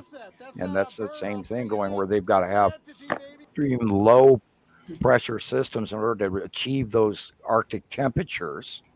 And that's low. And so they went through, I mean, China and Russia went through a storm from hell that lasted weeks over there. And you can look that up right now. I just type in, freak weather, China 2023 December or January even, because it happened for a couple of weeks and they got their asses frosted off and Russian, dogs and sheep freezing in place. And that was crazy. Yeah. And that's happening to us now. I mean, shit, it was this morning. It was in my front yard at 8:00 this morning. It was 29 below zero. And that is not including the wind chill because the wind was blowing. Oh, brother. I just can't imagine. I mean, I know once it gets so cold, it's hard to get colder. You know what I'm saying? Right. Once it's at that point, it's like, can it get any colder? But I don't know. I can't imagine. Because right now, let's see, it's how cold? 20. This lightning storm. That's 22. asteroid passes. It's not That's too close bad. path asteroid of the end of the 180-day cycle, and this is the event that I'm always warning people about. Because when Uri's going over the top of us, those asteroids below Uri are so static electrically charged, and when they come close within our atmosphere, they repel, they discharge, and because they're carrying a static charge that's opposite of ours, and that's why you have these what we always refer to as Red Sonja storms, where it's like Red Sonja and the Talisman, and it's these freak electrical, and this is of course that same illumination that we have documented coming off of the OCG or object cluster group, which we know are asteroids, and we've documented as watching them come in and get bigger. And then we talk about the 2018 storm and the 2019 and the San Francisco storm and the South Dakota storm and the Canadian storms and then the Ohio derechos and all of these major superstorms go through, and that is close past asteroid crossings, which we've documented from one end of the United States to the other during live sightings from citizen science members. We did that a couple of times over a few years, and we watched them go by. And they, oh my God, there it is! You can see it. You can see it. Oh my God, look at the purple lightning and the repetitive, unbelievable flash storm that just went by and just blows the shit out of everything, which twice ripped up my roof as well. And I've and so we watched it and documented this occurring, and we're talking about it. And is it anybody else talking about it? I don't know why. Well, like I mentioned before at the beginning of the show, like I said, me and my wife were walking to the store and there were no clouds, nothing, and then just the brightest lightning I've ever seen, and then the thunder was so loud, it literally felt like it was just right over our heads. I mean, we both fell to the ground. It was so weird. Did you hear it echoing off the mountains? Oh yeah, it was just wild. Yeah, and that storm that went over me a number of times, actually, it boomed with an echoing in the mountains. That's always what's really cool. So I live in the Rockies, of course, right next to Lolo Peak. And it bounced around so many times. I've never experienced that in my entire life. I couldn't believe the number of echoes that continued, especially since it was repeatedly going boom, boom, boom, boom, boom, boom, boom, boom, boom, boom, boom, boom, boom, boom, boom, boom, boom, boom, boom, and then you saw this purple lightning from hell coming out of one area as it's drastically, rolling, and these black rolling clouds and all of these unbelievable purple lightning storms coming out of it. Yeah. And there's even some video footage of it. It's the Rebecca, she's not there. I believe it's the 2021 Montana extreme storm crossing. I think I have to look up how it's listed, but it's a 2021 Montana storm, and that's on YouTube unless they've removed it. But it shows you that Red Sonja storm going literally all the way across Montana. And it also happened in 2019 and 2018. Wow. And we documented, and we even had sky satellite footage that matched, and we had all of these pictures and people around from Seattle all the way to Maine. We were doing a live stream where we were talking to each other about watching. Oh, here it comes! And so we knew that this was happening, and we talk about it to people, and why it has not gotten out yet, I don't know. We're one group, trying to talk to everybody, and the only way it's going to get out. And this sighting, this is a red asteroid. Yeah, and you can see the shape of it underneath and behind it. Into the upper part is Atu's moon, and that's an invisible nighttime sighting because the patterns match, the shape matches, the color matches, the horizontal placement, how high off the deck it is, the shape, especially the shape, and then the fact that there's a bright center dot, which is like little sister, and it matches, and you go, wow, my God, that has to be, Wow. And in the same time period, there were numerous other sightings showing these. Now look at the illumination in the sky. That is the light shining off the bottom of those planets. That's why it's illuminated in this odd way, because it should be pitch ass black with the exception of the moon. And the moon's even pinched, and we can talk about the larger object behind the moon, which we've cited for many years. There's a lot of crap going on that NASA is completely distracting and misleading us about. Yeah, and here in the desert, we get, at sunset, we get all sorts of, paints I might have mistaken oranges, but purple like that, purple skies. I don't know. It's okay, just I think what I just thought was the moon weird. was the street light. I have to apologize. I'm wrong. Unless maybe it was the moon up there, but I saw a street light and I went, well, maybe I'm wrong. Anyway, I do make mistakes. Yeah, but the illumination, you can see there's a light, something up there. And that's the bottom of these passing planets, especially if you have dark blue ones like Atu. And the closer the planets are, they all turn a darker blue. And you can see it. There's blue up there. You can see these blue bands almost. It's incredible. And it shows you there's something up there. And in most cases, you're looking at the bottom of it. And otherwise, it should be pitch black like this. Okay. Wow. And you just put it, and the red is an illuminated red asteroid, and that's why it's crossing the sky over the top of us, and it's illuminating red because the object cluster group, these asteroids, they're like a diode, and they put off their own little illuminated light all the time. Wow. And that's because they're between the bodies, and that's it's like the 4-foot office tube lighting we talk about all the time, and they're a bunch of little particles, and because they're bouncing up against each other and they're static charge because they're between the two major bodies, which have magnetospheres, and they become the diode in between, they illuminate. Okay. Wow. And let's talk about our weird, coastal flooding and movement of liquids on the planet, and all of that's changed Yeah. and weird because we are more tipped because Nibiru is right freaking next to us. Wow. So the whole planet is just leaned over, and that's changed our tidal flow, and that's why Northern California is washing away in a manner of speaking. And look at China; they're freezing their asses off. Oh my gosh! Let's Look make at ice. this. Let's make I ice. just added this because I thought it was cool. What? That's how they used to make ice Yeah. without the Santa machinery. Cruz, and they don't ever remember it getting flooded like this. It's Oh just yeah, wild. worldwide flooding. Yeah, that's because of look at all of the rivers dried up in 2022, and all of that moisture went up into the atmosphere, and it's still up there, dropping down and melting off. Of course, the same refraction of the second star. You're going to have a higher boil-off rate because there's more sunlight coming in, and even the government is talking. Yeah, we're going to try and block some of this sunlight, but they're not telling you why because there's more. And we're the ultraviolet spectrum. They're going. Oh, scientists are saying there's 73% more ultraviolet influence. At but we whose don't know moon? why. That's because there's a second star. They're avoiding telling you the truth. Yeah, that's Atu and Atu's moon. Wow, look at that. Let's go back. Hang on.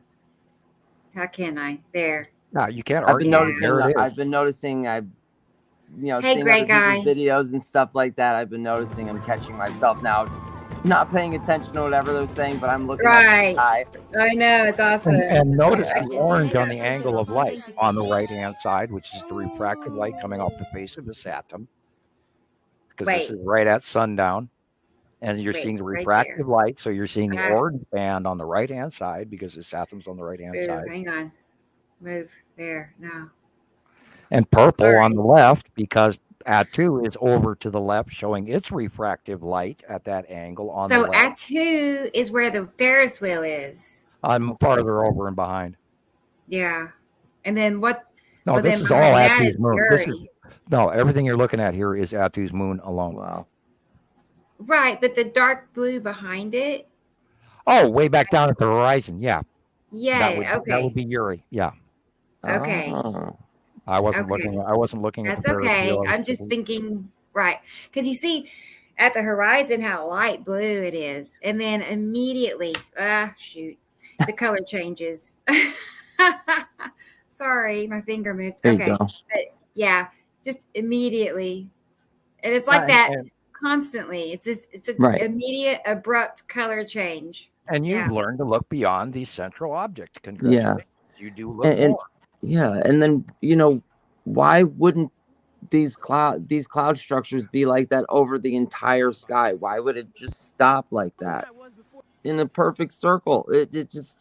It's clearly there. This is clearly happening. Sorry, I think we already saw this. My apologies. I totally skewed off. We saw this, right? Yeah, we saw this one. Okay. Okay, keep going. And the problem that most people suffer is Here they see one picture and they go, well, how can you attribute that off of one picture? And it comes from the fact that we've been doing this for so long that we automatically recognize what we're looking at. Right. Oh, wow, that's stunning. Hi, sorry, I'm back. Hi, girl.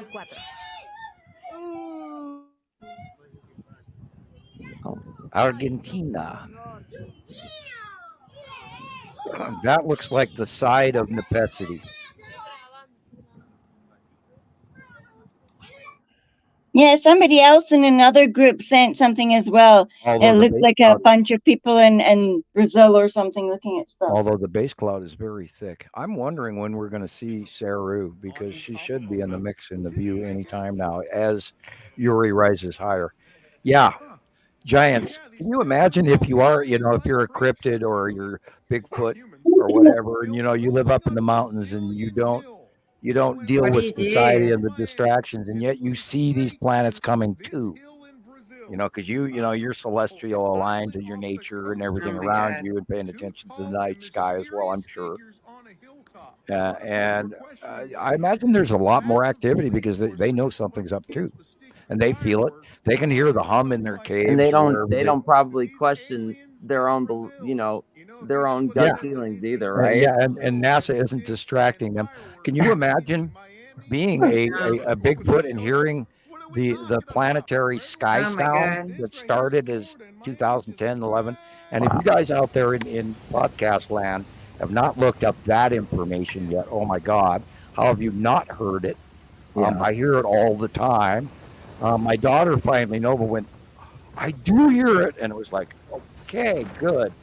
Because I've been talking about it for years, and she just heard it for the first time the other day. And it's even, you can even type in strange sky sounds, Missoula, Montana, strange sky sounds, Alberta, strange Alaska, Ukraine, and don't fall for the shit where they're telling you it's been explained.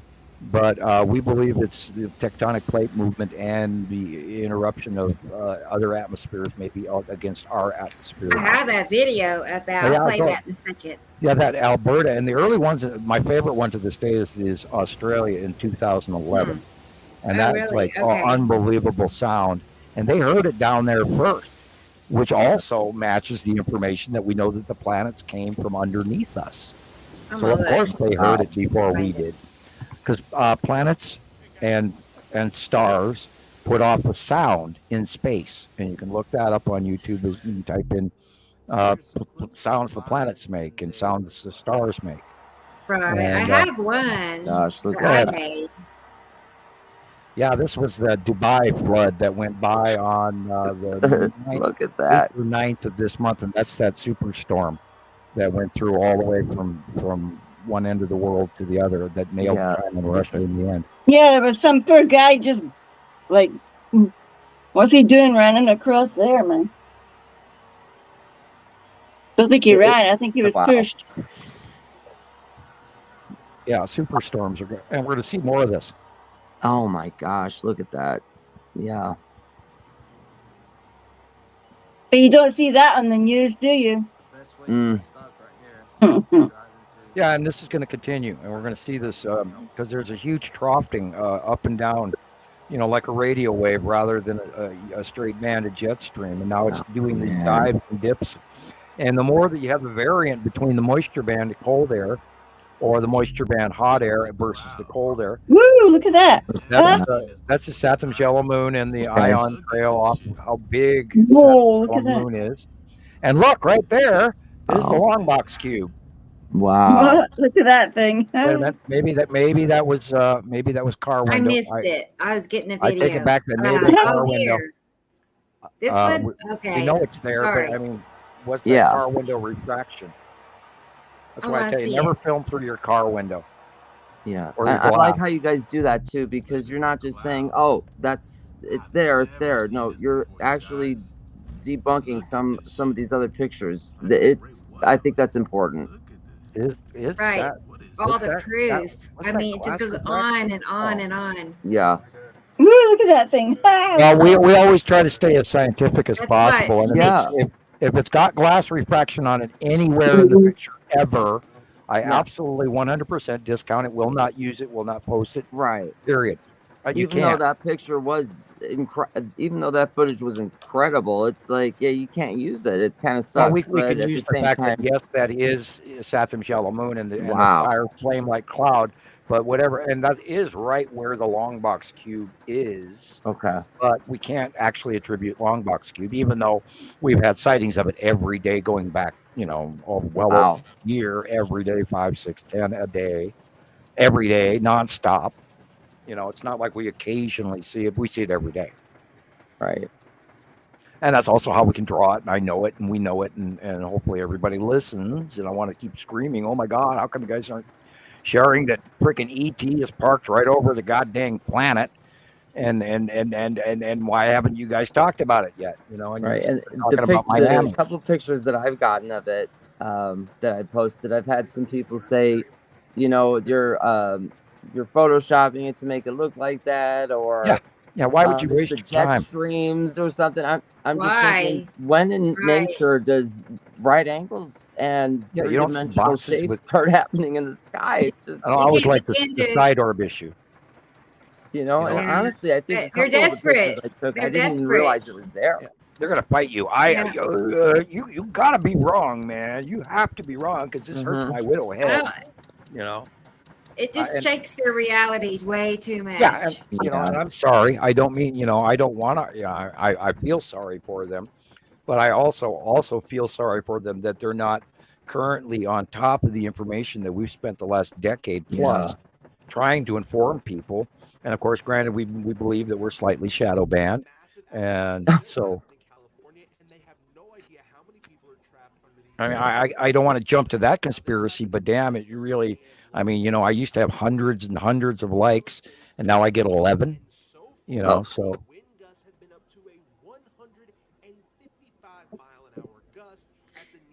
155-mile-an-hour gusts, right? Wow. I can't even imagine what that high winds used to be in the meteorological world. High winds was 30 to 45 miles an hour. And now we're having gusts of wind, upward of 150 miles an hour. And like that typhoon storm, it was 230 miles an hour at sea level. Never, ever, ever recorded in history. And that was one storm. And it went all the way to China and Japan as well. And then out the Pacific, and then it hit the Aleutian Islands as well. And how easily we forget. And because, Chiron and all those other storms that went through, everybody's already forgotten about what happened on the 9th. And that was, just a couple weeks ago or a week ago, or actually, excuse me, it was the 6th and 7th and 8th and 9th that went all the way through Asia. And everybody's already forgotten that. It's like, okay. Say that again. What? That storm, the Chiron and Zoltan and all that other shit that went over Ireland and just flooded the crap out of everybody and ripped their roofs off. And Scotland people had a tornado in winter that they never have. And then it also did the same damage in Germany and then Holland and France. And then I'm sure it was scary. Currently, France is flooding from all of that storm that finally left Germany and got down to France and is headed in different rivers, throughout all the way to the dikes that do lead to the hand dug trails that they've got that leads to the Mediterranean through France. But anyway, and these superstorms are happening, and that one ran all the way literally, and it hit China, and they froze out big time. And then it also hit Russia and Crimea and the people at Croatia and all of that, and the war that's going on between the Russians and the Ukrainians.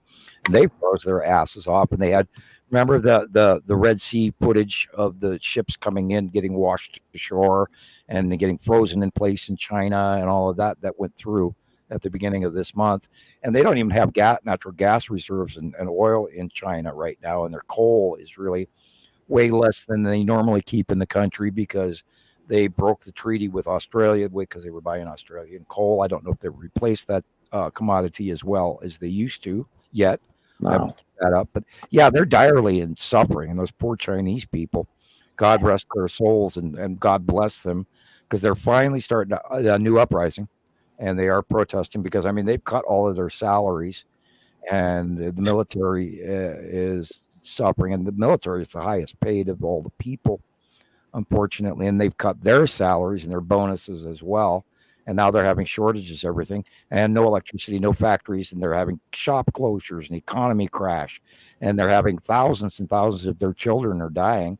And they're calling it the new dying in your sleep sickness. Oh my gosh. And they're having mobile crematoriums where they have these vehicles that drive down the street, park in the area, and then they slide you in there, burn up your body and turn you to ashes and stuff. And they have to pay Where is this happening? In China. In China right now. Really? They are in dire straits. And of course, you have to go look this up, but it's going on. I saw they have these robots that literally, they're there to pick up, deceased people's bodies that are on the street. Mm-hmm. They literally have robots that do this job. Yes, It's I this saw is that this is too. Yeah, that and is they're really not allowed to freaky. film. The state will step in with they're one of their secondary highest forces is the police force, and they're paying retired people to elderly patient or elderly people a monthly salary to be extra police. So you got little old Karens running around all over, policing everybody on everything they do in public, including their hairstyles and whether or not how they're behaving on the street, you name it, including drinking, etc. So That's there's mental. yeah, Yeah, they are starting to rebel and fight back now, and they've actually had yeah, and a that police goes with their social credit system, right? Or this whole right. new Well, yeah, they have they've had implemented. burial issues where you have to come up with a great deal of money to bury, and it's all this bribery shit, no matter what. So now all these people are dying, and then the richer, the morticians are getting highly wealthy, and they have to, So this one group, this one village tried to bury a beloved gentleman that had died, and there was no place to bury him, so they took him home back to his village, and they sent like 300 police to stop that. And the whole town and the village town existed of maybe 1,000 or 2,000 people, but a majority of the village took offense at these police coming to steal the body in the urn, and this is just an urn full of ash. They wanted to bury in the ground or put in a mausoleum or stone, whatever. And the cops came in and it was 300 because it was the official worldwide report. 300 police went in there to take that body and bring it to a place they had to pay to have it buried. And the entire townspeople went against them, and they smashed up their vehicles and broke all the windows out of their vehicles. They imprisoned all 300 of the guards in a town hall or something as prisoners. They took away everything they had and smashed it all up. And then over a period of time, they released them and forced them to do a surrender march out of the village on foot without any of their cars. And so they're worried about more future retaliation. So, sure. Xi Jinping is in a lot of trouble right now. So, but then so is Putin. Oh gosh! And that I'm going off the topic and off sky watching into politics. But that happens. I study. I watch all of this stuff. I'm up. I'm up on the news. I'm paying attention. There's so much happening. It's Are we allowed to talk about Yemen? Well, we don't even know what's going on. I mean, those poor Yemenis, actual people who aren't, walking around with AK-47s, but the rest of the fanatics who are, they've got issues. But the poor people that live there, the women and children, are drastically suffering from this whole thing, and have been for a long time. And then you're going to get me into the refugee crisis all over the world, like at the Syrian border. The unremembered masses. There's like 4 million people lined up in northern Syria at the Turkish border, right between there, living in this never-ending refugee camp from hell beyond your wildest dreams. And they're all over the world. There are refugee camps all over the world, and we are not even aware of them. And they're instantly forgotten. Yeah, that's incredible. We're not even aware of Asia, these radio on at work today in a normal city. Well, It's crazy. The reason all these people are migrating up out of South America is because of the regimes that are going on.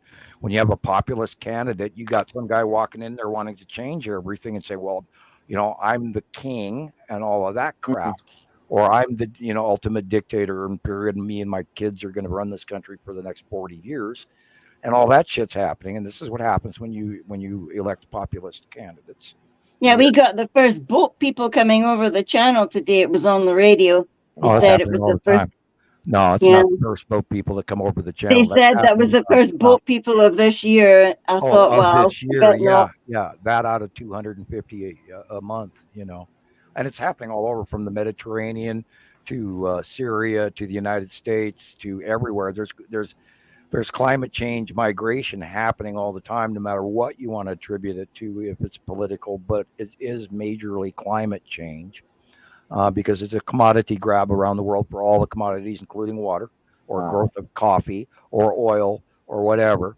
and we're seeing the last dying gasps of the good old boys who are in charge being greedy as hell, and everybody trying to get Must be their really neat. slice of the pie, including the big huge giant craft over the top of us by the thousands. And you know, we know all these star destroyers are here outside who exited the cubes, which are flying intergalactic parking garages and manufacturing and housing for this great vast military presence that is here. And we've even cited starfighter docking stations floating up there and support craft, and you know, we can talk about the, oh, by the way, the space tube was sighted again this week. Okay. Oh yeah, Yeah, lots of space didn't tube see sightings, that. and they were right next to Saturn's yellow moon punch cloud, which is right You have to exactly send me where a it's supposed link. to be. Well, before I came across your guys', you know, group and everything, it was about sometime in 2022. My wife called me out onto the balcony. We have a little balcony off of our bedroom, and you know, of course, there's Nellis Air Force Base right next to us, and there's you know, like a small mountain next to us. But my wife goes, "What is that over there?" And there was like 5 bright lights, and they were just sitting there hovering, and you could see they're like triangle shaped, and I thought right away this has to be some kind of military thing happening. But What was the date about on 5 that? minutes later, you know, one of them got really bright. It was weird. Like the other 4, What maybe was there the were date? 5 or When 6 was of them. this? This had to have been like 2022, maybe during the summertime. I can't really remember, but both of us saw it, and she actually saw it first. And so we watched it for about 5 minutes, and then all of a sudden one got really bright, and it just shot off. I've never seen anything go that fast in my life. And then one after the other, they all did it. Just bang, bang. They were all gone. It was Kind of reminds crazy. you of the movie Star Wars, doesn't it? Yeah, sure. And I mean, it was the Star weird. Destroyer is going to hyperspace and goodbye. It was weird, and they were far off, but close enough to where you could see them individually. And then when they finally got ready to move, and there was no sound. Right. You couldn't. There was no sound. It was wild. Yep. Yeah. I've been underneath one of those things directly where it was a few, you know, maybe a couple of 1,000 feet off the deck, and they make no sound, but they scared the shit out of the forest animals. I'm sure. And we had a moose run through our camp in the middle of the night, and moose with horns do not run through the forest in the middle of the night. And it stumbled in the ditch and then stumbled out of the ditch in front of us, about 20 yards away, and then through our camp, and then went around our campfire and then ran away. And this was like, you know, well past midnight, 2:00 in the morning. And that's when we all went, holy shit, what the hell? And then a couple of birds and some more shit flew past us. And then that's when we all looked up and saw this big, huge ass triangle Star Destroyer, just like in Star Wars. And I kid you not. And that was the beginning of our abduction. And so, you know, and me and 3 other guys, and that's, you know, I've been on stories on other shows. So, and I've been near one where it was parked on the deck at an Air Force base, and we'll leave that alone. And they're massive. They're freaking unbelievably massive. Wow. And they're just like Star Wars, the movie, you know. And people, I'm sure there's tons of people that are completely turned off by that. You know, you got the conning tower and that big flat triangle thing, just like in the damn movie, and it's just like, wow, you got to be out of your mind. No, I'm telling you, they're giving us information. Yeah. So some of us will actually acclimatize properly, and the other ones won't believe it, and they don't, I guess, don't matter. But you know, I don't want to go there. I haven't seen him look like I haven't seen him look like that since. So that night we both saw him. They actually looked like physical, solid shapes. You could see it, and I haven't seen it look like that since. And now, like, from what I've been seeing, it's like there's a lot of them. Anytime there's a lot of different ones too. There's you know, the major, massive, and people see them as small and they go, oh, it's a triangular ship, and they don't realize how far away they are. Yeah. But the we don't even pay attention to the little zippers that travel in threes because it's just small shit that nobody can really verify. But when we get some of these pictures, and most of the sightings that I pay attention to are, of course, the ones that we recognize as ships that we've had multiple captures of with good close-up, credible pictures. We don't even focus on the most of the orbs on Montana Skywatcher at all. I go, okay, it's small shit, and I go next, and then I move on. Because if we can't identify it and we don't know what we're talking about, I'm not going to have 18 people stand there and talk about it for the next week and a half, and you're staring at the ceiling every time you read it, going, "Oh my God, when are they going to quit about this stupid little dot?" And we don't do that, and that's I can. I do have a video.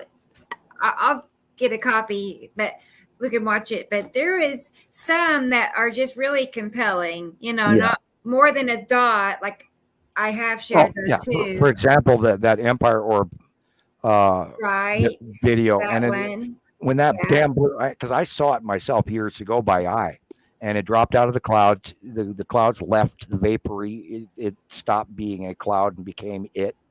And you could see the central eye, and then it dropped down in oscillation, dropped in altitude. Right. And then it changed directions and came my direction, sort of in this little turn bank that you could see occur. And then that damn blue light turned on straight at me, and I just about shit my pants. And then and because I know what they're kind of, you don't want to be in the central light of any craft going over the top of you, I assure you. I would say no, so, yeah. And then what 5, 8, 10 years later, we get this, Rebecca's got a copy of it that she could actually post, but it's in the beginning of our intro, and it's that blue light on the face of the what we call the Empire Orb, because that damn thing looks exactly like the Death Star, and I am not kidding you. And I would have, had I never seen it by eye myself personally, I would still to this day absolutely doubt it. But we have so many captures of it going back because it got here first. Oh, hey, guess what? What? I gotta say that I just got this pop up on my phone, news break, right? And it says the U.S. government could be set to reveal it has been hiding a real life 30-foot wide alien. It says wide. What is 30-foot wide? Surely they be tall.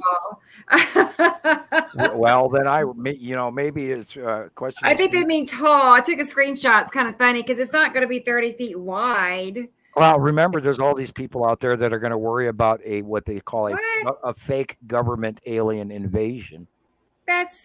I think we also have to take into we're all sitting waiting for that one, aren't we? We're all it's going to be hard time walking. Well, what if there is a level of reverse reality that is 30 feet wide? There is one coming, and I was told that we're going to have to share the planet in the future. So I don't know when that's going to happen, but we know for a fact that they got here in 2009 through the Norway Spiral because everybody watched it happen, and we saw that damn Empire Orb with the light array around the eye, blue light thing with the open hole that looks just like the Death Star.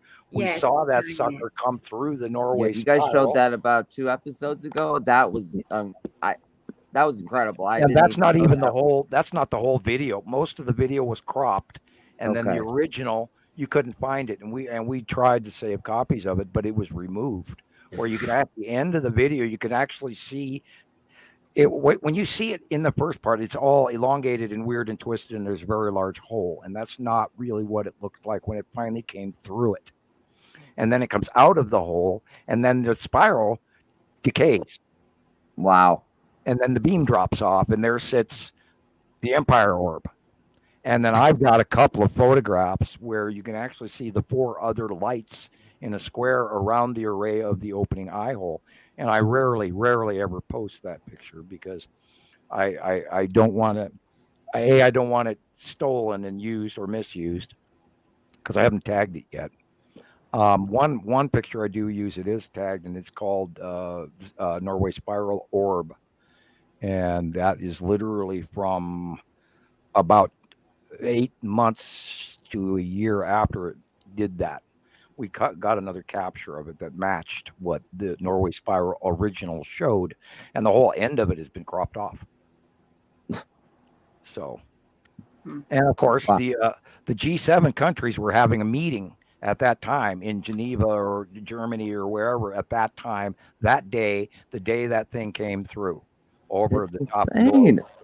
So you know that, and we've always believed since then that that was the beginning arrival of the show of force for the transfer of the commodities Wow. to the passing system, the control group that says, "Hi, we're the actual owners of Earth, and if you don't give us what we asked for, we will come down and invade." They don't Wow. have to invade because they already own Earth. And every 3,654 years, we go through this. It's incredible. And it's, it's all over it's all over, So we're kind of just at their mercy. Yeah. It's all their technology is highly advanced. Right. Ancient cities, and it's just incredible. And you were talking about the spiral in Norway. I also saw one of the videos that you had posted I think it was on TikTok or Facebook. It's a video of the cube, and I think it's over Saudi Arabia or something. And it shows the cube with the bottom opening, and there's things coming out of it, and the two little things come down to Earth, and then the cube just shoots off. It's just incredible. Right. That one was pretty cool. When we walked in 2019, they moved placement. They moved where they were parking generically. And we watched them go where they are currently generically located. The Texas cube is on the left-hand side, in between the asteroid group and the bottom of Attu's moon. And the long box cube is hanging out over next to and in front of the ion tail of Isatim's yellow moon. And they have been there since April of 2019, where I was standing in front of my children's dentist's office. And I was watching the Texas cube start to offload exactly what you just described. I started to watch them offload star destroyers that looked like tiny little dots compared to this big ass cube. And I'm looking at the cube, and I'm seeing structure works just like the Borg cube in the damn movie, where I'm seeing metal bolts. And I'm getting such a good view of this because the sky is illuminating it. And I'm watching that damn thing, and off pops this ship, and off pops another ship, and off pops another ship. Wow. This girl and her mom walked by, and I said, "Excuse me, little girl, what's that?" That's all I said. And she said, "Oh, it's a box in the sky." Wow. And then she just turned and walked into the office. Well, the picture the one picture I got, I took in the afternoon, and it's clear as day. It's but there's two small dots right on the side of the cube, and then you can see there's a trail, because these things are moving. You have to take into account. I wish I would take video footage of it, because they sometimes they spin on their axis, and then sometimes they don't. It's really cool. You got to look for don't forget the side orb. Okay. Both cubes have a side orb. It's this orb. It's almost like the Empire orb, but it's smaller, and they exist there, and that's what takes the right lightning beside it to the corner, and it's on different sides depending on view, etc. And that's what takes the lightning bolts. And we actually got footage of it that gets the atmospheric lightning that nails that thing, and then there's a direct beam shaft that runs from the side orb into the cube. And we've got footage of it. We've got pictures of it. And we watched this for almost, actually, we've been watching the cubes for about 8 years, predominantly, where, they weren't topic at first because we had to have far more information. And at the same time, I wasn't trying to freak out the general members until it became so. Yeah, I remember I freaked out when I first seen a cube. Right. I didn't think it was real until then. It was pretty awesome. And we have so many captures of them over the years that it finally became the other part of the file of what we're watching. And this is, when we like I said before, we don't watch the small stuff. We're talking about the big star destroyers and then the massive parking garage non-Borg cubes and the long box cube, which is 2 cubes slapped together. And we see constant sightings of star destroyers parked around them all the time. Yeah, I think that's what the picture I took shows, because it's just these little. It's not the sphere you're talking about. Well, and it's like right on the side of the cube. It's these 2 little dots, and they could be. I was thinking, what are they? Are those just asteroids right next to this thing, or no? There's also the disc craft with the 2 that looks like the standard alien flying disc, and they have 1 layer of windows on some of them. Some of them have 2 layers of windows. The one I was in had 2 layers of windows, and there are some with 2 layers of windows plus some portholes on top, and those are the smaller landing craft of one faction. There are numerous other factions here that have other landing craft, and we've talked about this in the past where it's like Star Wars. There's even factions. So sheltered. Yeah, there are factions that are not part of the Federation. There are factions that are not part of the Anunnaki or the Nibiru group of authority. There's other, and we may be seeing an example of that with the Miami event. There are other little guys that come land in their technologically advanced ships from little other races that sort of come here and steal things and take what they want and then leave all the time. And that's been going on for, since forever. And then you got to include the deal that goes along with the U.S. government all the way back to the 40s and other agenda of shit that is actually licensed to occur that the government doesn't talk about at all. And those are black projects. And they have a working, functional connection to some of the actions. Here, we're just talking about in the comments. There you go. There's an example about of it. They don't have to invade; they already own us. This is what you were saying. All they have to do is all it has to do is the Roman legion shows up at the gates and says, "We demand your commodities, or we're going to attack." And most smart cities will give in. I'm going to the little scientist room. I'll be right back. All right. Go ahead. I couldn't get it to back up. Let me start it over. All I've got is a cat in my face. She won't get down. I haven't seen this one yet. That's pretty cool. Yeah.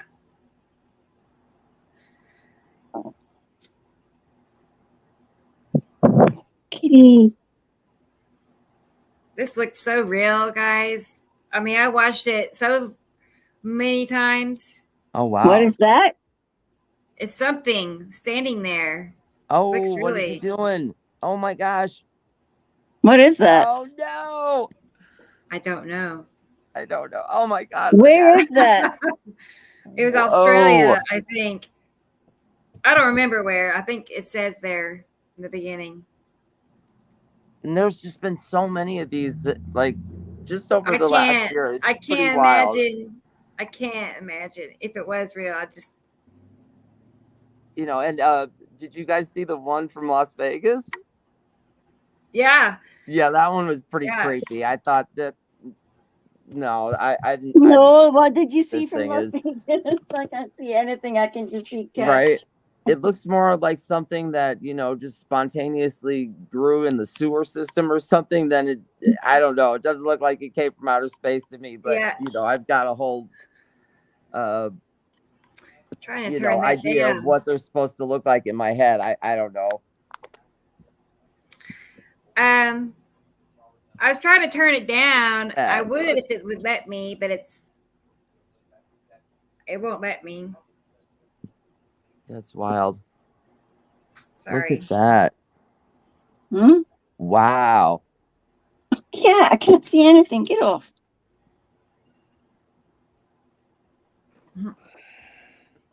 Now remember, smaller orbs travel in groups. No. Some of these orbs are computerized and not manned, as there's not a being inside of it. It's a computer generated orb that collects information and does all sorts of stuff. And some of these crafts are actually got creatures on them that we wouldn't necessarily want to see or meet. And then, for example, the Greys are not an independent group. They work for the higher races. They are a lost race that has been adopted by other races, and they serve as a drone class because they are atmospherically able to change different atmospheres and do work that the other people from other planets would not fare as well in our earthly atmosphere. Wow. And barometric pressure and gravitational pull. And I use gravitation as only as a mere effect, not the reality. The effects of planet Earth, they don't fare as Sorry, I well, and that's can't why they turn have it down. that's why they have gray forces work for them, and why certain visitations are limited by. It's like us going down in deep in the ocean. It's more difficult for us to be down there long periods of time, and they come down and do scientific studies on us and test us like wolves, and then they Sure. write down in their little books or on their little tablets the information, and they study it and check the And herd. it makes sense for them to send some type of computerized system or drone or something in first. Yeah, and they're checking out what we're doing and Yeah. taking weather conditions and making sure that everything, and what's the atmospheric CO2 level, blah blah blah. And that's why these things can fly so fast and turn on a dime. That if you were a human being and a jet pilot and you You'd be turned jelly. you'd be jelly on the wall. Yeah, And, that makes this sense. is how we know. Yeah, that's a pretty interesting sighting. That's a ship facing downward. Wow. And that's all they have to do. It's just It was orientation morphing. how you're viewing the planet. Remember, some people could sit there upside down and with their nondescript technology, gravity on their deck, because their polarity is within their atomic area of their sphere of bubble of their craft. So they're walking on their decks, no problem, because we're electrically connected to everything, not gravitationally. And that's part of technology that man doesn't even take into account, which the pyramid is what the pyramid and what Tesla was talking about, and all sorts of shit that is beyond me to actually lay out. But as far as theoretically, I actually pretty much know what's going on to a point. And I'm wow. Whoa, what was that? That's crazy. That's a craft, probably. Wow, look at that. Something out. Wow, that almost looked like a wormhole development. Yeah, wow. It did something there. Look at that. Yeah. And this is one of those other factional ships that we haven't seen a lot of. What the heck is that? Oh, wait a minute. That might be geese. That's geese. Yeah, that's geese. Flapping wings. Remember, I'm on a 43. They look lit up. Yeah, they are. The sun angle. Okay. This looks like Starlink, but yeah, it's awful small to be Starlink.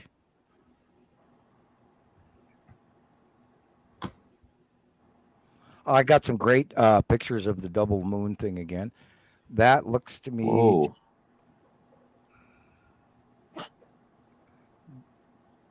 That could be an asteroid skipping off the top of our atmosphere. That's pretty cool. And bursting into flames as it hits the oxygen. Yeah. That's a mechanical orb. Whee! What, they're chasing it? Yeah, that's a drone. That's a drone. They have technology, and it's probably just reverse polarity. Electrical magnetic field and reversing. This, of course, is a breaking up asteroid or debris of some sort that's hit. That's pretty cool. Hit the atmosphere and is nice burning one as it comes in. Wait a minute, maybe it's not because it's now stable. Yeah, it looks like the ones up top. Oh, hey, stopped. Whoa, look at all those. Went a little faster, maybe. Ships with other landers coming in out of hyperspace. It's fancy. Oh my gosh, that's crazy. To even that's a lander. Your brain does not want to allow you to even consider that as a possibility. Well, shit, we've been talking about it for years. There's freaking thousands of them here. Yeah. And they're doing things that one looks like that square one with the back decking that you can land and jump off of and do space stuff with, like American. Yeah, there's so much evidence and there's so many videos that people This you is got to incredible. realize that I mean, we're been invaded and everybody being, oh, let's talk about, what's going on at Grand Canyon. Yeah, right. It's I mean, Christ, they're everywhere wow. and everybody's asleep looking at their phone, talking Yeah. about the Kardashians. Yeah, it's sad. Well, I don't even know what the current popular thing is currently. I don't think Unfortunately, it's even fixable at this point. It's No, like I don't either. like That's a downhill. that's some balloon from Colorado. Hmm. And we saw that space balloon shit from China re-hit the video again, where they were actual good sightings where they were collecting the array, the one that was shot down. The Chinese balloon that was shot down by the U.S. and they waited till they were all the way over to the Atlantic Ocean rather than shoot it down. Hey, there you go. There's the space tube. They should have listened to Archimedes. They really should have. Oh, we lost him. Christopher, where'd you go? Yeah, that's the space tube. Yeah, he'll click back. And we should have listened to Archimedes because it was Zoom.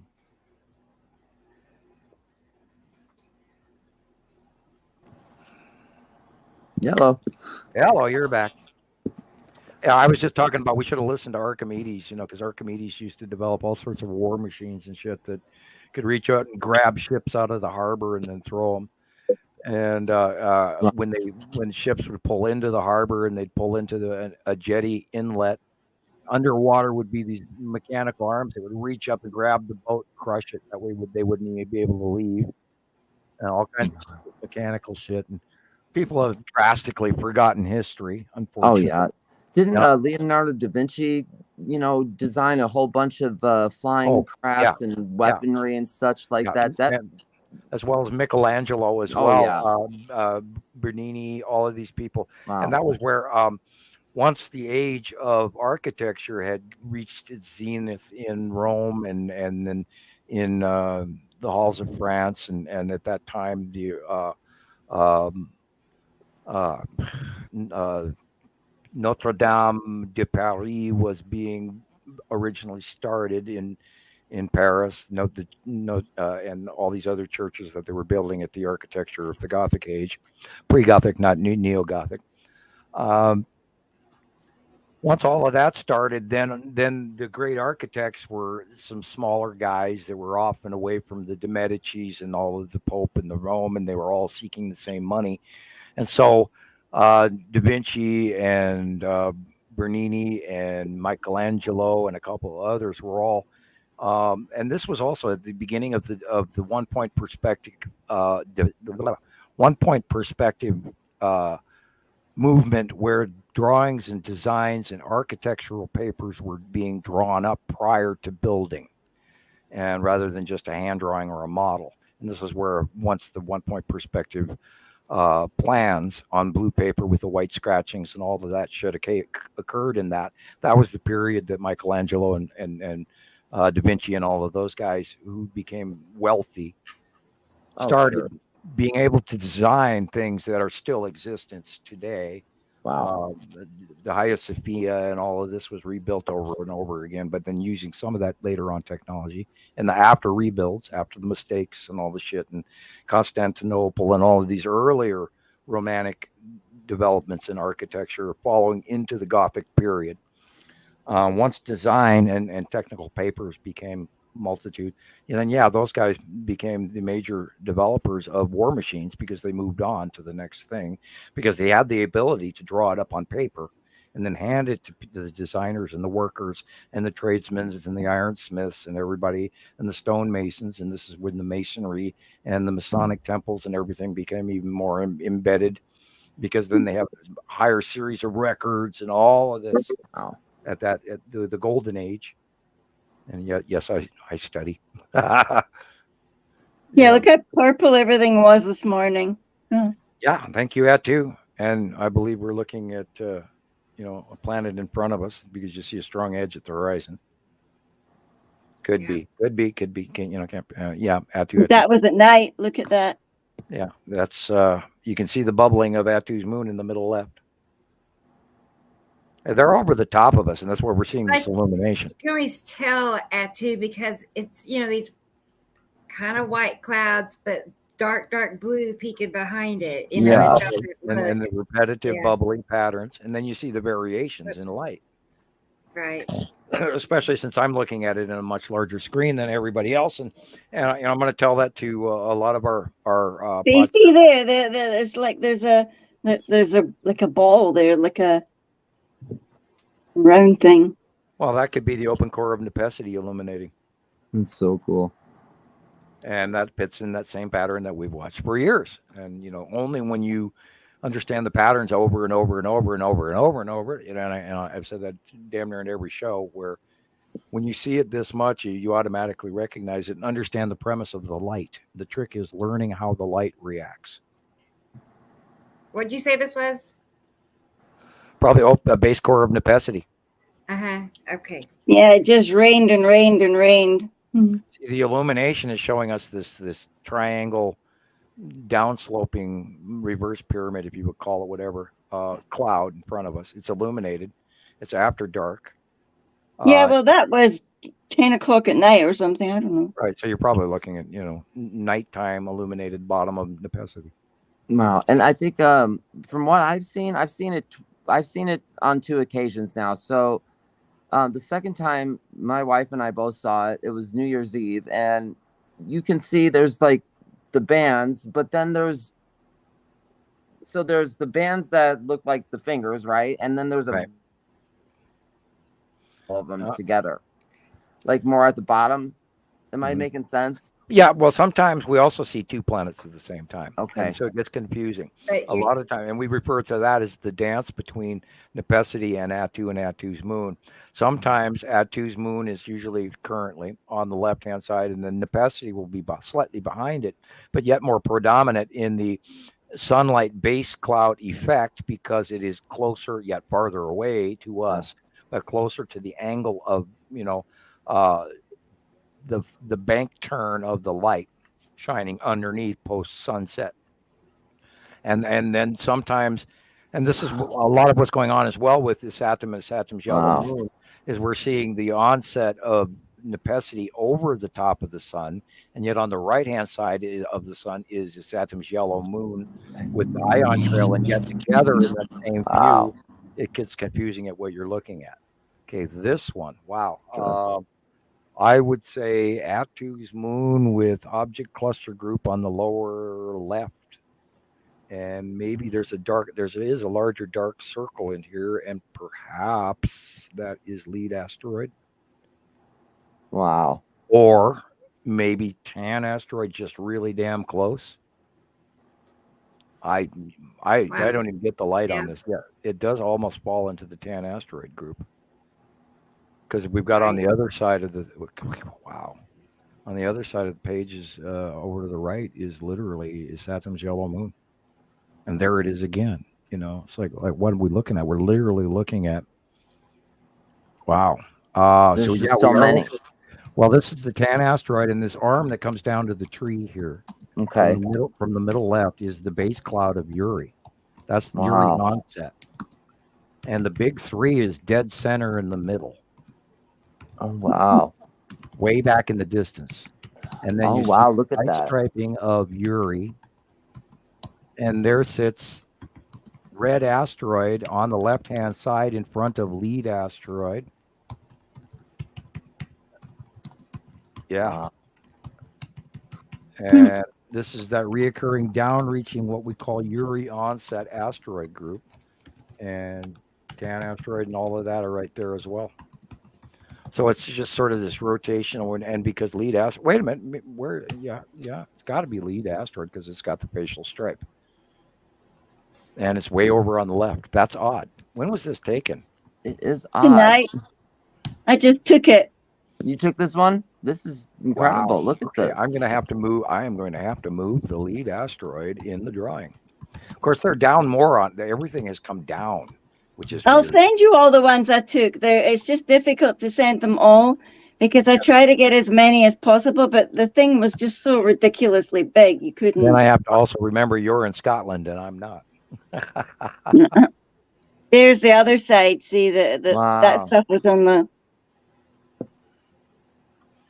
Yeah, and the orange in the bottom, and it's the illumination. And once you learn how to examine the illumination at the time, we know that the sun is going down. So the light angle is shining from below the horizon and slightly up. And that is illuminating where the orange comes from, which is the refractive color, because we know a Saturn is right there. So what are we looking at? Are these normal clouds? Mostly, yes. We know that the dark blue way off in the distance is Nibiru because the sun is over to the left, I believe. Yeah, so we are looking at off in the distance. Nibiru is the blue area back there, but this could be normal clouds and maybe the bottom of a Saturn. I don't know. Mm-hmm. But I don't see much of a Saturn's yellow moon in this shot or anything. It could be base clouds. It could be normal clouds or both. Okay. It was just messy. There was a whole lot of it, and it suddenly all just went purple. Interesting old house across the street. Yeah, I was seeing that too. Pretty cool. I'm counting 3 fireplaces, which tells me it was probably built around 1880 through 1930. A lot of these houses were all built in 1890. Yeah, that front facial to the left is the original house, and then there's an add-on because the chimney styles are different. Yeah. Sorry, I study. Yeah, there's a movie star's house two doors down from that one, or 3 doors down. Yeah, I wouldn't mind living a little down street of Robert Plant or Jimmy Page, but anyway, No, we stay in the care homes are next to Tilda Swinton. Those are birds. Look at all those birds, Wow. Christopher. Yeah. Hey, at least they got them. We barely have any birds anymore. We have eagles, but our crow population and our hawk population virtually gone. The middle size. I told you. The middle birds are gone. I haven't seen a middle-sized bird in years here. Yeah. I don't know why. There's a depopulation of birds going on.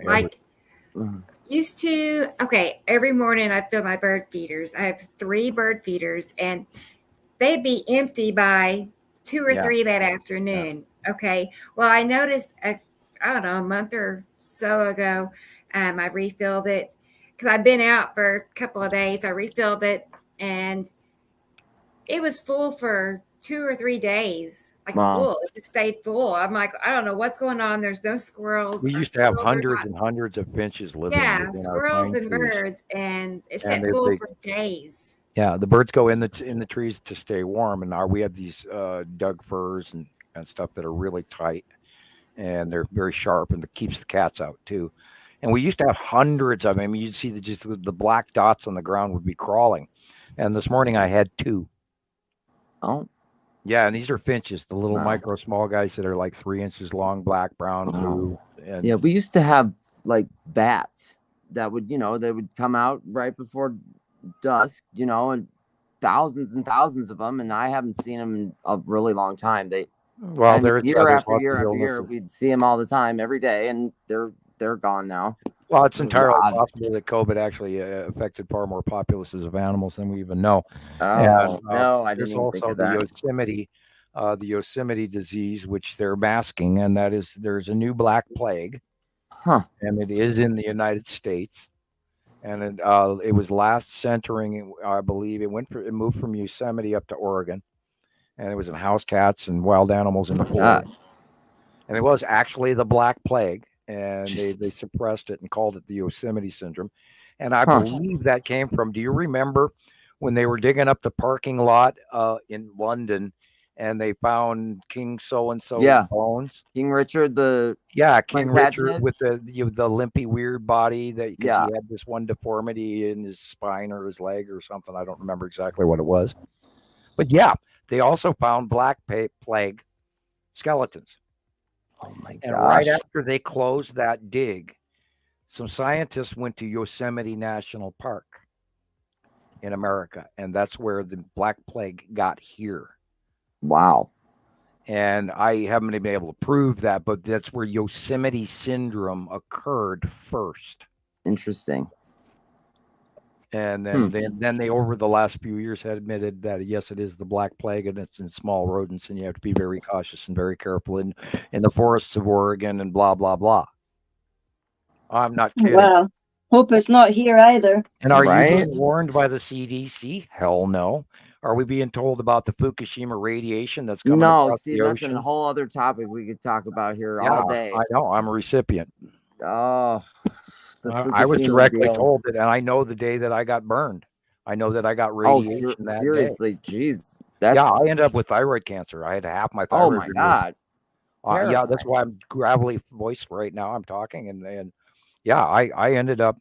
They wanted to take my whole thyroid out, and if you go to YouTube and just look up thyroid disease ratio in Canada. Oh my God. Yeah. And anyone, if you know anybody that goes to the California through Oregon or Baja beaches, tell them to stay the hell away from the Black Sands area. Wow. They're radioactive, and I am not kidding you. Yeah. They are death rate. Literally, if you're around, yeah, it's for totally a half hour, the information isn't even. It's incredible how NOAA, National Oceanic Aeronautical Administration, had announced, 3, 4, 5 years now ago, absolutely do not eat any fish from the Pacific Ocean, period. Wow. And they announced it, and then you never heard anything about it again. Right. Well, so we told you. We told you. We did our due diligence. We told you. Right. And it's not our fault the media didn't carry it. Yeah, it's just incredible what they're, this is something like this has never happened. I remember watching it on TV. I remember watching, the sea dam broke and the water went into the basement and shut off those generators. And they're now knew they were going to explode. They're dumping 100,000 gallons a day of deionized. It's deionized radioactive material because they got no room left to put this water. Right, and now they're dumping it right into the ocean. Oh my gosh! So anybody in the Pacific Ocean that's going anywhere along the Pacific Ocean shoreline from Alaska to freaking Mexico, and they try to Hawaii, build some kind of, it's like the groundwater. The power plant is right off the coast, and behind they're going to have to dig. They're going to have to dig a sarcophagus underground of it for the next 40 years. Oh my gosh! They built this.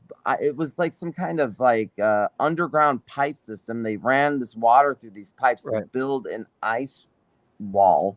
Right, and it was supposed to block the ground. Well, it already went China syndrome, and it's bad. It's melted through the ground. It's crazy. Well, they have, and I can't actually authenticate this, but there was serious rumors that it came up in Sweden. China syndrome all the way and came up because there was this big to do about, it's been so long ago I don't have all the facts still stuck in my head, but it was like cesium 214 or something popping up, this exposure of people that came out of the ground in Sweden or Norway or something like that. And then they had this big European people get dosed, and it wasn't anything local from any of the local reactors. And then we know that Fukushima, 2 of the reactors actually went China syndrome, and then they just don't even talk about what happened. No, they're not going to talk about it. And that shit can, with the rotation of the Earth, yes, it could do a big hook and come out of the ground later someplace else.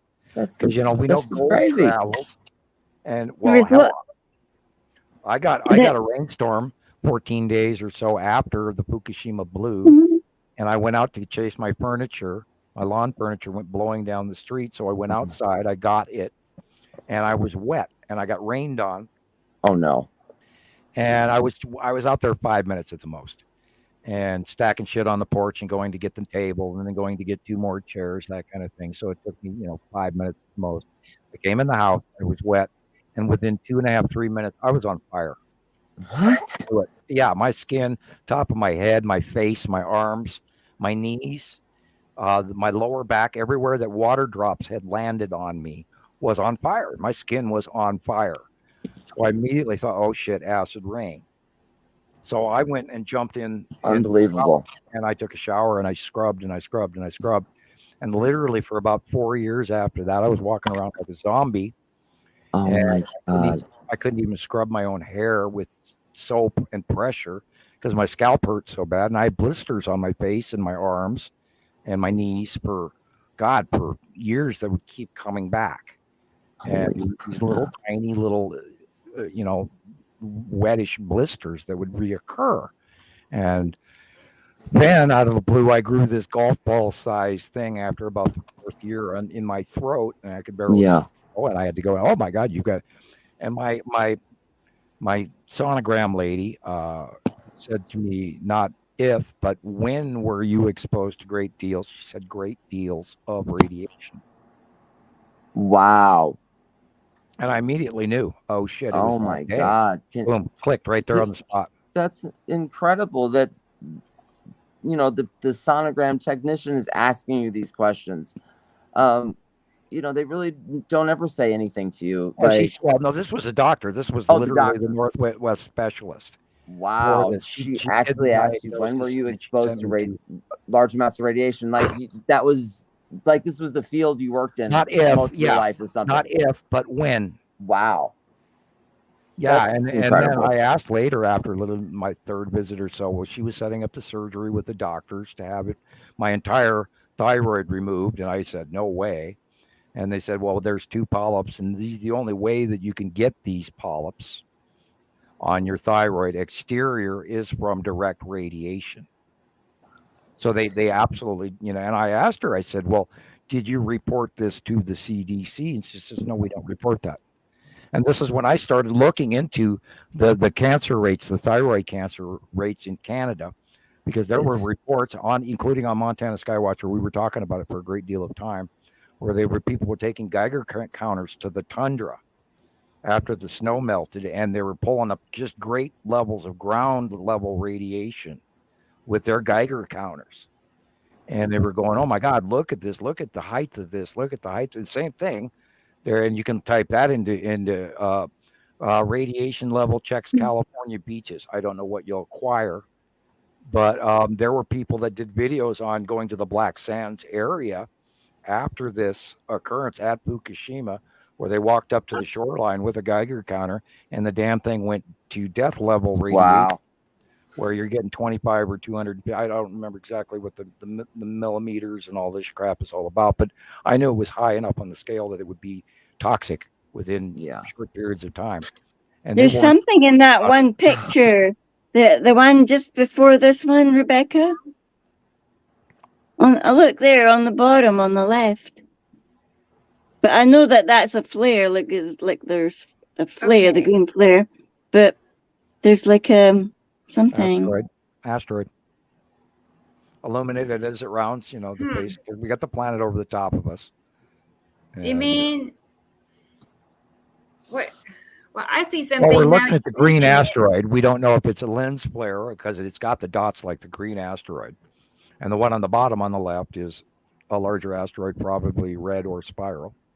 And shining underneath the darkened area is the planet doing a cutoff, which is why the sun is flaring, which is why it looks the rest of the sky, including the mountain range, look all milky. Is because it's a cutoff flare. Wow. And that was probably when was this picture taken? That was about just within the last week, because these are the ones in this week sometime. Okay. Yeah, you pretty much probably got Nepesity over the top of the sun. It's just within the last couple of days, these pictures. Yeah, it's all changing, and I've got to spend the next 2 days paying attention to everything everybody's sending in, because even in a couple of weeks things have moved, and it's like grabbing me, and I'm going, what? I saw some pictures the other day that had me just stumped, and I'm going, wait a minute, I don't get stumped, and so I'm wondering what the hell's going on, Yeah. Wow, because I don't want to be wrong. Every 15th of the month, I have to be accurate. So, I don't want to be wrong. Right. I'll have to love and leave you guys because I've got an early shift tomorrow. Okay. Okay, girl. And I thanks apologize. for. I have I'm not happy been you watching the made comments. it. I have not been watching the comments because I had it on big screen. So Oh, I'm back to normal. yeah, I know. Okay. Well, you can scroll back and see if you missed anything. They've been chatting amongst each other, so yeah. I'll say night night, everybody. Good night. Thank you, Julian, and have a good night. Wait. Good to see you too, Katie Jo. Nice to meet you, Christopher. Nice to meet you too.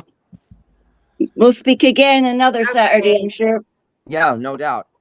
All right. Good night, everybody. Bye. Good night. Bye. Bye, girl. Talk to you soon. Bye. Okay. Love you guys. Bye. You too. Bye-bye. There she goes. All right. Well, good. At first she wasn't sure if she was going to be able to join us at all, because she has to work tomorrow, but she made it work.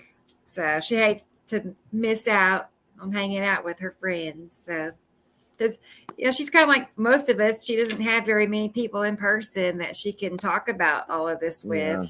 Yeah. So 2 seconds. I'll be right back. that's fine. So, and if you need to go, Christopher, you're welcome to stay as long as you want or whatever. I'll probably hang out for another like 15 more minutes.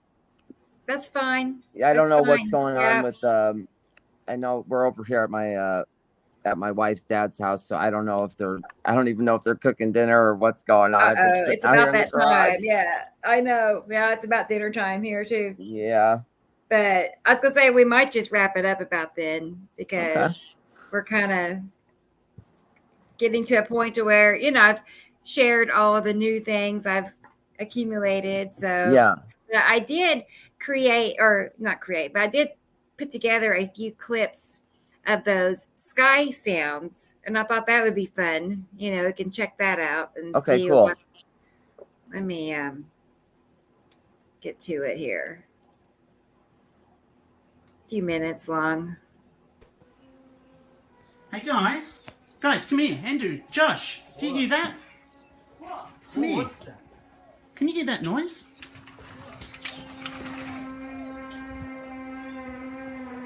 What is that? I remember correctly, Sam said it's from atmospheres rubbing together. Wow. It's coming from the sky. Are you sure, Dad? Come here. Sounds like a trumpet, Dad. That is so strange. What's that? Very.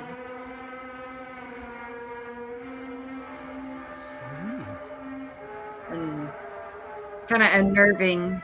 Yeah. So scary. Is that a trumpet or? It's no trumpet. Sounds like one, but why? And I'm back. Anybody hear this weird shit going on? You hear that? It sounds fucking weird. It's like trumpets or something. Yeah, this is my favorite to this day. The hell is that?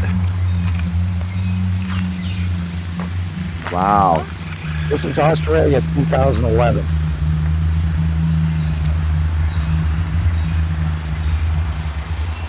Keep this copy, Rebecca. Okay. Yes. It's so low you can barely hear it. I hear this all the time still. Is that coming from the clouds? I hear it, I feel it in my feet.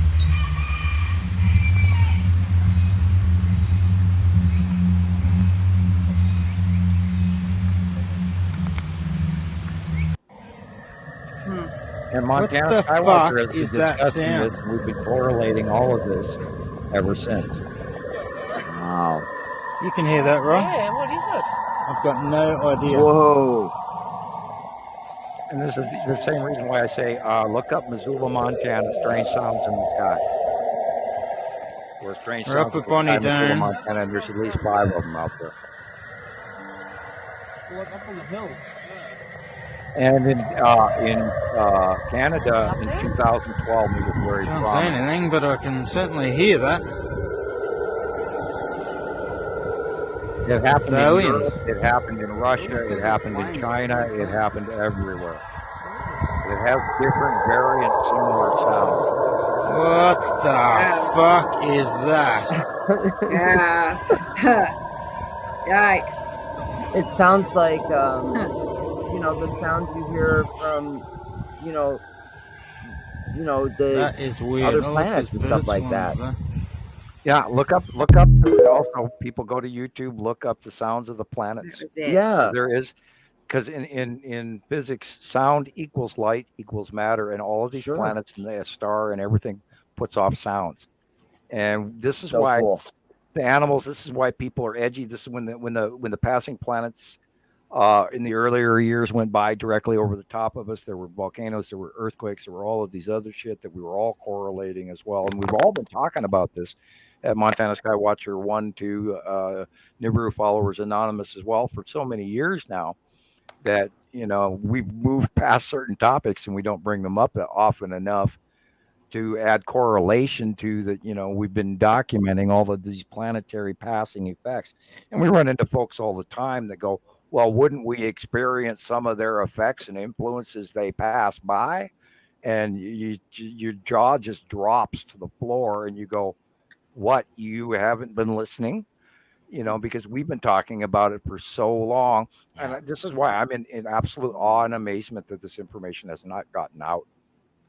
We've been talking about it, since arrival. Wow.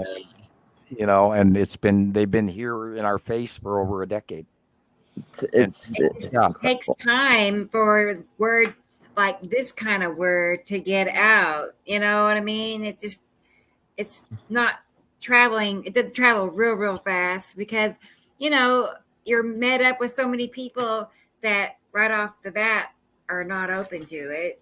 So it's just the few people that are open to it, you can see it's like, as we say up here in Montana, I'm joking.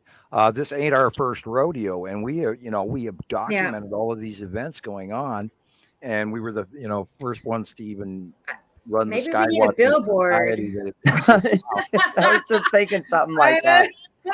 Maybe it's time for you guys to go on tour or something. I don't know. What do you do? What's the next step? We thought the show is the next step. A monthly step. reader that people subscribe to. We mail them in the snail mail. I don't know. Oh my gosh! Oh gosh! Yeah, a newspaper, and we do this already twice a week, and we give everybody heads up on what's currently going on and what we saw this week and what was really cool and oh my god, and, and we throw that out there on the table regularly, and I'm hoping. Yeah. Well, I can't wait for the 15th to come up. Or I'm kind of sadistically hoping that everybody gets addicted to this. Your next chart. I'm really excited to see what it looks like because more pressure. More pressure. We're not putting too much pressure on it's already, what is today, the 13th? I know, right? Yeah. Oh my goodness, I got up today contemplating, the date and going, okay, brain. Okay, well, we might have to give you till the 20th or something. Well, I do a little more homework online. Not willingly, but more mandatorily right every month, right before the 15th, and I look at people's pictures, and then I'll like them, but I won't stop to do comments because it's a different mode. Sometimes I'll hand people 12 examples. Sometimes I won't. Sometimes I'm talkative. Sometimes I'm not. Yeah. Some people get mad at me for not answering them. I'm sorry, everybody. I can't answer everyone. No, you can't. And you're human too. Oh, well, some days I'm like that too. Some days I'm, I can't stop talking. Some days I just don't want to talk at all. And that's just the way it goes. And I'm running several sites, and I'm majoring on 5 regularly. And all the other people that want to add me, and there's even a new one our mini group is, and I've been meaning to ask about that, Rebecca, but we'll talk about it later. The Nibiru group. Okay. Whatever. And yeah. So here we go. On the 15th, the new drawing for January 2024 is oncoming, and we'll go from there.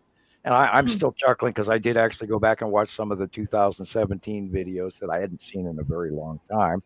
And I read comments in the back, and I saw one of my videos had over 23K views, and I went, "Oh, cool." Oh, wow. And That's nice. and Yes. it shows you. It's like with your YouTube page, Rebecca.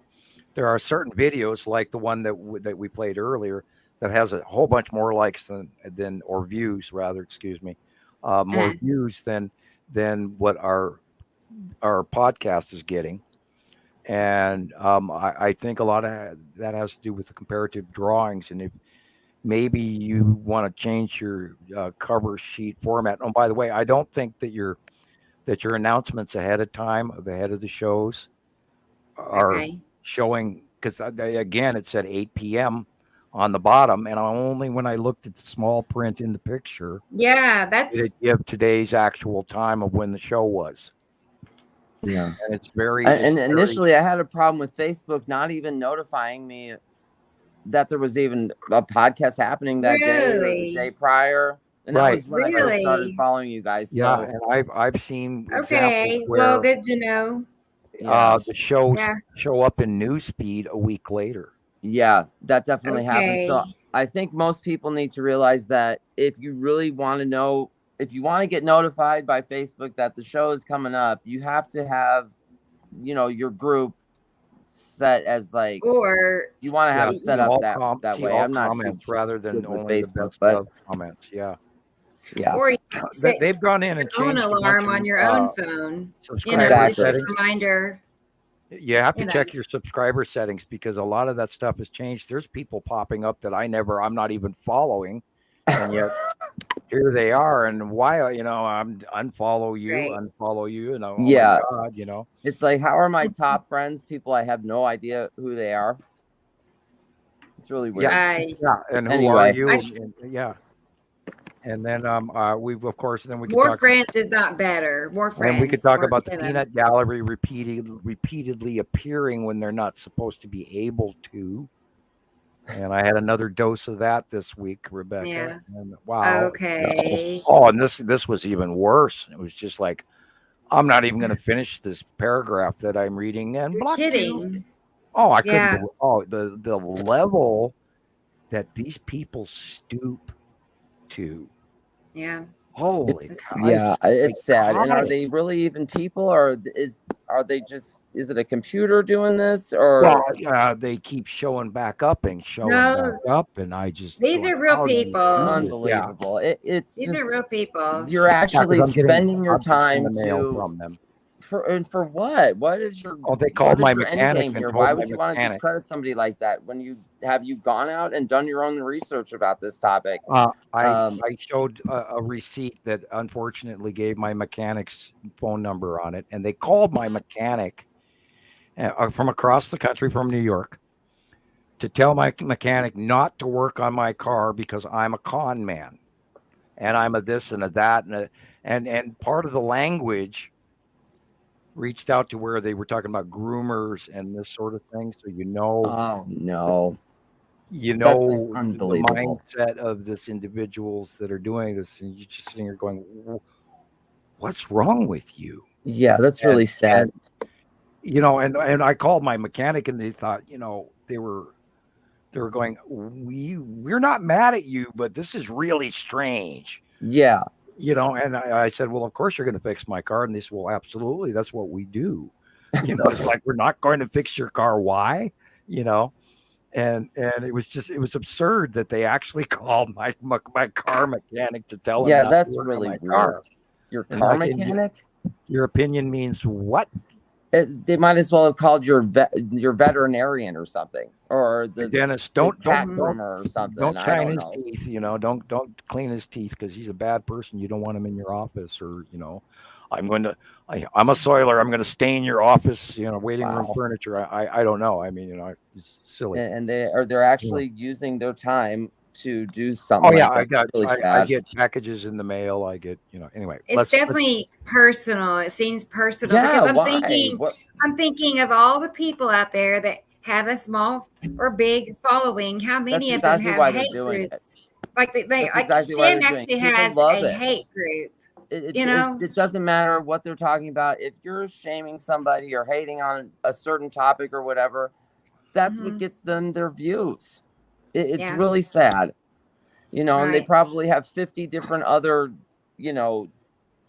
Facebook groups that they've made just to talk terrible about somebody else. It's really sad that that's what you've, Well, yeah, it's a question of these their are level more of power power. to you. Super grown adults, in their 40s and exactly. 50s, and they're sitting there making fun of what somebody looks like, what they look like. I mean, that's like such a grade school mentality. Yeah, it's sad. Yeah. Okay, and we've dove far too far into the peanut gallery. Yeah, that's how that goes.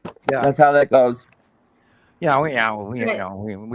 But then again, the attention passionate. is nice, and it does, keep more of what we talk about going in a I weird hope way. we run into Planet X Hunters soon. I hope that a whole bunch of new people join us. I'm very, very glad that you showed up, Christopher. Right. Yeah, I'm glad to be here. It's And important that I'd like to do it again. Oh yeah, well I'm not trying to Absolutely. exit you off the stage or anything like that. So I'm in the middle here. I'm not throwing your guesthood out. And yeah, we're actually still only 4 hours, but anyway, we're good. He said he had to go in just a few minutes. Yeah, no, anyway.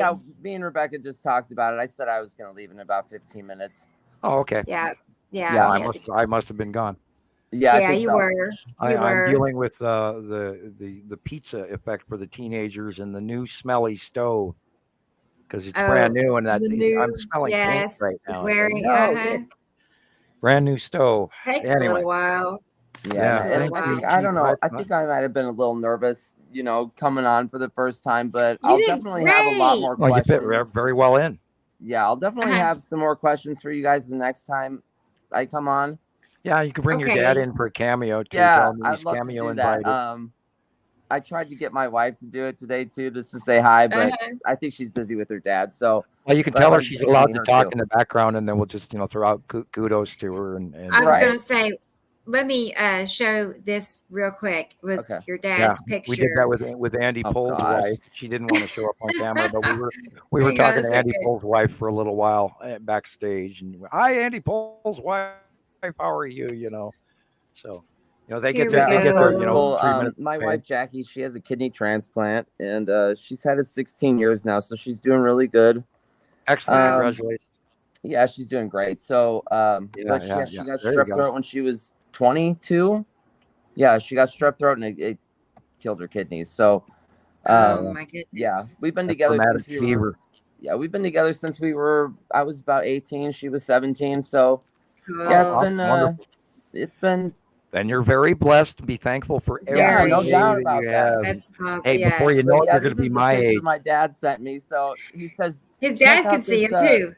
Yeah, I was like, really? What did you see? I can't wait to see it. And then he sends me this picture. I thought I couldn't believe he did that. So well, when you tell him that the brain of this guy is actually Atu's moon, right? That's what I was thinking. I'm like, that is an actual planetary capture because that is Atu's moon above the glasses. Oh boy, he's gonna love that. That's funny. Wow, I'm gonna have to tell him that. Look, I don't know if he did this himself or he just, cropped it out of whatever he got. Oh, I guess it says NPR at the bottom. I didn't see that. Interview part one. Yeah, there you go. I'm gonna have to tell him. Look, Dad. That picture you sent me, you actually did send me something. It's actually there. Yeah, so that's pretty cool. And the thing about that is well, literally now since 22, 21, we have been so underneath them that no matter where you look, there is a planet around you. Okay. And the trick is when you go outside, you just learn, the diagram of what's supposed to be where.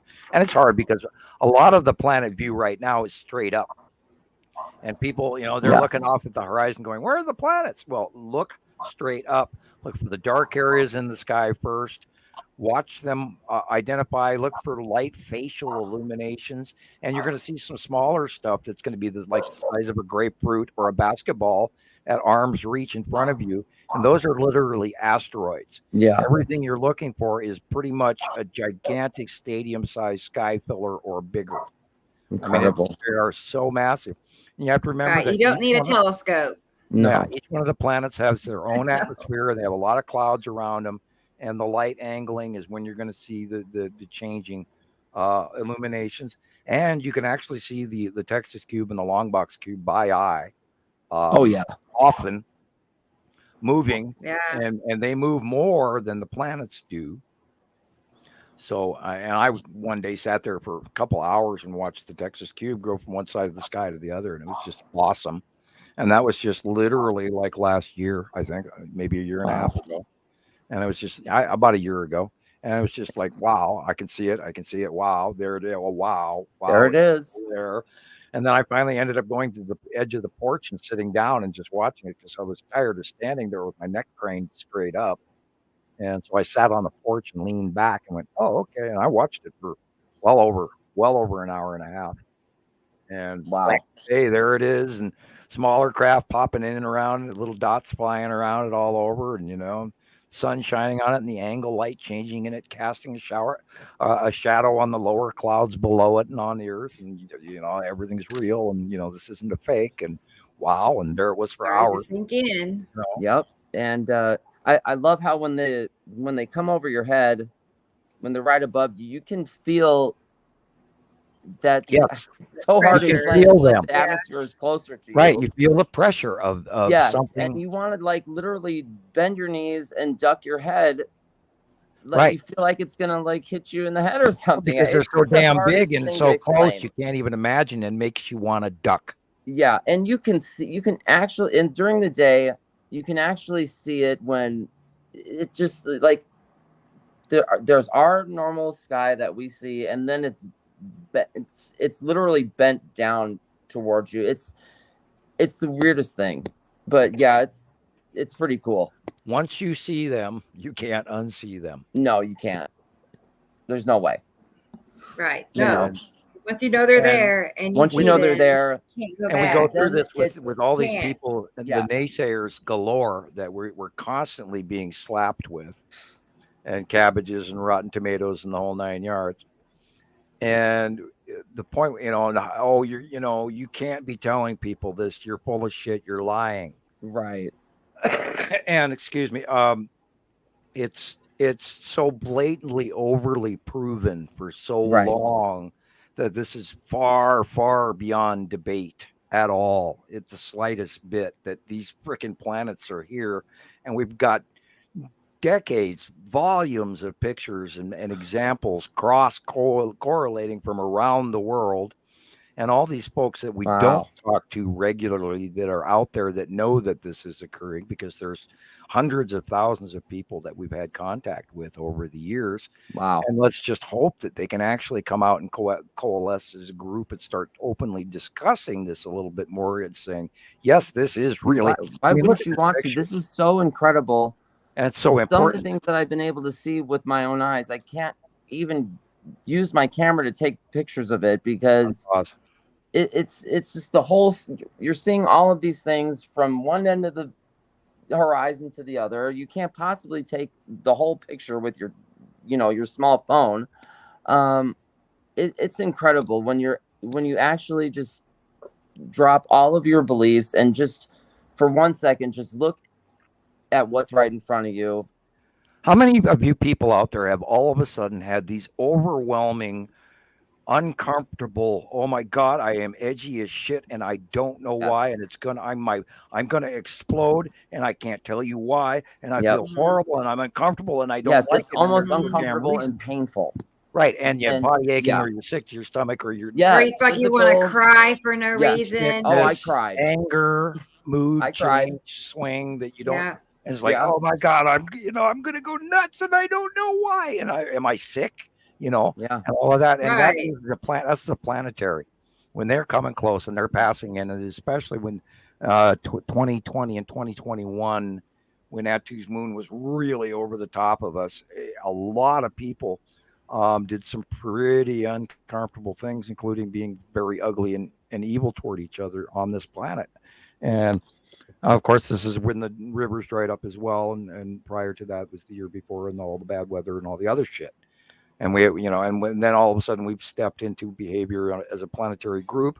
And I'm a firm believer in the 100 rat syndrome, as well as in the 100 monkey syndrome as well. And those are two different studies in psychology. Oh, I'm sorry. I'm just now seeing the other responses from the other members. just Okay. now. Sure. That's Oh. weird. So this whole time I haven't seen any comments you were at on all. private chat and you could have clicked over to comment. No. So Sorry, now I didn't I'm know fine. you didn't. Oh, that's cool. I'm Yeah, just. it's a learning pretty curve. neat. Well, you will. What did you hi, have Nicole. to do to find it? How'd you find it? I don't know. It just started. Their comments just started showing up. So Are you on a laptop or no? what? I'm on my phone. I'm like, yeah. Sir, that's if you probably want why. to do a better job of what you're embarking on, you need to either get a laptop or a computer. I'm going to. Because it's a completely different experience if you go up to a larger screen. Yeah, and definitely you can just use your TV. Anybody, just use your TV and watch the Nibiru Followers Anonymous on videos YouTube, on your smart television TV. with your smart Yeah, TV, and it's like a whole different, ball It does game. make a difference. And it makes a huge difference. A lot of times I'll make a video, like I'll make it on my phone, and then I will watch it on the TV and I'll see things that I would have done differently. I'll see things like I never saw it on my phone like that. So yeah, that's pretty cool. Yeah. So I know. And we'll do a shout out to your dad and get him to watch this on his smart TV and right. What's his first name, if you don't mind? So we have the same name. Oh, okay. Well, Christopher. Yeah. Christopher Senior. I asked that you watch at least a couple of our shows because we spent the last 14 years trying to inform mankind over something I've known since 1978. And I would hope that you would give it a certain leeway and credibility, please, and we'll move on from there. I think he will too. And he was just in town it's been about a week now, and I was so excited to start showing him stuff, but only for about a day was I able to say, well, look at that and look over here, and I can, I'm showing it to him, and he was on the fence about it, but I think I'm going to get him to, I think I'm going to get him to start seeing it. Yeah, you got to start slow and let them, I mean, I would start just by, he's, I don't know how old, maybe my age or so, 60, Sam's age. My dad's, I don't think, my dad's 68 now. 68. Okay, so he knows of a time when the sky surely didn't look like this. He remembers there being a time. So start there. I'd be like, the sky doesn't look the same anymore. Something is different. This is the same sky in a John Wayne movie. Exactly.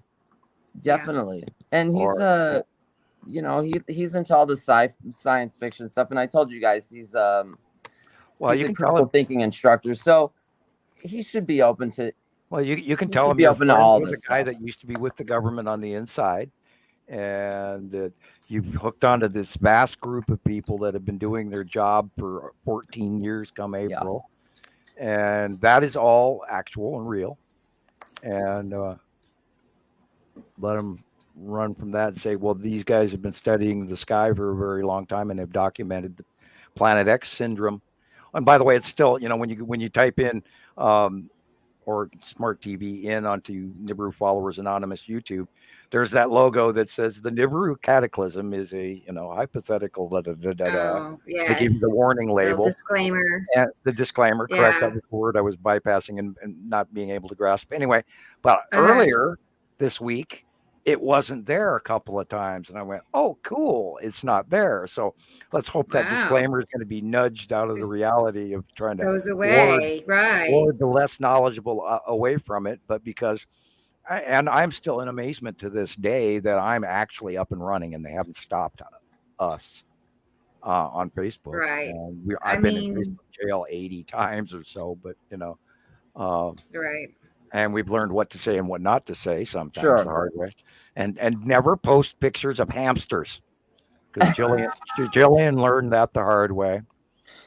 And I had a 6 week long Facebook jail over that one. All of my sites, my personal page, everything. They really threw the book at me over a hamster picture. I'm not kidding you. Man, and he had a hat on. I think the hamster was showing nipples. I don't know. Oh no. But those pornographic hamster photos, they don't go well with Facebook. They won't. Oh, well, Anyway, yeah. Anyway. Yeah. Well, okay. All right. I'll be careful. I'll be careful. Yes, Well, careful what you Sam, post. you want to go ahead and wrap things up here while we let If that's what you're Christopher comfortable go? doing, Why then don't you lead let the me show. go Or and then you you want guys us? can do your thing. It's up to you. What do you want to do, Sam?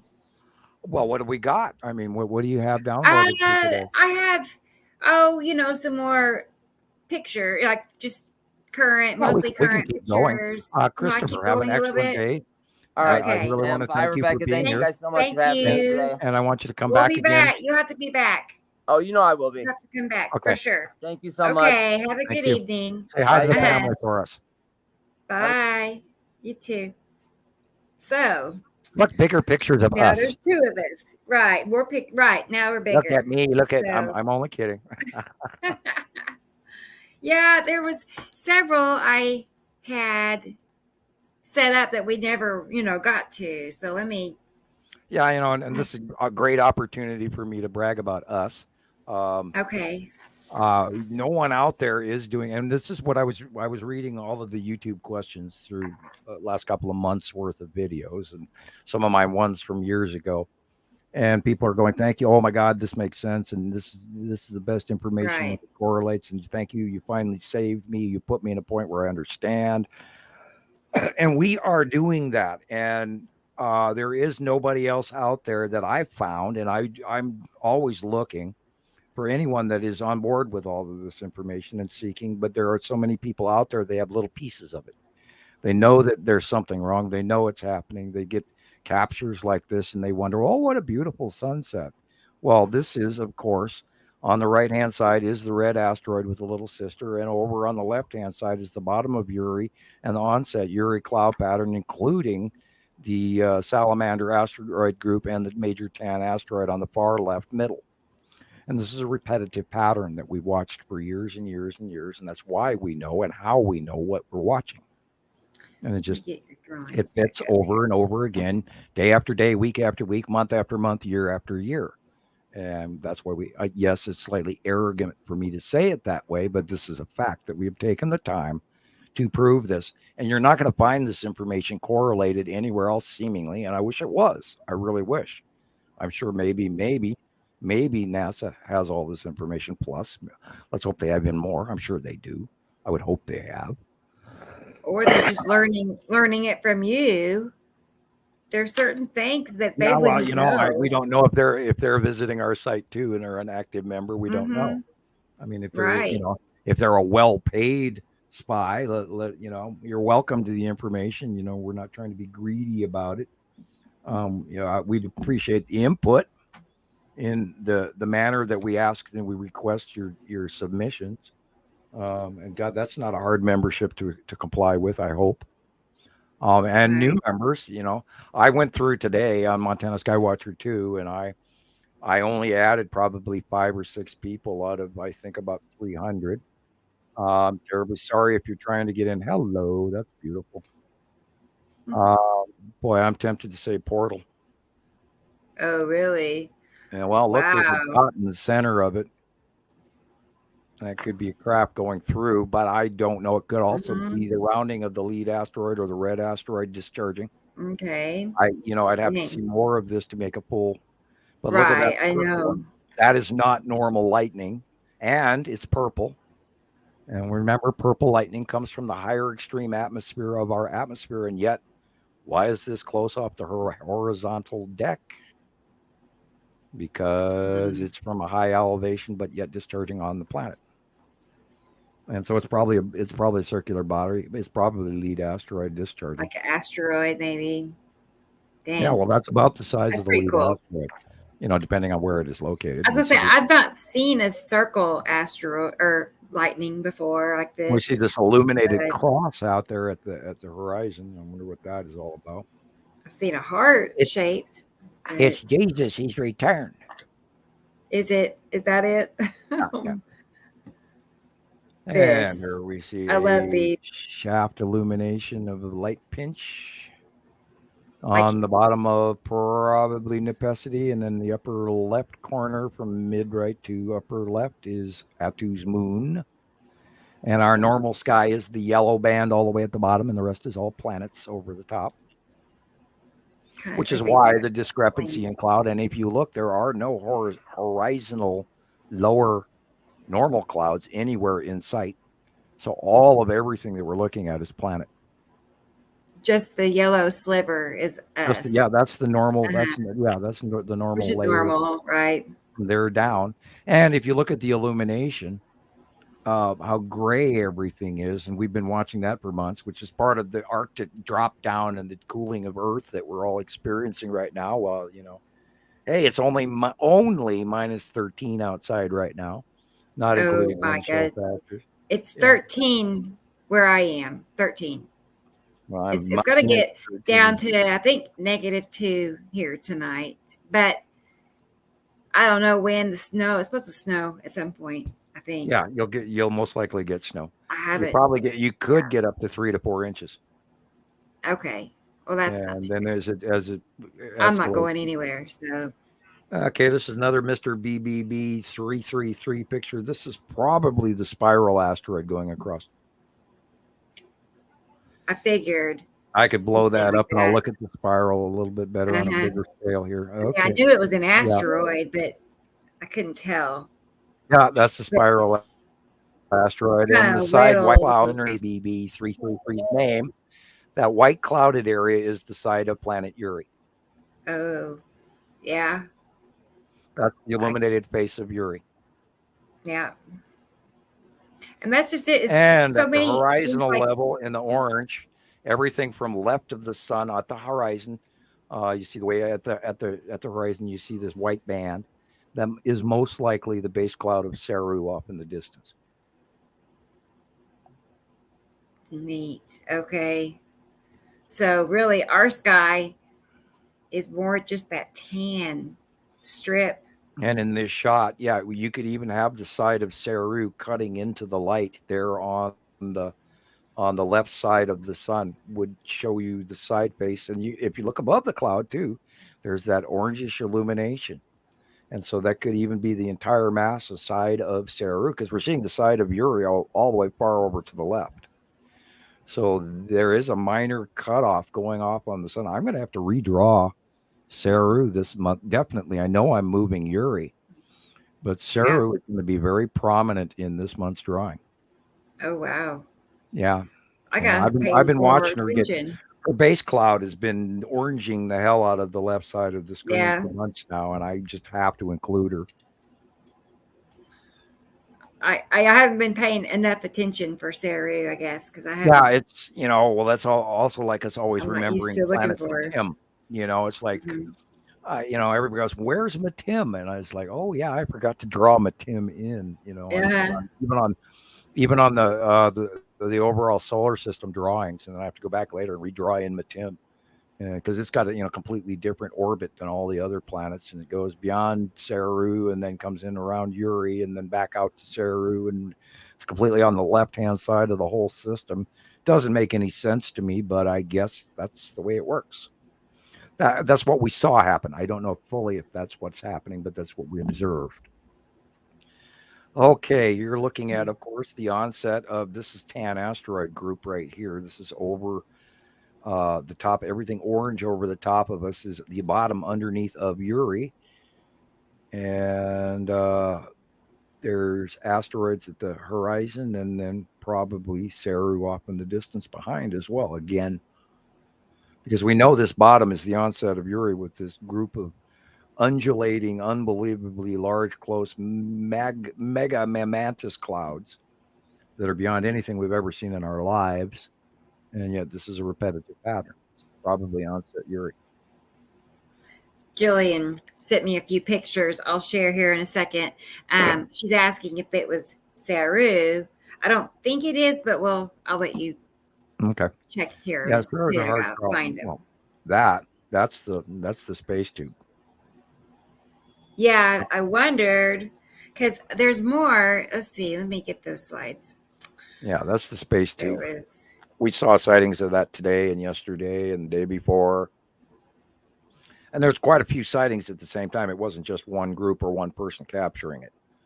It was quite a few people that actually captured this cloud anomaly, but we know and recognize where it is. And because of previous sightings of what us seeing clearly the space tube in that area where it wasn't encased in clouds, where we actually saw the body of the object, and why we know what it is and its repetitive patterns and the multitude of sightings that we've had over the last 2, 3, or 4 years. Space tube has not been around that long. It's a new arrival. And so we've been watching it, and then only after we have multiple sightings of something do we I actually. wondered. This is long. I hadn't heard you talk about that it. first one was Is that long box cube? Okay. Yeah, that one's long box. That's the long box cube You creating can a tell point there's like more that. of a. Right, and that's the bottom of it, and it's just above our atmosphere and the cloud behavior patterns and all of that. And that's the space tube. Apparently, I get to go carve some pizza, so you get to talk for about 3 minutes. Okay, pull I'll make something it. out Let me know. and play it. You play them or talk. Anyway, you do what I'll be right back. Okay, all right, I'll wing it. So somehow I make it live on TikTok just fine, but then I don't know why I panic more when I'm on Facebook and YouTube. Isn't that strange? I know you guys way better than I do people on TikTok. It's weird. But anyway, I figured that was going to be the space tube because it's rounded, whereas this one has more of a points on the corner, on the ends, So, and I'm guessing these are probably asteroids because they, have a rounded, I don't know. I'm going to say asteroids. What do you all think? Thank you, Nicole. That's so nice. Yeah, I appreciate that. It's getting easier. And so, yeah, whenever you're ready, I'd love to have you on the show. So I think all of us, I don't know if any of us that come on the show that wasn't like the shy type, to be honest. Maybe not Sam. He doesn't seem too shy, but everybody else, definitely. We're all just kind of like, can't believe we're doing this. I want to say these are more clouds from Uri. Maybe Atu's moon. Maybe. They're so close together. Sometimes you can't really distinguish, but I'm going to say Atu's moon the more I look at it because of these ripples over here to the right. That might be more Atu's moon and Uri on the left. Either way, they're side by side. So, and that streak would be a trail from an asteroid dragging by, and the little ones too. So, and Atu's moon clouds.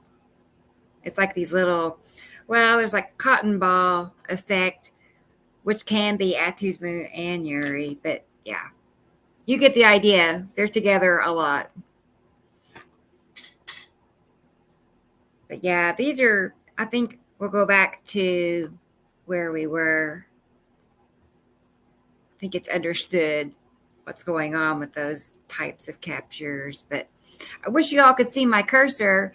And I haven't made a comparison with this one yet, but if you look closely, you can see Atu's moon going all across the sky, and it makes this perfect curve. It's like the blue area. If you follow it carefully across the sky, you'll see it's like, perfect curve across the sky. And then right above our sun, how it's straight across, that is Nepicity. So it's Atu's moon in front of Nepicity. So I didn't catch that at very first, but then it caught my eye and I'm like, oh yeah, that's what's happening. That's why, the light is flaring out because Nepicity is pressing on it. And this, I'm back. This is not a snow crystal, ice crystal example of a sundog. For you new folks out there, if you see there's no loop of a round halo at the front feet of the photographer going below the horizon. Oh, my computer just shut up. You got to tap the. Hello. My computer actually went to sleep by itself. Oh boy. And we're seeing this is a cutoff halo. Because there's a planet, the entire blue area above the flaring, the entire blue area is a cutting off planet that's actually cutting the light off. And we're seeing a halo because it's coming around and under, and it doesn't go below the horizon, which makes it an atmospheric outside Earth event, not inside Earth's atmosphere sundog. So it's not right. I was just going to say not a sundog. Just not a sundog. Because if it was a real camera lens sundog, you would see the full circle, and it would be on the ground in front of you on the snow. And you'd see the rest of that circle on the ground, which is what a sundog ice crystal effect is. Inner atmosphere effect. This is an outer atmosphere effect from a cutoff of a planet overhead.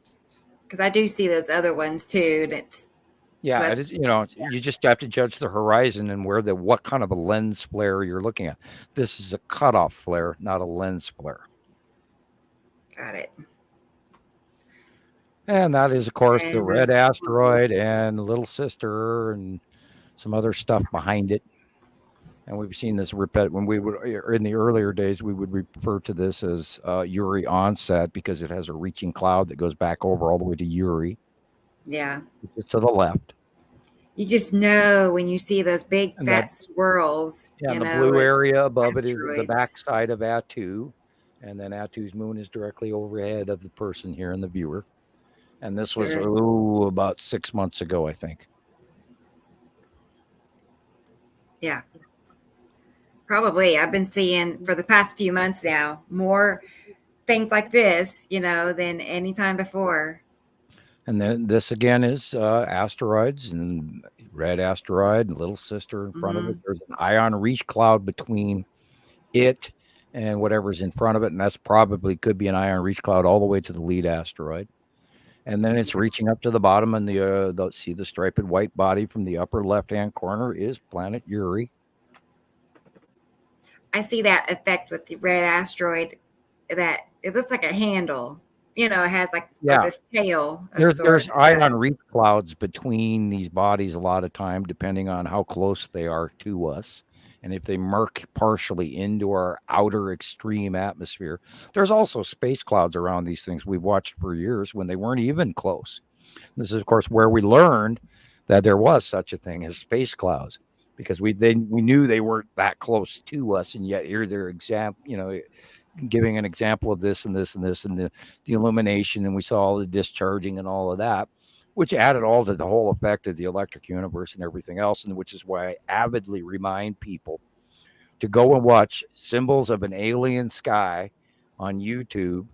It's mandatory. You must see and get past the first 15 minutes if you can and listen to it. It's the same thing as Thunderbolts too. Yeah. Well, that's their Thunderbolts project is even more information. Chariots of the Gods and all. Yeah. Okay. I mean, you throw them that, and they'll be buried, in a library of information that will be losing them. But you start out with the Symbols of an Alien Sky, because then it'll talk to you about the archetypes and how we as humans have mislabeled a lot of information and sent it into a confusing. It's like throwing apples and oranges into a blender. You're getting a mixed juice. You're getting the information, but you're not getting the correct information. But if you get through the video all the way through to the end of it'll teach you that there is a system of passing planets in history that's been recorded, been talked about, highly referenced to. And you gotta weigh between that. Now, once you understand the binary solar system and you add what the Symbols of an Alien Sky documentary is trying to teach you, that they don't even realize themselves. Now, they're good, but they didn't add in the visiting oncoming second sun and other planets, because that's the answer to what they're leading up to, but they can't reference because they're trying to talk to you about how in earlier days there were these passing planetary sky illumination, unbelievable events that were documented throughout history. And it ties it all into a big, beautiful present bow. And right. And I would love to personally talk to them, but I mean, they would probably be peeing their pants if they connected the dots in this. I don't know. More rainbow. This is, of course, the underneath of Uri. Right. And the rainbow onset of Uri, and a rainbow illumination of the Tan asteroid and the Salamander asteroid group. And we've watched it and watched it and watched it, and it does the rainbow thing. And we were talking about the rainbow thing literally on the left-hand side of the sun for about 2 years now. It was always right there, and that's because that's the asteroid debris around the bottom of Uri. Mostly left of our sun, or near the sun, creeping in and onsetting across the sun in front of us as Uri goes over us. And what that is these particles and debris, and the light in space is refracting and breaking down into a prism effect in space, not within our atmosphere, out of our atmosphere, and it's turning these rainbow colors on the asteroid debris fields underneath planet Uri. And that's why we call it Uri onset rainbow hewing. And we've documented this for 4 or 5 years, and nonstop for many years. And you can tell there's like movement to it, and you understand what's happening. You can tell it's just dragging by. And we watched it, and God, we got hundreds of this in pictures, hundreds. Yeah. Kind of like that, dragging by, it's like always got that. Yeah, that deep red hue. We've never seen that up until Saturn got really close to us. Right. There's never been that kind of a red sky in my entire life. And up here in Montana, we're big sky country. We have some of the most beautiful sunsets in the entire world. Way up here on top of the Rockies, and I've never seen a red like that until recently. I haven't either. I mean, I'm always waiting for my turn though, because I want to see it with the purple. This is the closest pass that Saturn has done ever in my knowledge. And she was close, in 2015 and 16 on her first arrival pass. But back then she stayed way small, like the size of a basketball to a beach ball at arm's length out in the sky. Wow. And then she moved back, and then 216, 217, 218 over the top of the sun, which did that winged sun event where everybody saw that and documented it. And then we saw an effect of it again a year or so ago from onset relocation, as the whole darn thing spun on us as we're crawling underneath them now as they're passing by us. And which is why we're seeing completely new, I mean, look at this orange illumination. That is direct it's so weird looking. Coloration off the yellow moon of Saturn. And probably an orange effect of a refractive color, maybe off of Saru. I don't know, but I mean, we've never seen these colors like this. No, never clouds like this. I mean, and the purple and the green. Right, all of these extreme colors and extreme, the appearances, like this. Yeah, the sky used to be, light blue and boring. And I'm not kidding you. It used to be, and then when you get a storm in, oh, cool, here comes a storm, and you get the mantis clouds, and they rain on you, and then they go by, and you watch them go by, and it goes back to light blue as far as the eye can see, up and down. There never used to be any of these dark patches in the sky anywhere. Not in my lifetime. And, people go, oh, it looks normal to me. No, no, it doesn't. And stuff like this should be an eye opener for people. Yeah, and these are asteroids. You're right. This doesn't make any sense. You're right. It does look like something from another world. Oh, that's beautiful. I love it. It's a beautiful cloud. Thank you. No, this is a freaking asteroid underneath a planet, and it's highly volatile and very dangerous, and can discharge on the planet and wipe out entire regions. Okay, yeah, you call it beautiful. Go ahead. Facebook user is leaving. I'm not sure who it is. I was going to try to find it and see. Thank you for being here. Whoever you are, thank you for hanging out with us. I appreciate it. Be sure to like and subscribe and all of that, and hit all that good stuff. Hit the like, ring the bell, tell your friends. I think a billboard is not a bad idea, Leandra. Post That was her post a copy idea. tomorrow on your personal wall.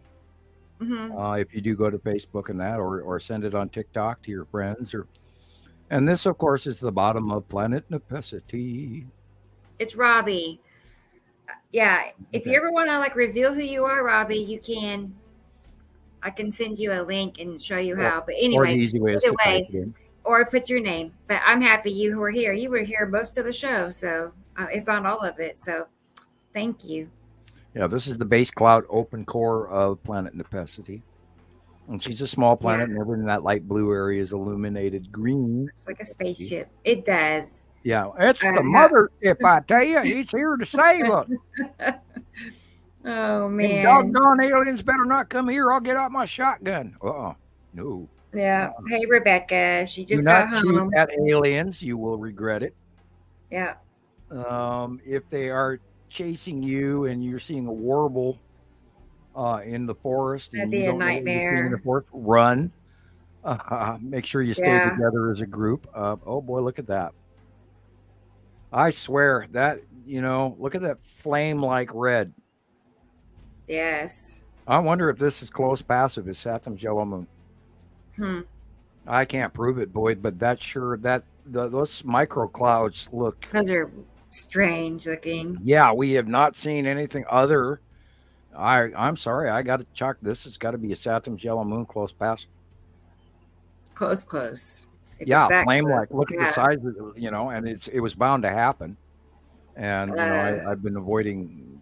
like fire. We saw a couple of weeks ago that absolutely unbelievably red sky directly over the top of us, and that I unfortunately did not get personal pictures of it, and I wish I could. But yeah, and I've never seen anything like it again, except this is very similar to it, with the exception that some of the effects of the clouds were much larger.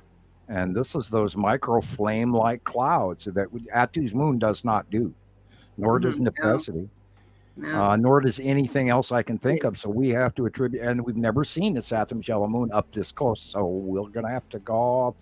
I'm going to go out on a limb and say this is a Saturn's yellow moon close past. Wow.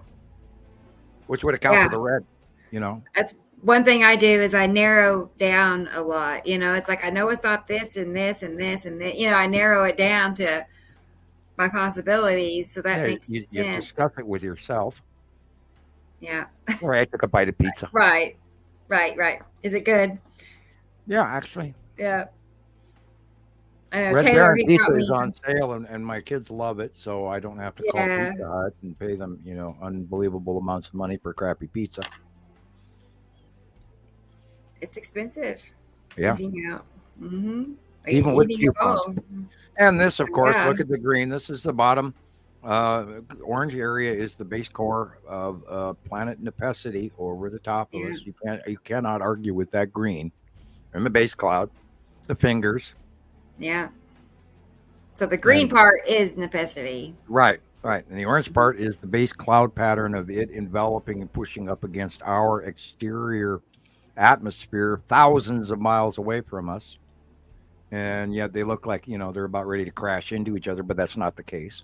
And it's possible that it's nowhere even near Earth, but we're seeing it, we're seeing many thousands of miles out there. And we've talked about this a bunch of times, where it's amazing how far we can see, and it's amazing how far we can't see. And it's been evidently oddly weird, and it argues with your brain. It really does. And I've had 150 cases of it where it stumps me. And I'm looking at this, and it's there, and it's real, and we know it's real, and yet look how damn close it is, and whatever. It's so close that we can see what the shape of it is. You know what I mean? We can see their shapes. Yeah. That's how close it is. This square, triangle, round. This came from Petty, January 11th. And the angle of light, and we know it's on the right-hand side, so this literally has to be a Saturn's yellow moon, that big. Yeah. From Hungary. And we're looking face on dead center at the long box cube, but it's almost facing us. And if you look at the blue dark area and then the rounded circle of the side orb, dead center also. You're looking at the long box cube inside or dead center in front of his Saturn's yellow moon. Right. Once you understand, it makes sense, why it's a round shape there. And yeah, it's like a long rectangle, but it's sort of facing us more, so we see less of the overall rectangle shape. But we are seeing the face that's leaning towards us, with the right hand side just sticking out, of course, at a smaller angle. But then there's that big dark circle right there sitting next to it, which is the side orb. Okay. And then boom, once you see the side orb and you go to that picture that we draw, if you want to drag that out. And the side orb is sitting next to the drawing of the long box cube. Yes. Okay. I have your drawings here. It's like we're looking at it coming towards us slightly. Then it's going to go to our left, over our left front shoulder, but it's coming at us and it's moving slightly left. Yeah, like that, but it's planed out more where we're seeing the back one side of it on the right. And that's once you find the side orb and then you go and you see this box and you match the box and the side orb and they're both there, you know what you're looking at. And if you see the smaller box and the side orb and it's on the left-hand side, well, you know you're looking at the Texas cube. Whereas if it's on the right-hand side of the sun, you know you're looking at the long box, which it will show you the difference. Because usually you can see that the long box cube is the long box cube and the Texas cube is more square. And then once you match the side orb that they're both there, then you see the square. There you have your definite proof that, yes, this is real. And they're always in the same place ever since 2019. But it's barely there. It's barely visible. But we know where the sun is, and we know that Petty, is taking pictures not through glass. And we're seeing this purplish weird thing in the middle of the picture, dead center. And that's long box cube and side orb in front of his Saturn's yellow moon. That's that we fall into it and we fall into it. Yeah. There's probably a couple of you're welcome, Dennis. You're welcome. He says we talked about some of his pictures he sent us. And he said he could not get back into the chat for some reason, which is strange because Jerry in the UK told me the same thing. He messaged me and said he had been removed, and it's so weird. Yeah. So thank you, Dennis. Feed too. I've had troubles with my feed versus where it's popped me out a couple of times, but we've actually amazingly been able to continue as many shows as we have or podcasts. Yes. They've done pretty good, really. I each one of them is history recorded, and I'm thankful that it keeps going because I'm amazed I'm still on Facebook. So I'm in awe. Yeah. I thought years ago I would be removed. That's a bad feeling when that happens. That's what I found out last year. I'm glad that's behind me. So. Let's see. I'm guessing. Here again. That's the example. No, this is debris. This is Uri debris. Onset Uri, and it's going over the top of us. And you're looking at the underneath dust and debris of the asteroid group underneath planet Uri. I see. Okay. And there's blue shaft light, so it's entirely possible there might be a planetary cutoff in there, but I don't see multiple directional shaft. So this is probably just a debris field refraction, which is causing the single blue shaft beam of light. So yeah, this is the onset of Uri coming over the top of our heads and causing the rainbow because it's micro debris, dust, baseball size shit, stuff the size of basketball, stuff the size all those little lines, stuff the size of cars, stuff the size of small houses. Oh sure, thousands Empire and millions of debris objects, which we in earlier shows we showed that onset cloud pattern go by from the ISS, and I'm amazed that never got any real airtime from anybody else. Here they're showing this shit from the ISS and admitting to it, and the people just automatically ignore it. It's like, you got to be kidding me. You can't see all of that debris that's flying by the ISS and you ignore it? What? Hello? What takes down the ISS? Debris, even, a marble-sized thing through the side of the International Space Station, and they're all dead. So they're very well. Plus they're only 250 miles up, so they've got part of the magnetosphere of Earth to limit the amount of flying around debris that is up there, and most of it at lower distances below, the satellites and all that. I mean, there's a garbage pile up there you wouldn't believe, and they're tracking all of it. It's scary. And they're learning about the new incoming asteroids that they never saw before. And you can always tell by the date, 2023 IXJ or whatever they name it.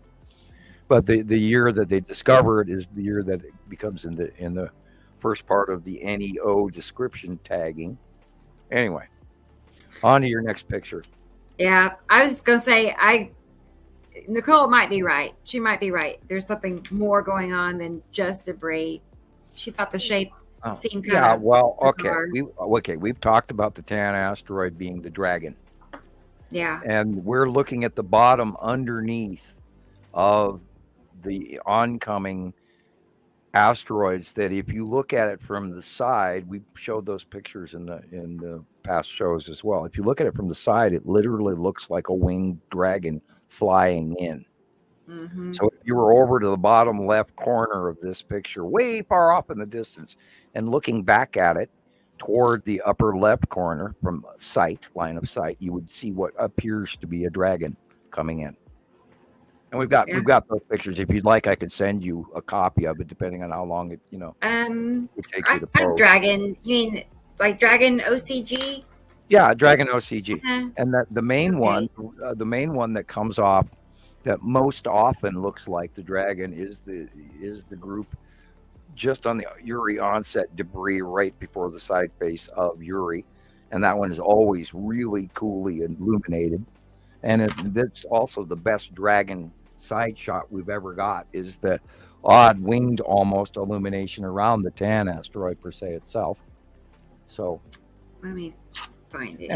We've got hundreds of pictures going around about that for many, many years. Yeah. Which is all, and I avoided for the longest time even posting those, because we had so many early people who were going, oh, it's a dragon, it's this, and then and then you'd have 47 posts of people showing dragon stuff they got off the computer. Here's a picture that was drawn in 1975 by my cousin. Here's his dragon. Like ugh. And so I was always avoiding a lot of that, and then over recent history, I've actually started including that because we were talking, Apophis, the dragon, Quetzalcoatl, and the destroyer, and all of this stuff, trying to cross-reference all this information so people understand that there is a historic lore that connects all of this to reality. And that was I'm having trouble.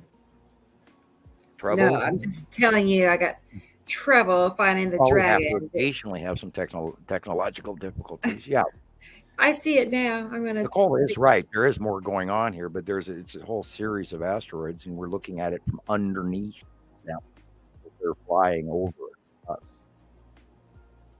Let's see.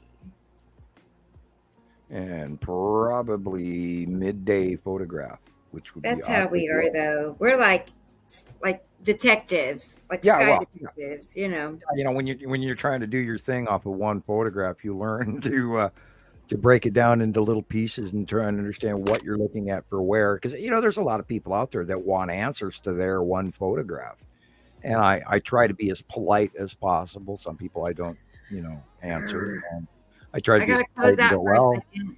I got that robot error, so I'll be back in Will Robinson error. I'll be right back. Just a moment, something might be happening. Yeah. Hi guys out there in podcast land. I'm by myself and very interestingly photographed. And for those people who are new, the reason you don't see me talking on the camera live is because if I try to run my camera and my microphone, my upload speed kicks me off, and I blank out, blur, and chop up, and my voice goes to hell, and you hear a little robot talking, going R-E-O-R-E-O. So we run off microphone only, and I don't run off a camera. So for you new folks, and I try to mention that at least once in a while to everyone, and hopefully Rebecca will be back soon. It's a great opportunity for me to sit here and say this information is not available to most people, and cherish it, and actually please study it, and do definitely compare our work and our information to a reality, and look stuff up for yourself. Don't take our complete word for it, although I would ask that you drastically consider this information as thoroughly worked and well documented. We're not guessing, we're not playing games. And we've got a decade of plus work into this. And so I would hope that you take this seriously. Um, it's not hypothetical. It's not a theory. It's proven, time proven fact.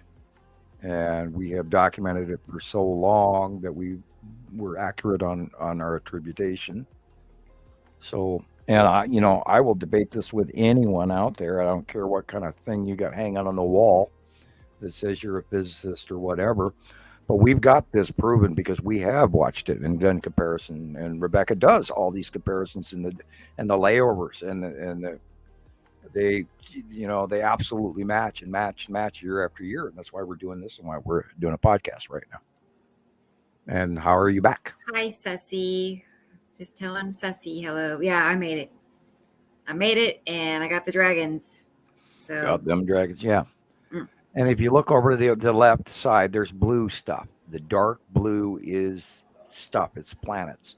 And these little wispy things are the onset of asteroid groups that are coming in. And you can see the lighter blue sky to the right. And if you look, there's even smaller little asteroids all over the place. And you say, well, okay, well, they're just clouds. Well, not clouds just don't have little circles all over the place. And they don't have repeating patterns. And so, yeah, there's the wings. And you basically, that last photo prior to that is looking up underneath this. I was going to say also, this is not much different than seeing faces to me, because the same goes for I don't know how, but it's a cluster of asteroids usually that somehow or another, create the shape of a face, and the same goes here. It's creating the shape of, looks like a dragon, head, wings, tail, over and over again. So to me, there's something like more supernatural. This one, you can go back to that one. I'd like to talk about the one before that. This is two effects. This is two separate scenarios going on here. The upper left, if you see this big side circle, that's a planet. And then the objects going around that planet are leaving a rotational ion trail of their spiral as the planet is rotating. The whiter, orangish yellow bottom effect is a completely separate, different planet and objects underneath it. So you're looking at and this is years, this picture comes from 2015-ish. And these are the ion pathway tails of the object cluster group and the asteroids under Nepesity that are leaving these ion rotational orbiting wake little tails behind them years and years ago, which is how we knew that there was an electrical experience going on here in these clouds and these and these are rotational orbiting circularly. The larger planets are circling, and these are the corkscrew patterns of the objects underneath them over time, and they're frozen gases in space, and we see them illuminated. And it's literally, oh God, easy 214, 215 shot. And then you look over to the right, and there's our normal moon. Back when it used to have a normal crescent. Anyway. I mean, there's been more moon, anomaly captures in the last few months. This is, of course, the dance between Atu and Nepesity. And you can see the little ion tail, little spiral pattern below the objects below each one of these planets. And they're leaving, because they're rotating and spinning and over a prolonged period of time, because they are so far away. We see the illuminated little tails behind them.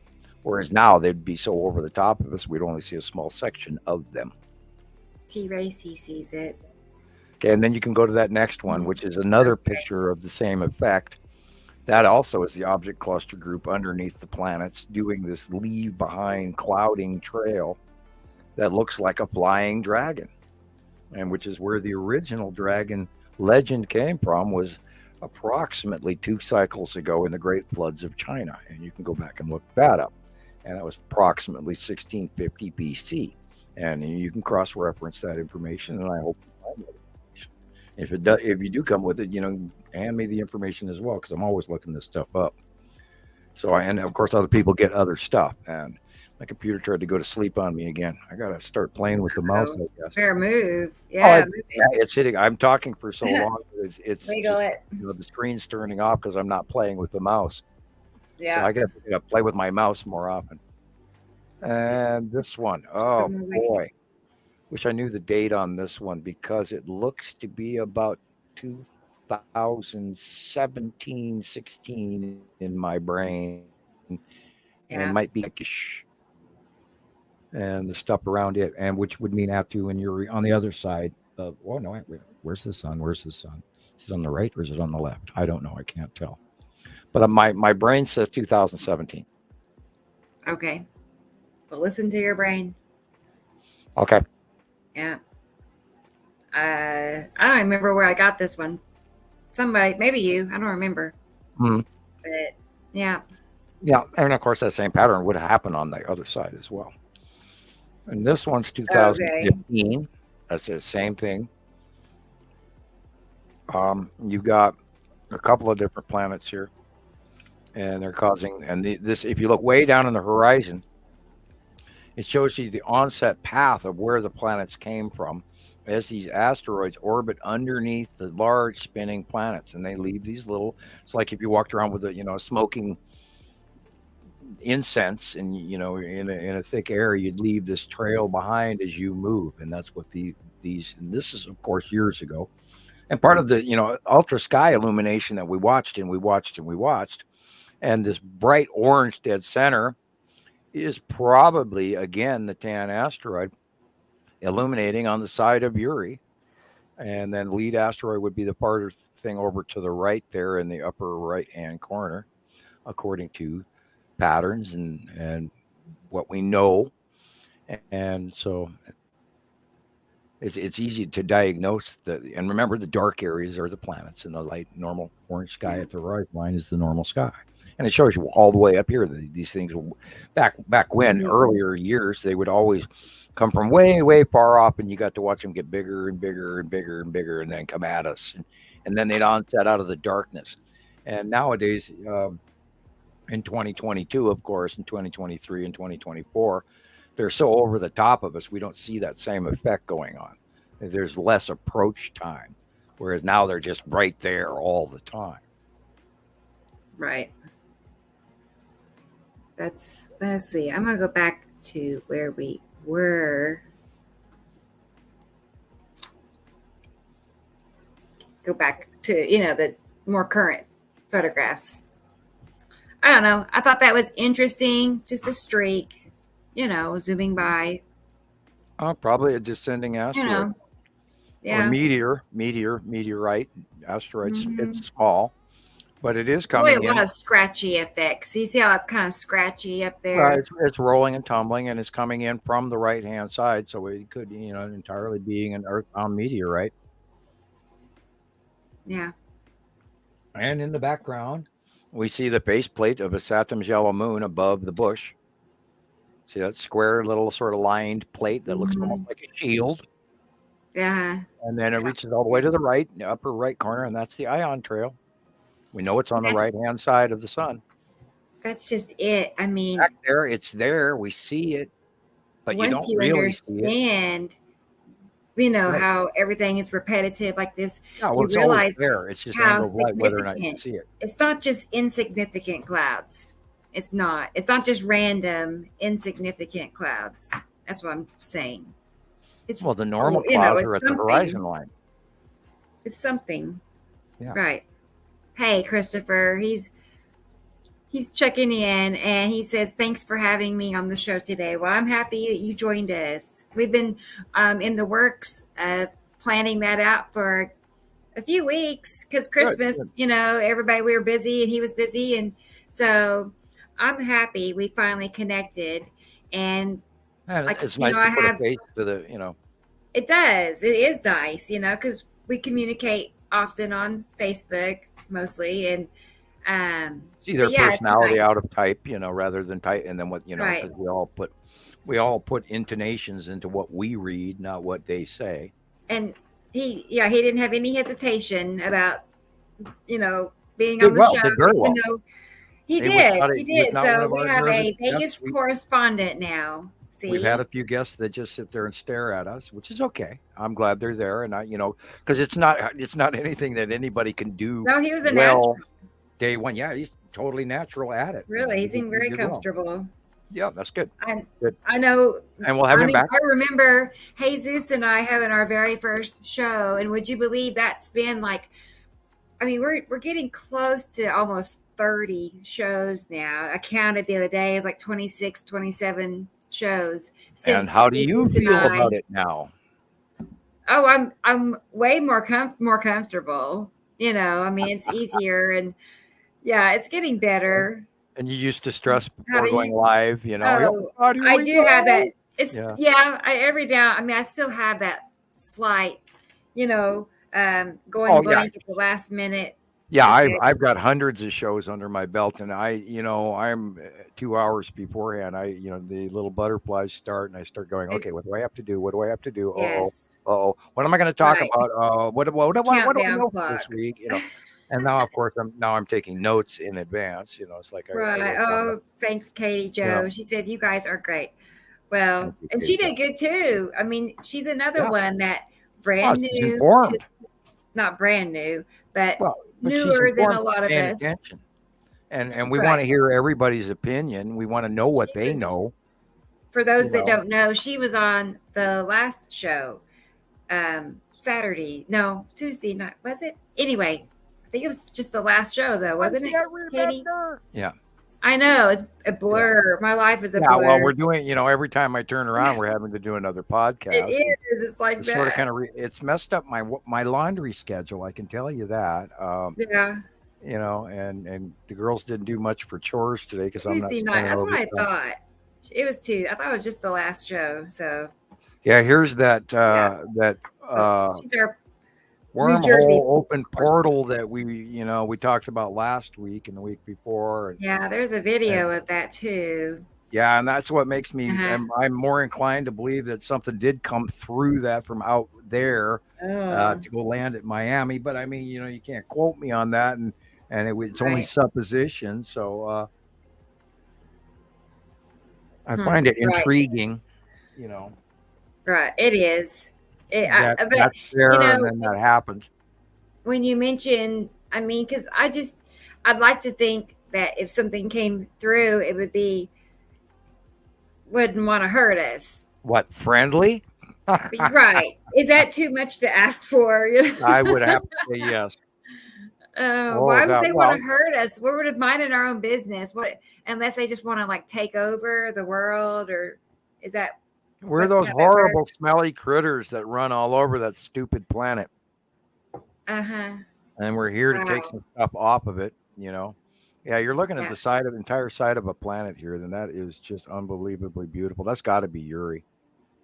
That's got to be the whole side. Look how it's illuminated in the stripes and the bubblies and the lines, and that's got to be the side of Uri, and it's literally everything from the sunlight over, to the right is onset Uri clouds, and the whole like that. It's all being dim, and I think we've been having a lot of that because the graying out of everything for the last 2 months. And then we would account for the polar ice cap that we've become as of today, shadowing of the Earth, cooling us way down, affecting our weather.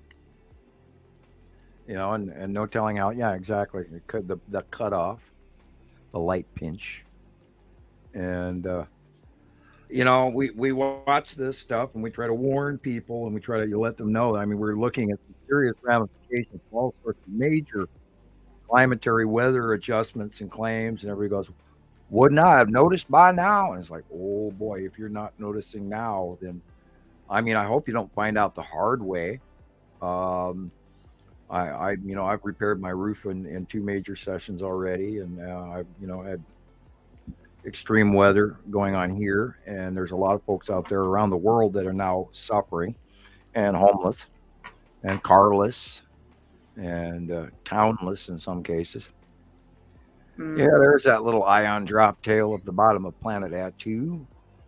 And over to the middle left is Atu's moon. And it looks like a big winged bird. Uh-huh. It does. And yet that's the bottom of Atu and Atu's moon. And with that little ion drop tail that looks like a curly, little bottom, that does sometimes form into the snail foot because of the asteroids underneath it, which is part of what you're seeing is the head of the bird. That's an asteroid.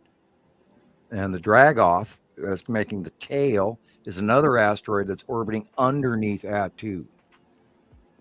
That's why it looks at this angle, it's going away. And then the ion wings are the bottom effect of planet Atu. And over the tip beak of the bird is visibly smaller Atu's moon with white clouds in shadow, not being illuminated by the setting sun. But they're there. Okay. And including land masses on Atu's moon in the top dead center in the blue area. If you see the white blue patchy area, that is land masses of Atu's moon. Really? Oh, yeah. I see what you're saying. Craters. Lunar craters. I can see it. It's kind of a hazy. Yep. Light blue and not in the sunlight. It's black behind planet Atu per se.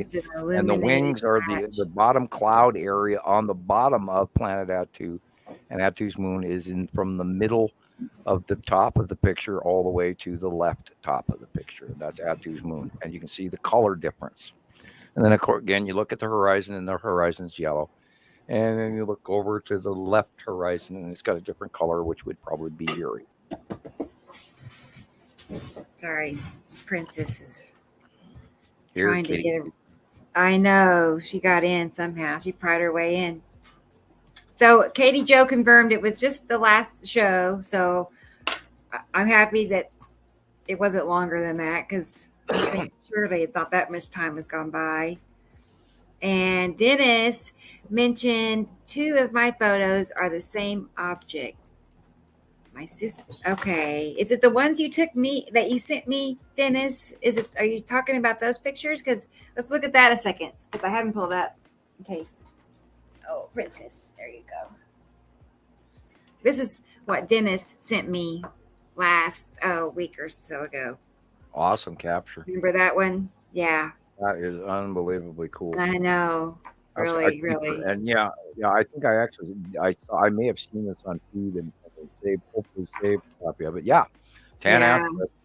And then it's enveloping onsetting wake group of smaller asteroids up behind it. And there's something to behold. Oh, and we got some really even last week's show, we showed that really weird, huge, rounded monster cloud pushing out what we believe was the Tan asteroid as well, but it was wake clouding into the face on ground level on the right-hand side. It was hard to see, but it was an unbelievably cool in-depth shot that was wow, that is weird. He says actually the person that took the picture was Jane Collins. So I can correct that. I will correct it. Wow, that second picture was very strange. Oh, I'll go back. Okay, this one here? Yeah. Uh-huh. That is odd. Isn't it? I don't think I've ever seen a flamingo in the sky before. Oh, man. That is unusual. Doesn't have any legs. A really weird cloud pattern. I'm sitting here trying to imagine how that would occur unless it's somebody flying up through the cloud and then back down. I mean, I don't see that forming in any normal pattern by itself. That's No. not a normal cloud pattern. That is a weird. You caught me on something I can't even imagine. Wow, that's weird. It's in the normal cloud spectrum. I can assure you that because it's similar to that which is on the horizon, but behind the telephone wires. They're all similarly illuminated. So it's a local cloud scenario, but I couldn't tell you what's causing it. Here's Princess, everybody. Meow. Here she Meow, is. meow, meow, meow, meow. She's like, I don't know, about 17 pounds, 15 Oh. pounds maybe. She just kept growing and growing. Okay. Oh, really wonderfully loved and fed. I know Cherished it. family member. There she Yeah. is. Flamingo Got a little shape. That's spot. what think of flamingo. Oh Yeah. my goodness, it's service. Now I have Taylor bringing me coffee and a pancake. Hey, where's my What? coffee? All they want me to do is cut their pizzas for them. Oh, and a baby fork. Look at this. A pancake. Yay, dinner is served. From Taylor. Thank you, Taylor. Yay. Well, hopefully he's got the show might playing in the get other her. room on a minor lag, and then Yeah. we'll walk back in. And I wish I could share. I would if I could. Yeah, I I made could pancakes the other make day. us all Nova likes her pancakes. blueberry pancakes. I'm teaching her how to cook them, and she's doing well. Yeah, She's doing she real is gorgeous. Right. She is. She's really funny too. She's very mouthy. So well. Okay, here we have Hey, again the Taylor. asteroid I know. and the He's the best. salamander asteroid group illuminated, and most likely at this I know, angle, me too, probably and the red coffee. asteroid, which is why it's putting off red. And who's that guy in the background waving on the upper? I'm only kidding. It's Paraduli. It looks like a person waving an arm. It's a guy that's riding an asteroid, and he's a giant. Like a tough. One I of the see a lot gods in the going sky, on man. there. Yeah. Yeah, that's the onset site of Uri with the salamander asteroid group. And it's always in the same area. Now that Right. oh, that one, wow. That could be the site of a storm. However, it could be a couple of things. It could be the Longbox cube. It could be the site of a planet. It could be the faceplate shield of Saturn's yellow moon, which I would sooner believe because it actually has the right shape and the right lighting. That could be the illuminated faceplate, flat-lined area of the onset of Saturn's yellow moon. Everything to the left looks like Saturn's yellow moon. There, I forgot about that being still up there. Yeah, maybe Nicole. I mean, That's cool. I've seen this picture before. I don't think I've seen Really? this. I may have briefed past. Yeah, I don't found think it I've seen this. somewhere. Yeah, but she might be my I'm soul led kitty. toward faceplate on a Saturn's yellow moon. I've never She seen likes- it do this, Yeah, but because like it's more likely than not that it's anything else. yeah, I see what you're saying. So Well, I'm looking we at see the that other multiple side. flat line of the faceplate of the Saturn's yellow moon. It does that push line, which we also call a shield or a cap. It puts off that shape, and we've seen many different weird things that it does. And this falls right into the possibility of it might do that. So it's unusually cool. I know. It's almost too big to be the long box. Okay. I'll have to. Well, I don't have that current or handy because I'm also seeing like. Wait. Never mind. I'm like, I thought it was Nepicity behind it though. Does it look like a rainbow back there? That's Well, what I was Nepacity, wondering. now remember, Nepacity is on the horizontal right next to Saturn's yellow moon.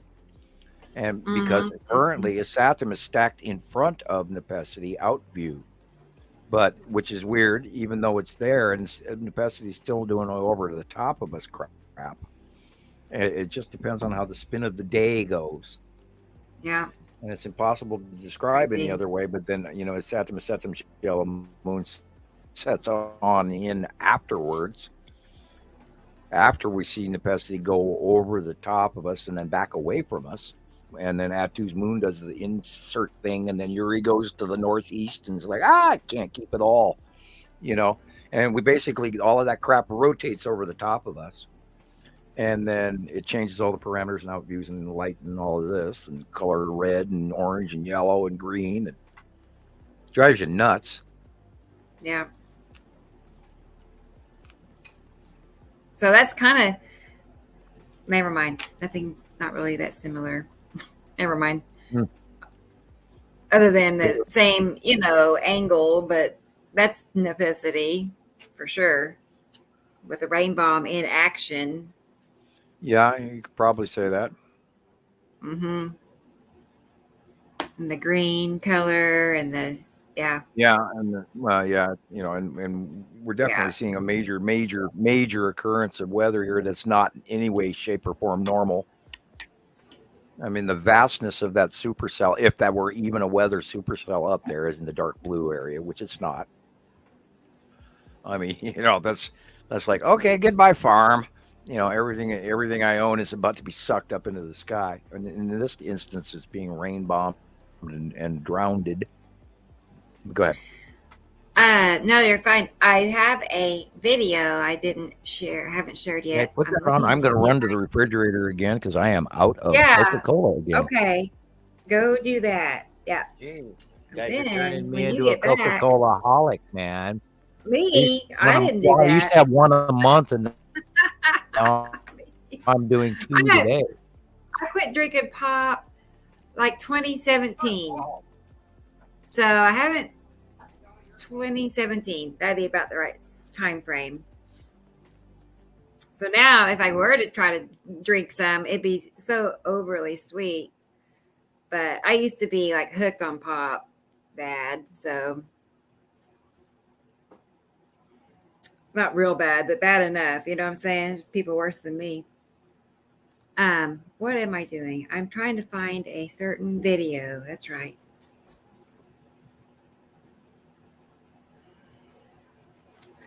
Oh, that's what it is. I get to blame everybody else. It's all your fault.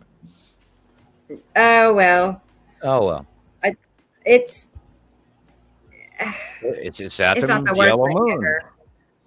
Is that? And there again, we have on the right-hand side of the sun, the big circle with the flame-like bleed-off ion tail going to the right. We have is Saturn's yellow moon again. And this, of course, is another capture from Petty. And the date on it is the 11th of this year. How can you argue with it? There it is again. It's rounded area. Just like the drawings, just like the monthly drawing, as a matter of fact. There goes the Coca-Cola for you. It's like I haven't people wearing sent it headphones. That was very close. Yeah. Okay. Let's see. I am trying to. Oh, that's an awesome shot. Look at the side of that planet. That is the side of his Saturn.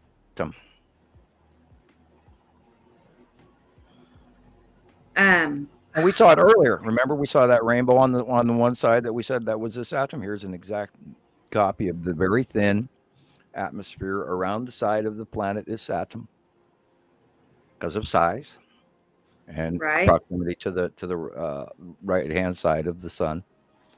And here we again, and then our regular little crescent moon hiding in the middle. And there's because there's no such thing as sideways rainbows.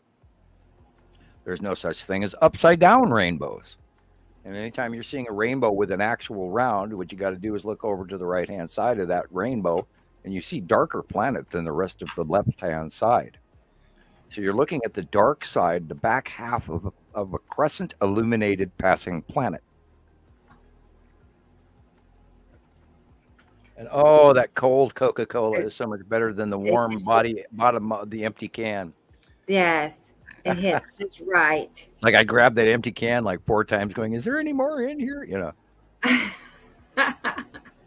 Well, when you get to talk and you drink a lot more because you're trying to refresh your voice and Yeah. I do know. Well, Okay, I'm resending that video. I was going to show you guys because it's. I went through my phone and I found just a bunch of.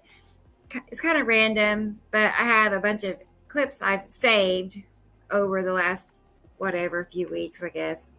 And that's part of why you save them, is so we can I show know. I them. thought, well, we could talk about these because they're kind of Yeah, cool. might as well, pull them out. And this is also, it's also good to keep the information current. You don't want to pull something out that happened 3 months ago, and yeah, because that'll be confusing to some is. people, and especially if we try to stick to topic and say, well, here it is again, here it is again, here it is again, and then also, oh yeah, there again, there's the red asteroid, you guys. And it's that red because there were sightings all over all last week. And every Tom, Dick, and Harry reposted that series of red asteroid pictures. And I saw a couple on Newsfeed today, again, of the same posting, but somebody else got a copy of it. And then they reposted it, and it got reposted and reposted. So I was chuckling over that because we're still seeing it, this is the red asteroid. Hey, Sabrina. She was happy she made it, even if it was for the tail end of the show. So yeah, well, I can always go back on Nibiru. I know, but there's nothing like being on live. Yeah, that's true. Of course, I don't know. I don't get to listen live, so I only participate. So right. my experience. Hadley, hello, Hadley, and they're asking, what's behind that planet? We're not looking at a planet currently. That's an asteroid. Behind it, of course, would be Atu's moon. So are you saying the red area is the red asteroid? Yep, the red area is the red asteroid, and pretty much most of the red purple behind That's it is Atu's moon. And then behind that is Atu, and then behind that is Uri.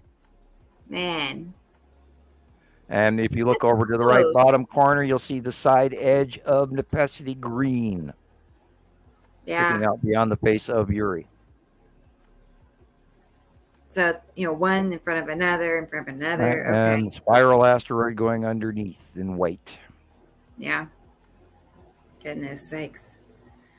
And this is a stacked up view of all of them in one line. All right. I'd love to see that. Yeah, when was the last time you ever saw a big red glowing thing in the middle of a storm?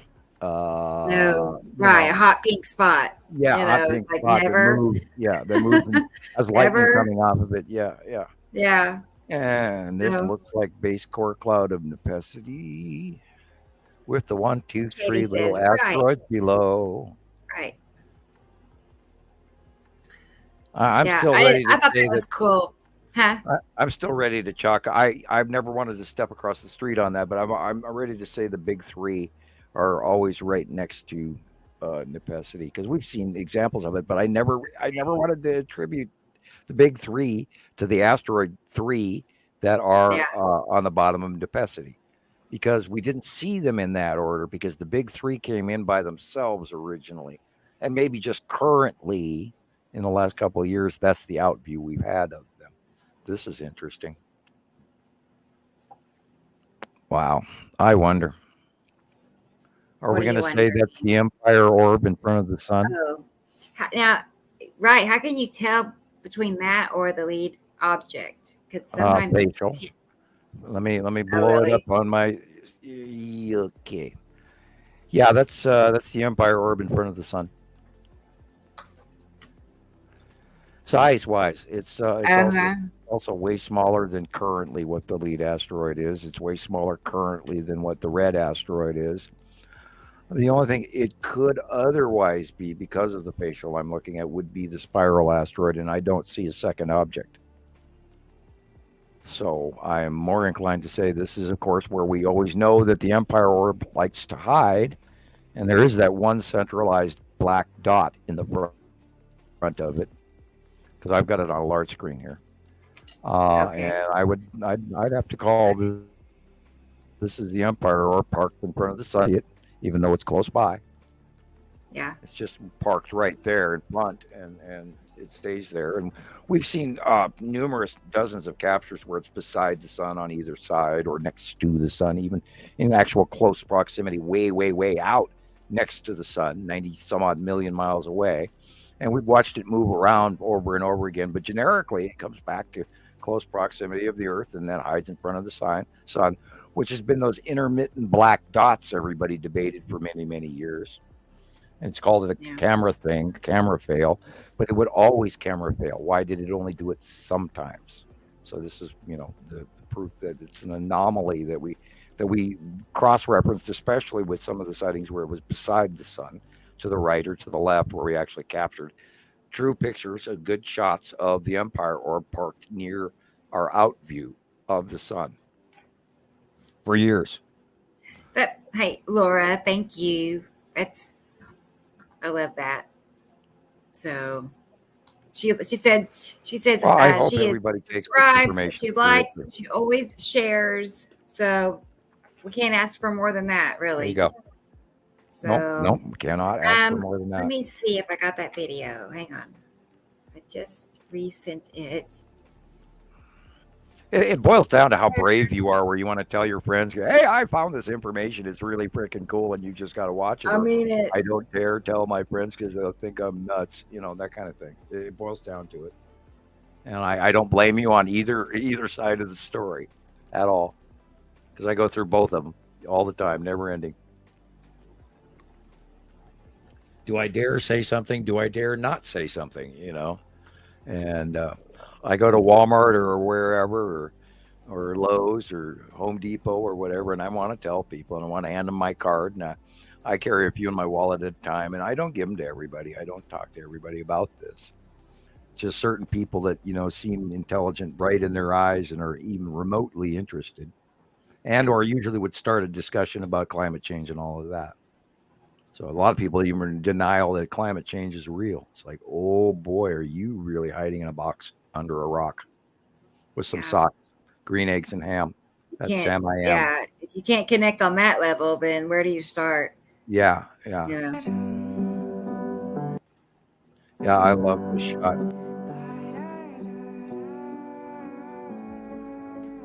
Hey, Wendy. Wendy's here. Yeah, that orange illumination could actually be the base cloud of Saru. Oh, okay. Off in the distance. Because this doesn't look like sunset. It looks like past sunset. And then we're looking at Attu and Attu's moon up close. And I do not know how airplane pilots and people do not notice. Now, this is an obvious cutoff. There's something cutting into the light on the right-hand side. Slightly. That's mine from 2 days ago. Yeah. And that, of course, would be Saturn's yellow moon cutting in on the right-hand side, which is why I'm going to go refill my water real quick, okay? Okay, your turn. Go right ahead. I'll find something to talk about. I don't know what. It's the light. You have to learn to look at the dark areas first. Don't look at the sun. It'll blind you. Look at the flaring. This was an interesting new storm that I think they had that came in this week. The new snowstorm that just got done going through the East Coast, which was an on-land hurricane, which formed and developed in the middle of the United States, and that doesn't exist. And now it is doing that. And we all have to be prepared for more major weather that is going to continue to behave in manners that we've never seen before. Including drought and flooding and windstorms and formations of low patches. And of course, earlier in the podcast, we were talking about the cold temperatures where literally these animals in Russia were frozen in place. And right now, I dropped my screen down here. It's minus 19 at 6:52 p.m.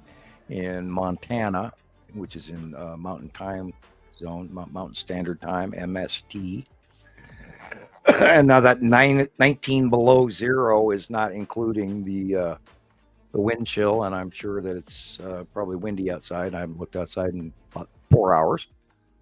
I'm looking at this photo here on this video that's playing, and I'm going to scream that we're probably seeing glass double. Unfortunately, the reflection of the sun is cut off by the grass, but I don't see a double. Well, boy, it's argumentative when that cloud's cutting in on top of that one. So it's entirely possible it's not a glass double, but I always tell everybody do not film through glass. That could entirely be the yellow moon of Saturn, but I doubt it. It's too small at this stage. Could be an asteroid, could be the blue asteroid, could be the green asteroid. I don't know when that film was taken. Snow melting. There's a new one. Snow melting in Colorado. No clue what they're trying to show us here, other than the dirt.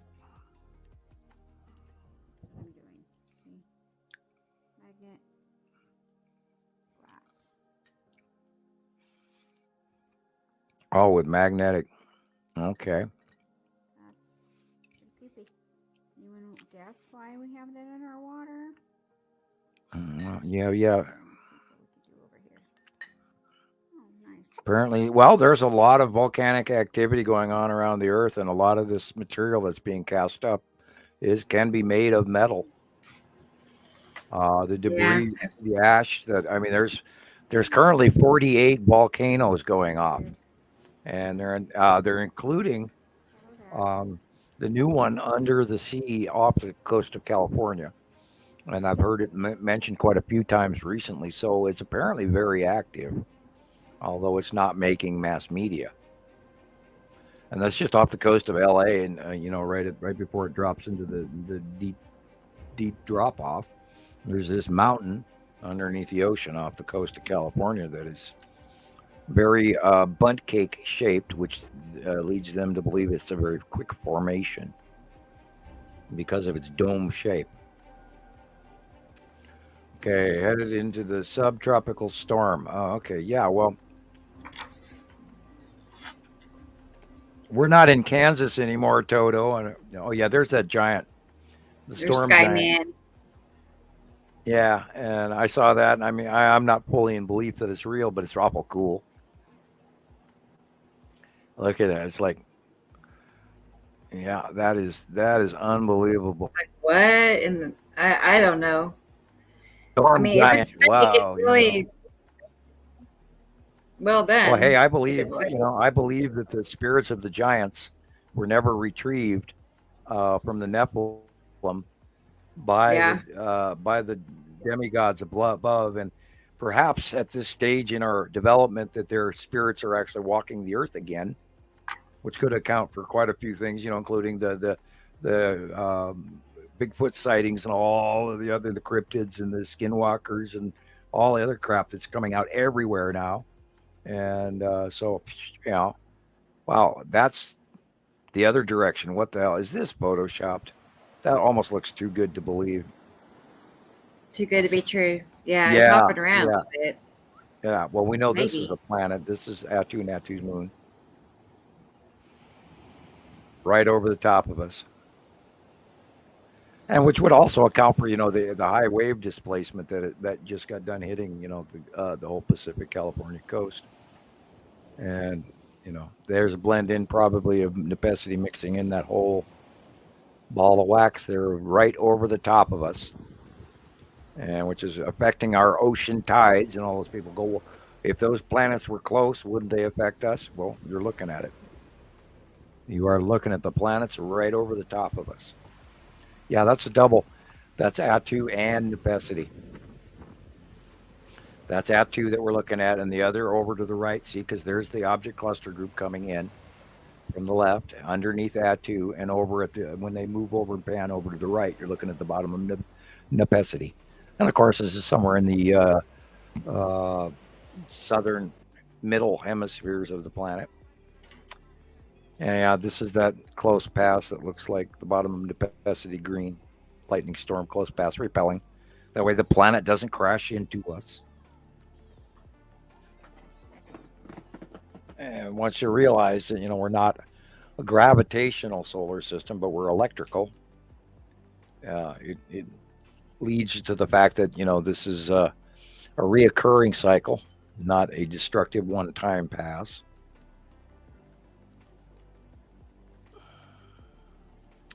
Okay, I don't know what we're looking at here other than sunlight rising above clouds. Is somebody in a plane?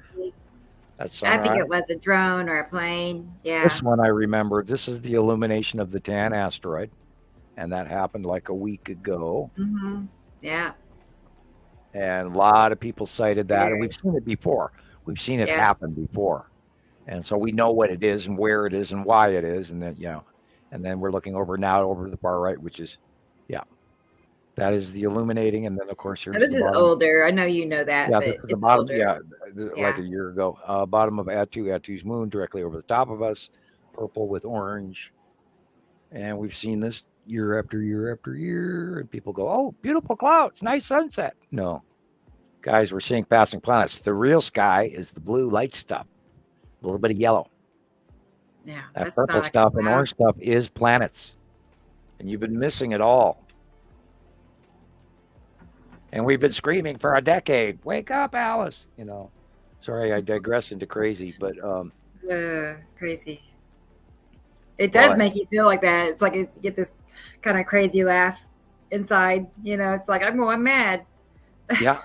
And look where the sun is, and look at the flame-like clouds we were just looking at. Is Saturn's yellow moon, Yeah. and this is the discharging that's going on between the bodies.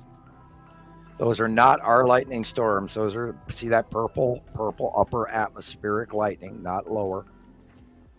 Those are the passing planets discharging off of each other and the asteroid group. And again, here, these are the asteroids underneath. And they're going vertically over the top of our heads, going away from us as they fly and rotate underneath purple Atu. That's why it's that dark purple. More asteroids. And you can't, these are, this is the bubbly underneath of the close passing planets at the end of the 180-day cycle, which is why we warn about it, because they're right over the top of us. And we're seeing the major, unbelievably large bodies that are orbiting underneath these gas giants. And half of them could be attributed as real moons. We don't know. We don't have enough close-ups of them. And for the most part, a good portion of them are all encased in clouds over time. And then, of course, some of them we've seen the shapes of, and they do look more like asteroids than moons. And that's why we call them what we call them. And we originally called them object cluster group because we didn't know even what they were for the longest time. Wendy, I agree in a way. I mean, I do agree. And it's because I mixed together different formats of videos onto one video, and that's why it's like that. Because there are times like where we could make this bigger, but then if I have a tall video, it won't work. Anyway, I see what you're saying. I think in the future I'll separate them for that reason, because I like it better when it's horizontal too. Learning curve, you know. Yeah, I can. You're right. I totally agree, because I don't want to see a little box. I want to see a big box. So, but the tall one, there was a kink. Now, remember, the color of the lightning makes a difference as to where it's coming from. And I want to go fix it now. that's an average normal in science. The purple lightning comes from way, way up, and they call that atmospheric plasma, sort of. It's not really plasma. That's Real right. plasma exists only on the sun or in space, not within our atmosphere, because it's so hot it would literally burn. I'll fix it. See, that's what I'm talking about. And that's because I put that there. I mean, I could have left it out and been better off, I think.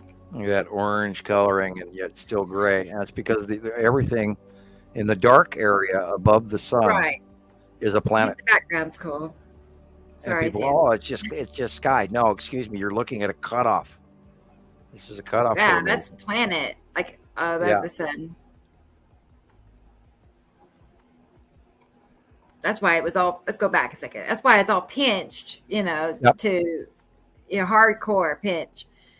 Orange area is planet. Yellow area, our sky. And we've, of course, we saw that with Nepenthe for the last 3 years now, where Nepenthe was cutting off the sun, and all the time. That's not even. We spent years trying to tell people that, and I don't understand. Well, it's so close. It's overhead, and what we're seeing is a pinched off version of the sunrise. Reach lightning, and that's discharging on the bodies above us, and that's why you're seeing this repetitive elongated connection. And this is the 180-day cycle. And that's where Earth and these planets are discharging off of each other and repelling and staying away from each other. Oh my And goodness. like Christopher was talking about, it was one of the biggest Yeah. lightning bolts he's ever experienced in his life. And it's a static connection between a passing planet and us. Not all of it is, but you can tell the difference because the planetary discharges are huge and they're very, very wide. And they sometimes they blow out windows. I mean, a whole neighbor, if it's anywhere near a neighborhood, then, and then remember, lightning does usually go from the ground up, but when you're seeing it up in the sky and then you reach down and then grab around asteroids that are completely visible. This, of course, that's an old video from, 2008-ish, 9-ish. And I remember this one. This is probably about 5 years old. And that, of course, is the two large, that's Nibiru and Saru on either side of the sun, cutting it off. And it's easy 5 years old. You can see the size of the planets aren't that huge. And we've got, photographs going back there in files too. And there's the side illumination of At-2, and this is probably a year or more old. That's the last one on that. Awesome. On that clip. Yeah. Well, we are at 6 hours and 4 minutes, so we could probably let everybody off the hook. And they're, of course, back to that shot, which is, of course, At-2 and At-2's moon. Yeah, me, if my voice hung out, I could talk forever, and I miss when we're not doing this. So, and I really bad the other day, caught myself going, I want to talk to somebody, and I actually avoided calling you in the middle of probably 5 or 6 in the morning or something like that. So be thankful. Okay. I was gonna say I might be awake, but no, that's the one time I do sleep. Yeah. I got to give a shout out to Leandra and thank you for talking this week. And when the heck are you going to get your butt on the show? Yeah, I know it's been a minute. It's been a minute. You're part of this. Why isn't our? Yes. How come she gets to vacation all the time? Well, she's a busy lady. Yeah. Okay. Yeah, she's got a life outside of this more than we do. What's that mean? A life outside of it? What? I know. Excuse me, I don't understand that concept. It's been a while. Yeah. Yeah. I know. We miss you too, Katie Joe. I need to get laundry done, and I've been neglecting it for about 2 weeks. And not that there's a lot of it, but it's like it's easier to do when you have less. My life is like cooking, cleaning, running errands. That's about it. Of course, I went through the stove catastrophe again because we bought a used stove and it didn't last very long. And now I bought a new one, so hopefully this one, knock on wood, hopefully this one will last. They have like a year warranty. Yeah, something like that. Yeah. And we got a refrigerator. Oh, they don't make them like they used to. September, and it's already breaking down. Brand new refrigerator. This stove is already. I like how fast it cooks because obviously it cooks faster than the one I had. I'm all of a sudden going, wow, the water's boiling already. Yeah, but it doesn't. It's got that temperature control setting, computerized crap where it thinks that you boiled your stuff long enough and then it turns it down. And it's like, hey, I wanted to boil potatoes. Why are you turning this down? Because it takes a long time to boil potatoes, and it shuts down if like you're 3 or watching 4. them, it does. Yeah, well, A watch pot never boils, right? Right. Yeah. So I can relate, Katie. Nothing works like it used to. And, Yes. knock on wood as far as my refrigerator goes because it's a good one. Anyway. Yeah. Oh boy. Well, I guess we'll wrap it up here then, everybody. Yeah, I hope everybody stays warm. You're all about to get really cold. It's tonight's the night for us. It's minus 19 here right now, and that is not not including the wind chill factor, which means it's probably it may be about 30 below outside right now. And thank you, experimental. It's headed your way. I noticed. I was going to say I keep hearing the wind is going to become an issue, so I hope. Yeah, my house was hopping, my way. And my roof shingles were hopping. And my vinyl siding was clicking in the wind, and Nova goes, "What's that sound outside?" I said, "It's a blizzard from hell," and it is. It unbelievably cold. I got ice cubes for feet as we speak. Would you believe earlier when I stepped out I ran to the kitchen and outside was my landlord with some clear plastic and a staple gun, and he was out there stapling up, covering my windows. I'm like, you gotta be kidding me. He's, it's like 10 degrees and he's out there working. So well, he's probably trying to keep it appreciate warm that. in that. I mean, if he pays for the heat, I could see He why. doesn't. He Okay, doesn't. well, I well, know. then He's just perhaps he knows that being the building nice. itself is not as well insulated as it should be. And It's in your not. area, most people don't do that. It's just And older, kind of if you drafty. live in Arkansas, if you live in Alabama, if you live in Texas, if you live in New Mexico or Arizona, it's coming your way, and you're going to get cold, and it's going to be dropping. And if you have fruit trees, cover them up if they're small. If you have plants you're trying to go, better put plastic bags around them big time. Oh my gosh. I don't even know if that would. The ground is so cold now, Texas has not experienced weather like this since 2021, and it's going to be cold, and you're going to get snow down there, and it's going to be a bigger storm once it gets to the center of the United States, because then it has to exit, and then it's going to exit, and it's going to go over to Chicago and Detroit and Michigan and all of that, and they're going to get lake effect snow big time. And then, of course, there'll be another storm right after that. And I haven't even looked at the oncoming storms. I haven't heard anything about that one yet. Yeah, I paid attention to the last 3, and then I haven't looked anything beyond that. So, yes. So behind this one is another one, right? Yeah, it's now incoming right now. And it's over the coast of Oregon and California as we speak. And it's a big, huge moisture plume. And that moisture is going to come in, and it's going to nail that cold spell right over Colorado, and those are going to cram together, and then you're going to get more snow. So, man, that's what's coming. I just hate it because of my cats. I mean, and the people outside, of course, but I mean, you have to go to a shelter if you're outside, and you have to. Beware, this is nothing to play with. You can't. You can't. Unhoused, my I should say. Outside kitty friends I have. Yeah, so. We're going to see more of this, and this is not a simple storm. This is going to be nasty, and this cold is going to last. It's going to last at least a couple of days, always longer than we want it to. And be thankful if you have electricity and natural gas that stays working. Pray that if you are in an ice storm, that you don't lose your power. I felt so bad for Texas 2 years ago. You remember?